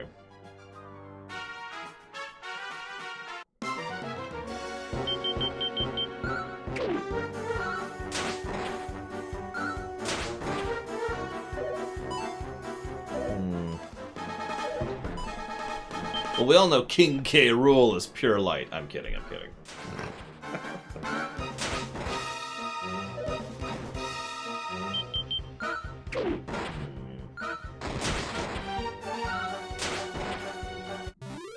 I still stand by my statement that Dargo is definitely light. More light than not. Yeah, I'm also avoiding spoilers because I know for total certainty there are people in chat right now who have not seen Farscape. So I'm trying not to spoil things for Farscape.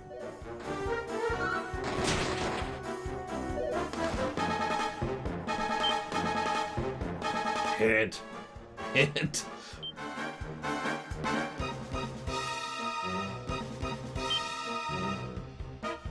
Let's go and do that, I think. Hey, I think we just got our first AoE. Nope. Yep, we did. Whoosh. Hey, Space Cadet.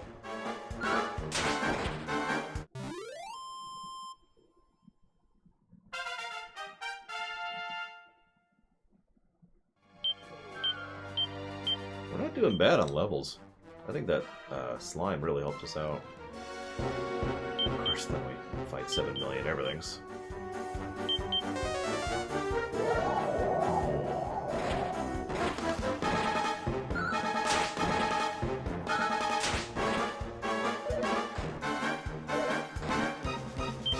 Three total, but yes, Von Falkenstein. Oh, congrats, Space Cadet. I hope you'll join us for D&D tonight. It may or may not be a big session, where they may or may not have to fight the greatest boss I've ever designed, which, you know, I don't... That's a lie, but I have been designing that boss fight for a couple days now. Or they'll talk their way out of the boss fight. It's one of the two. One of the two things is going to happen. Since that is a possibility in just about all of my campaigns. It's very rare as a DM that I will, you know, put you up against something that you have to fight.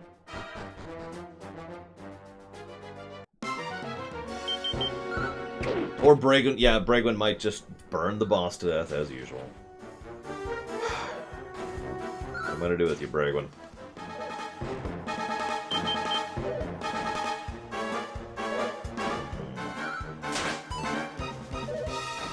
And Savacom is dead. Well, that sucks. Okay, I was just about to heal her, too.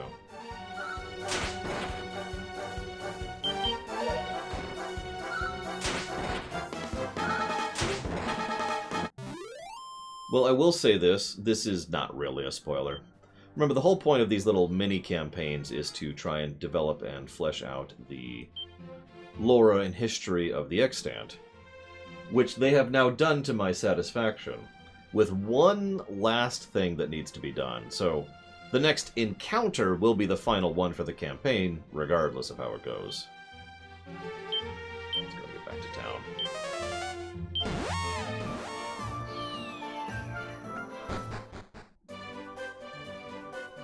Carrying Savacom around in a coffin. You know what? Here. Take an herb.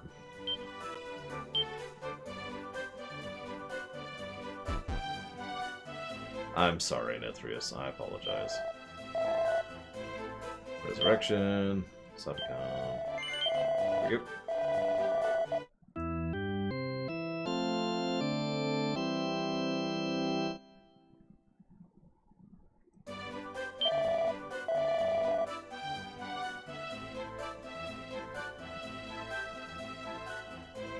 Well, I didn't set an end point for this one, really, because the whole point is to allow the players to kind of shape the history of the planet, which they certainly have.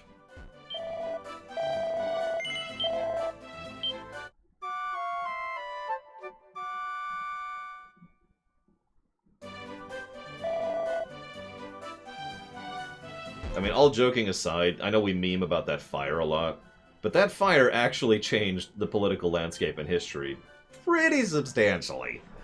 So, mission accomplished. But I am admittedly very curious what you're going to do tonight. Let's see. First, you're going to have Shenizaga show up. But first, I need to destroy Shenizaga. Let's see, how can I destroy him without anybody noticing? Hey, if you destroy Shenizaga, I'll give you donuts. There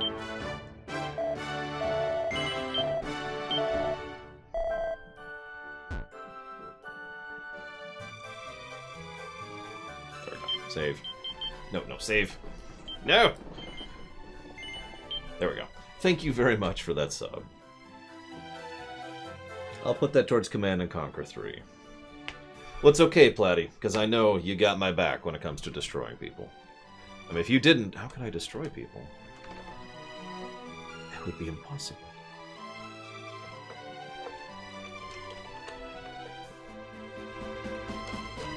So, in answer to your question, Shenizaga, it should be self-evident. Those are games I want to stream. That's it. That's it. Real simple. Okay. So now we need to leave the continent. Let me double check, though, because we've been there. We did not go there yet, but I don't think we can get there yet. We've been there. Can't go there yet. Been there. Can't get there. Can there. So yeah, no. There's only one place we can go. So there's only one place we will go.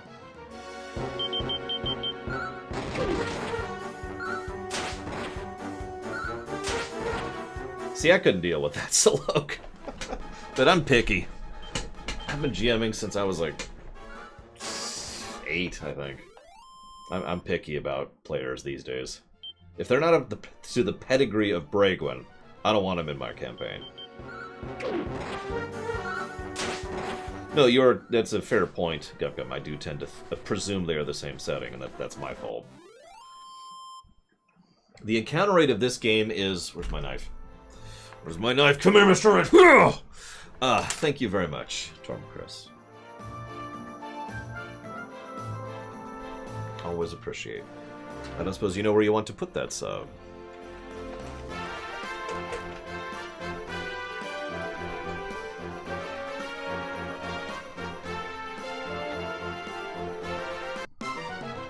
That's fair, Zlog.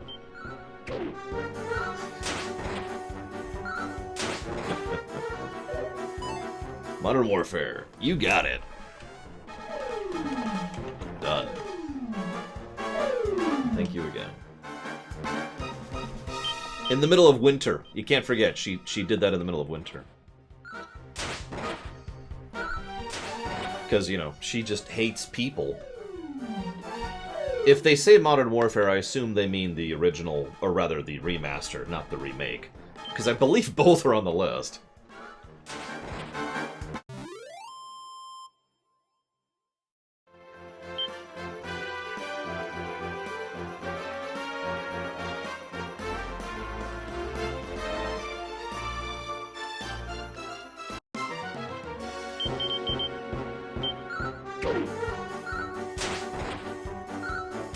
If you mean the remake, then you need to say the remake. Because if people say Modern Warfare, I assume they mean Modern Warfare, not the remake.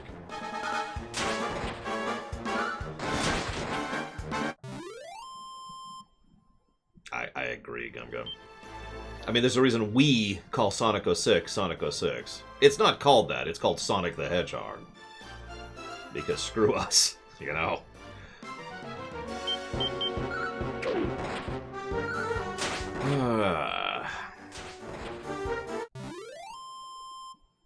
You know, the irony. I think, whoever said it, I think it was Von Falkenstein said it. I think you're right. This game won't get a negative for a grind wall, it'll just get a negative for encounter rate. Would I review Sonic 06? Can I get a workable version of it? Because I don't own it. I've seen it. I actually know a decent amount about it. Correct, S.A. Ross. The only versions worth playing. Because... I can't quite reach. Because these Garbage versions do not deserve to be played. Hang on, I got another one. Right here. Oh. Did I already put it back there? Who is it? Hang on. I got a lot of games just lying around here to be added to the set. Oh, there it is. It's right here. Right here. Knocking stuff over left and right. Cats and dogs living together. Mass hysteria. There we go. Yes, I actually own 3 copies of Ocarina of Time. This is... I mean, there's a couple games I own more copies of, FFX. But... for those of you not aware, this is the N64, the GameCube, and the 3DS versions. But we will be streaming the 3DS version, because it's actually a good game. As opposed to this version of the game, which is total garbage! Any questions?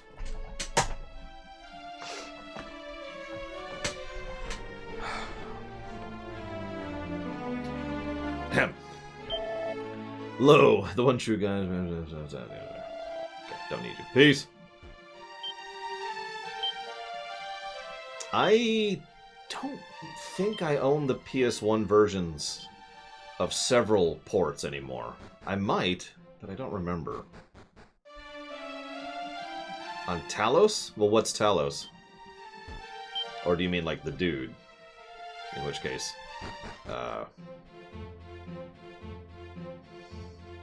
no. If it's not the dude, then you're gonna have to clarify.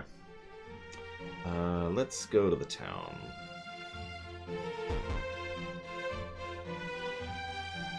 Which I can't reach, apparently. Is that the only place I can reach right now? I guess it is. Oh, Talos Principle. Oh! Well, that's already on the list, so whenever that gets funded, that's when a rumination will happen for that.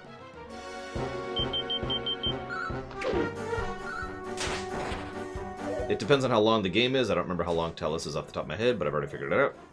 So that determines the priority requirement, which is how much priority the game needs in order to be funded. Favorite magic system is my own, of course, but you need to clarify your question, Mr. Red. In lore, in gameplay, what? Help me out here, or I shall destroy you. With donuts.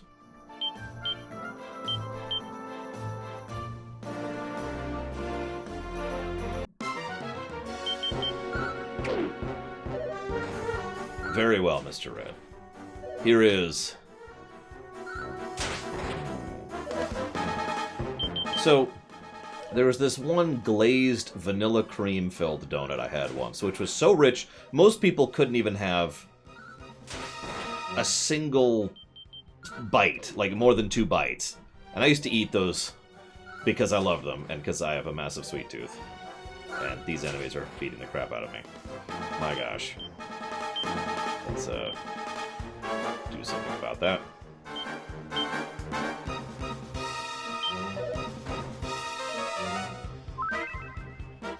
How do you fund it? So, there's PayPal donations, there's bits on Twitch, there's subscriptions on Twitch, there's monthly subscriptions on Patreon, and I think that's everything?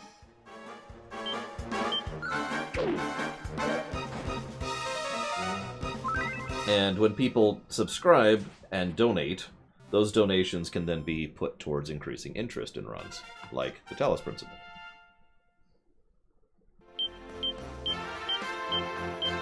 Hey, we have evac now. Sweet. So now we have the evac zoom combo, which still costs 7 mana. So that just means we always need to make sure he never gets below 7 mana, and we're good. Oh, and he has to not die. That's important too. Where are we at? Okay. Yeah, either in the comment or just tell me, because I'm here, you know, live, responding to people, saying, yo. Let's do...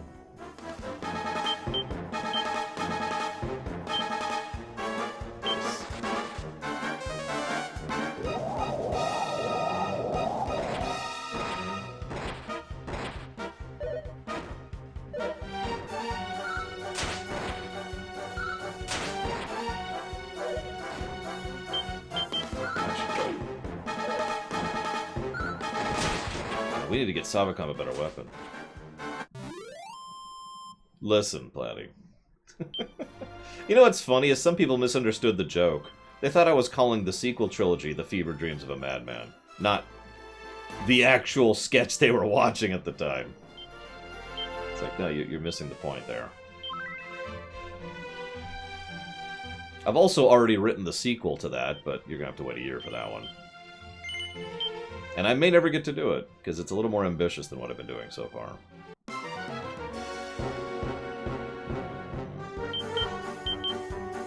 We've still got some mana. Let's whoosh it up.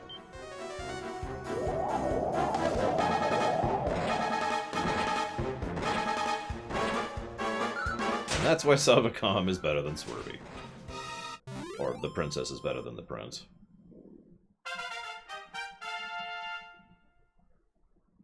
Kind of Arspruce, yeah. He's got the cheap heal, which she already has a better heal. And she's got the 20 gift subs that just absolutely destroyed my chat log. And she's got the better spells, the better offensive spells, the better status effect spells. So all he has at right now, the only usefulness he has to the party, is the fact that he can wield crap weapons, as opposed to her, which can wield no weapons. And he has Zoom and Evac. I don't remember if he ever gets more useful than he currently is. I honestly don't. I mean, Zoom and Evac are important. I don't want to sound like they're not. There's a significance there.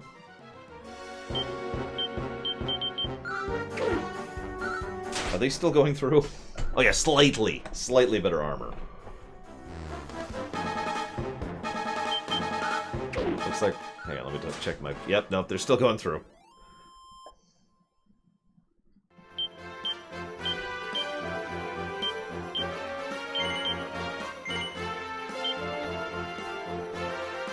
I knew it, Darth Medoro. You secretly hate me. It's okay, I don't blame you. Are they done? Is that all of them? Nope, they're still coming. Jeez Louise. Well, I'll go ahead and jot these down. Oh, you're going through. So that's 20. Internal system error.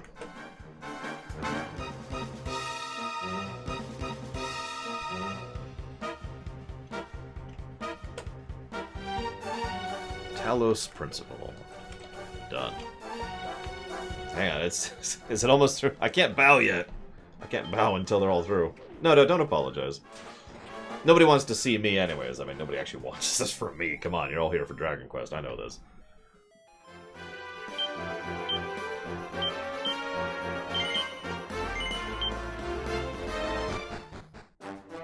Tower.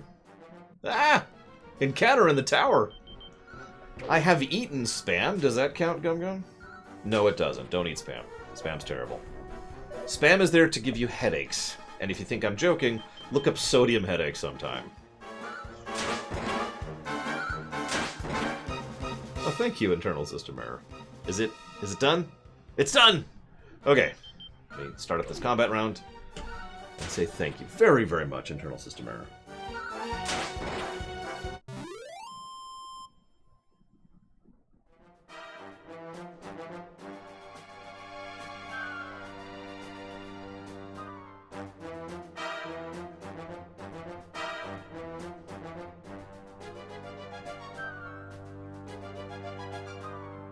Very, very, very, very much appreciate that support. Thank you so much. I have, as I mentioned, already put it towards the Talos Principle. I'm not sure where that's going to put it. I usually update that nightly at the end of a stream. But again, thank you very, very much. I am quite grateful for the fact that I can talk about Star Trek online and, you know, review and discuss and analyze for a living. If I didn't... Anyways. Hail, Wander, hast thou heard? No. Then I shall tell thee. There's two spires are known as the Dragon's Horns. In ancient times, the twain were joined by a great bridge. But alas, they stand now divorced from one another, as thou seest, with no means to span the gulf in sight.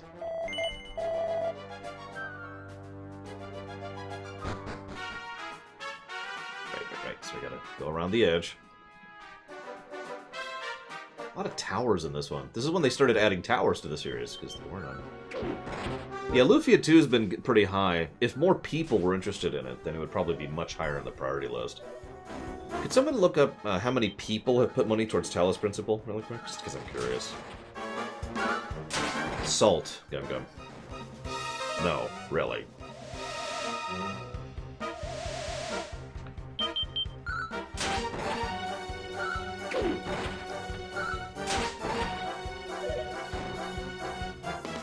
Oh, congrats, Sir Williamstone. I'm still months out. Lowest priority, you know.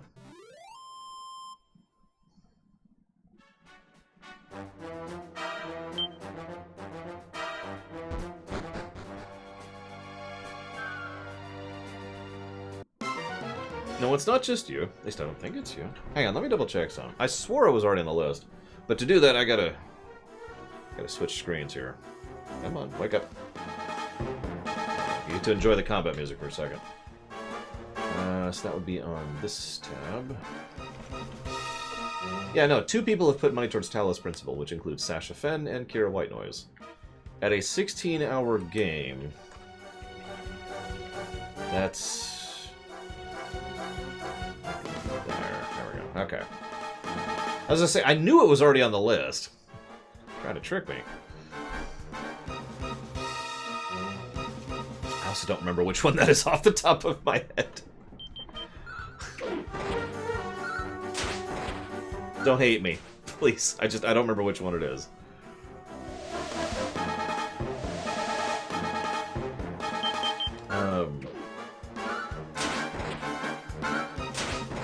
No, I know, but there's 2 first-person philosophy puzzle games I'm thinking of right off the top of my head, and I can't remember which one it is. Is that the, clone one? I guess is the most non-spoiler way I can ask that. Oh my god, rats! Here, Savacom, could you deal with these, please? Okay, so it's another one. Which one's the clone one?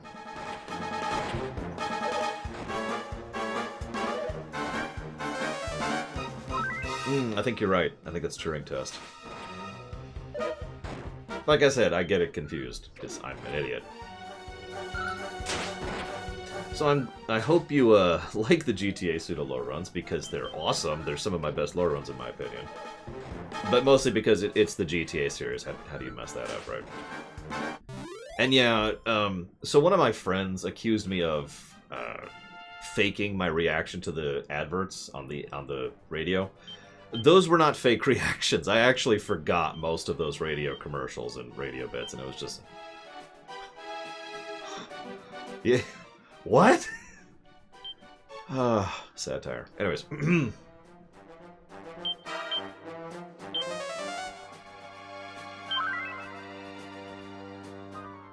I've heard of that. Schwan Falkenstein. It sounds terrifying.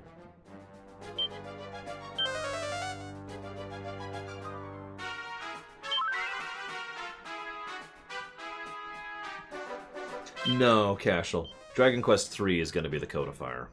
This is throwing spaghetti at the wall. I don't mean to be too unkind to this game, but this is throwing spaghetti at the wall. There's not a lot... You notice I haven't given nearly as many even potential positives as the first game. And there will be more potential positive and actual positive in the third game. Yeah, it's FF2. It's FF2. I've already made the comparison. They were trying stuff out.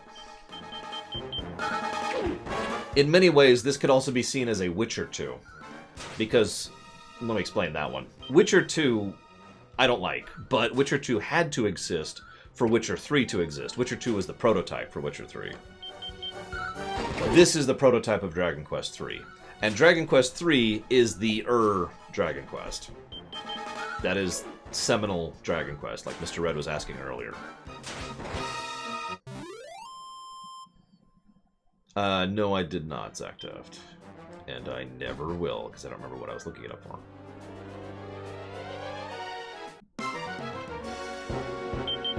Either that or Dragon Quest IV is seminal. I don't know. Depends on how you define it.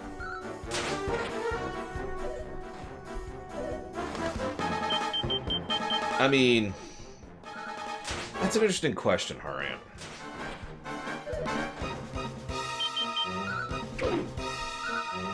So it's about 7:40. Looks like we're going to barely finish this tower before I have to get ready for D&D tonight.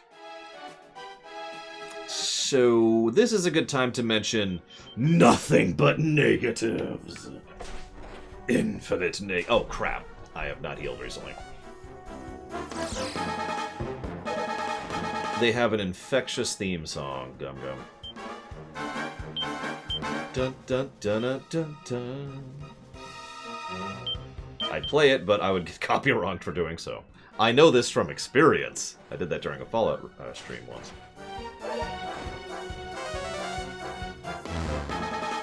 Ooh, this is going bad.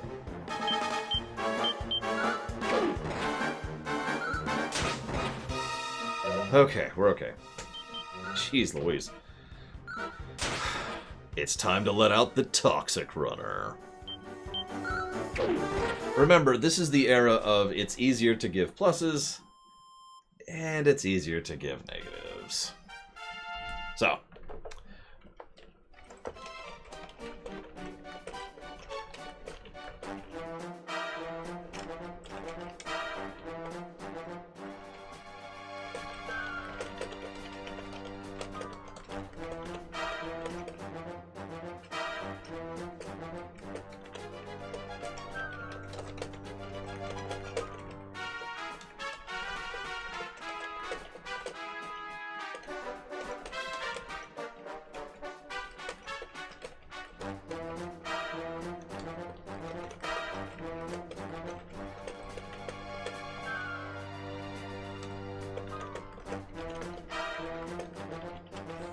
So, been thinking about this as we've been sitting here.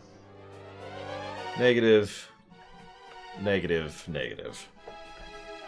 Now, I should mention, this game is still probably better designed than Dragon Quest, or than Final Fantasy II. I mean, I don't think anybody actually likes Final Fantasy II. But it's worth noting that Final Fantasy II is atrociously designed when it comes to a gameplay perspective. Like, all I need to do is point to the dungeons in FF2 to point out just how awful the game design is of FF2. This...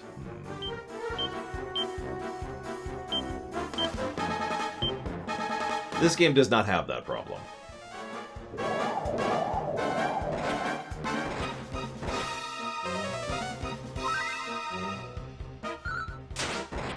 Positive for being better than FF2.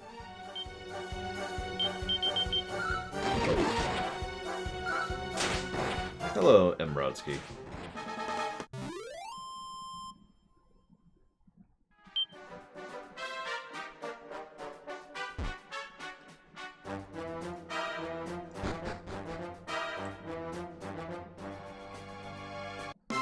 Yeah, I would agree with that, She-Holly. Yeah, FF2... God. I just... Oof. Well, I've reviewed both, Harriet, so... You tell me.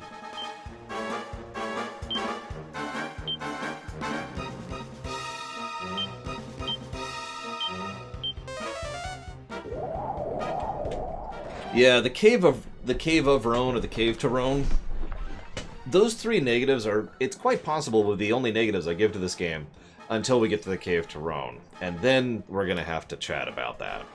I'm actually dreading that, in all honesty. Because... yeah.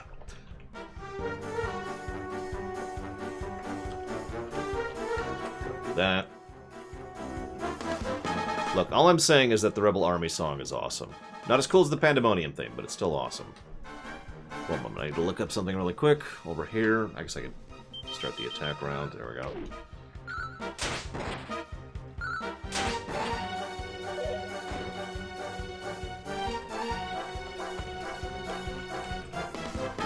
We're going to go ahead and put down the aggregate positive for dialogue localization again.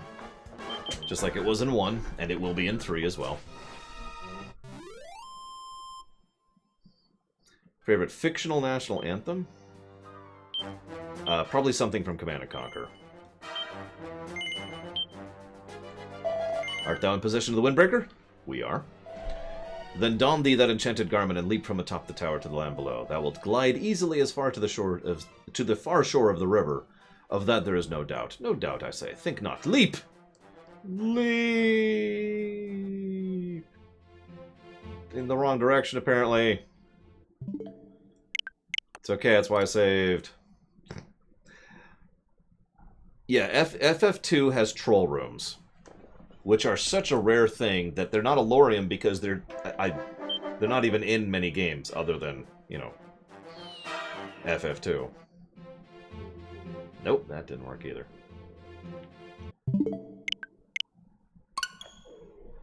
Hang on. Imrodsky just donated and must be destroyed. I mean, thanked. Oh, well, thank you very, very much. Much appreciate.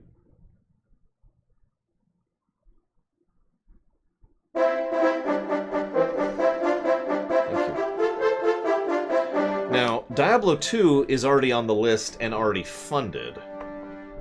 The thing is, I don't know which version we're going to be playing exactly. I haven't decided that yet.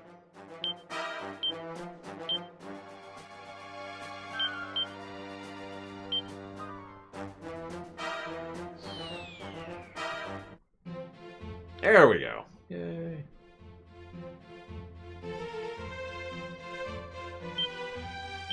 Okay.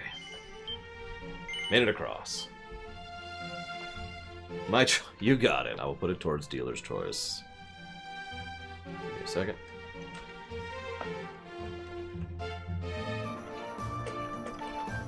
And thank you again. I mean, the D2 run's already going to be a little bit long. We're not going to really hit the higher difficulties that much because, first of all, I've done it a trillion times, but second of all, believe it or not, the higher difficulties in D2 are probably going to be a negative. You want to talk about bullcrap difficulty? That's some bullcrap difficulty right there. And it's also extremely random, which makes it even worse. Are you talking about Ultima Exodus, Kira White Noise? Because that sounds a lot like Ultima Exodus.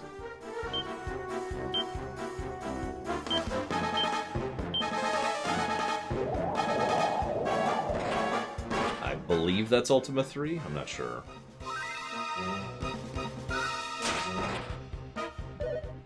Yeah, exactly, Von Falkenstein.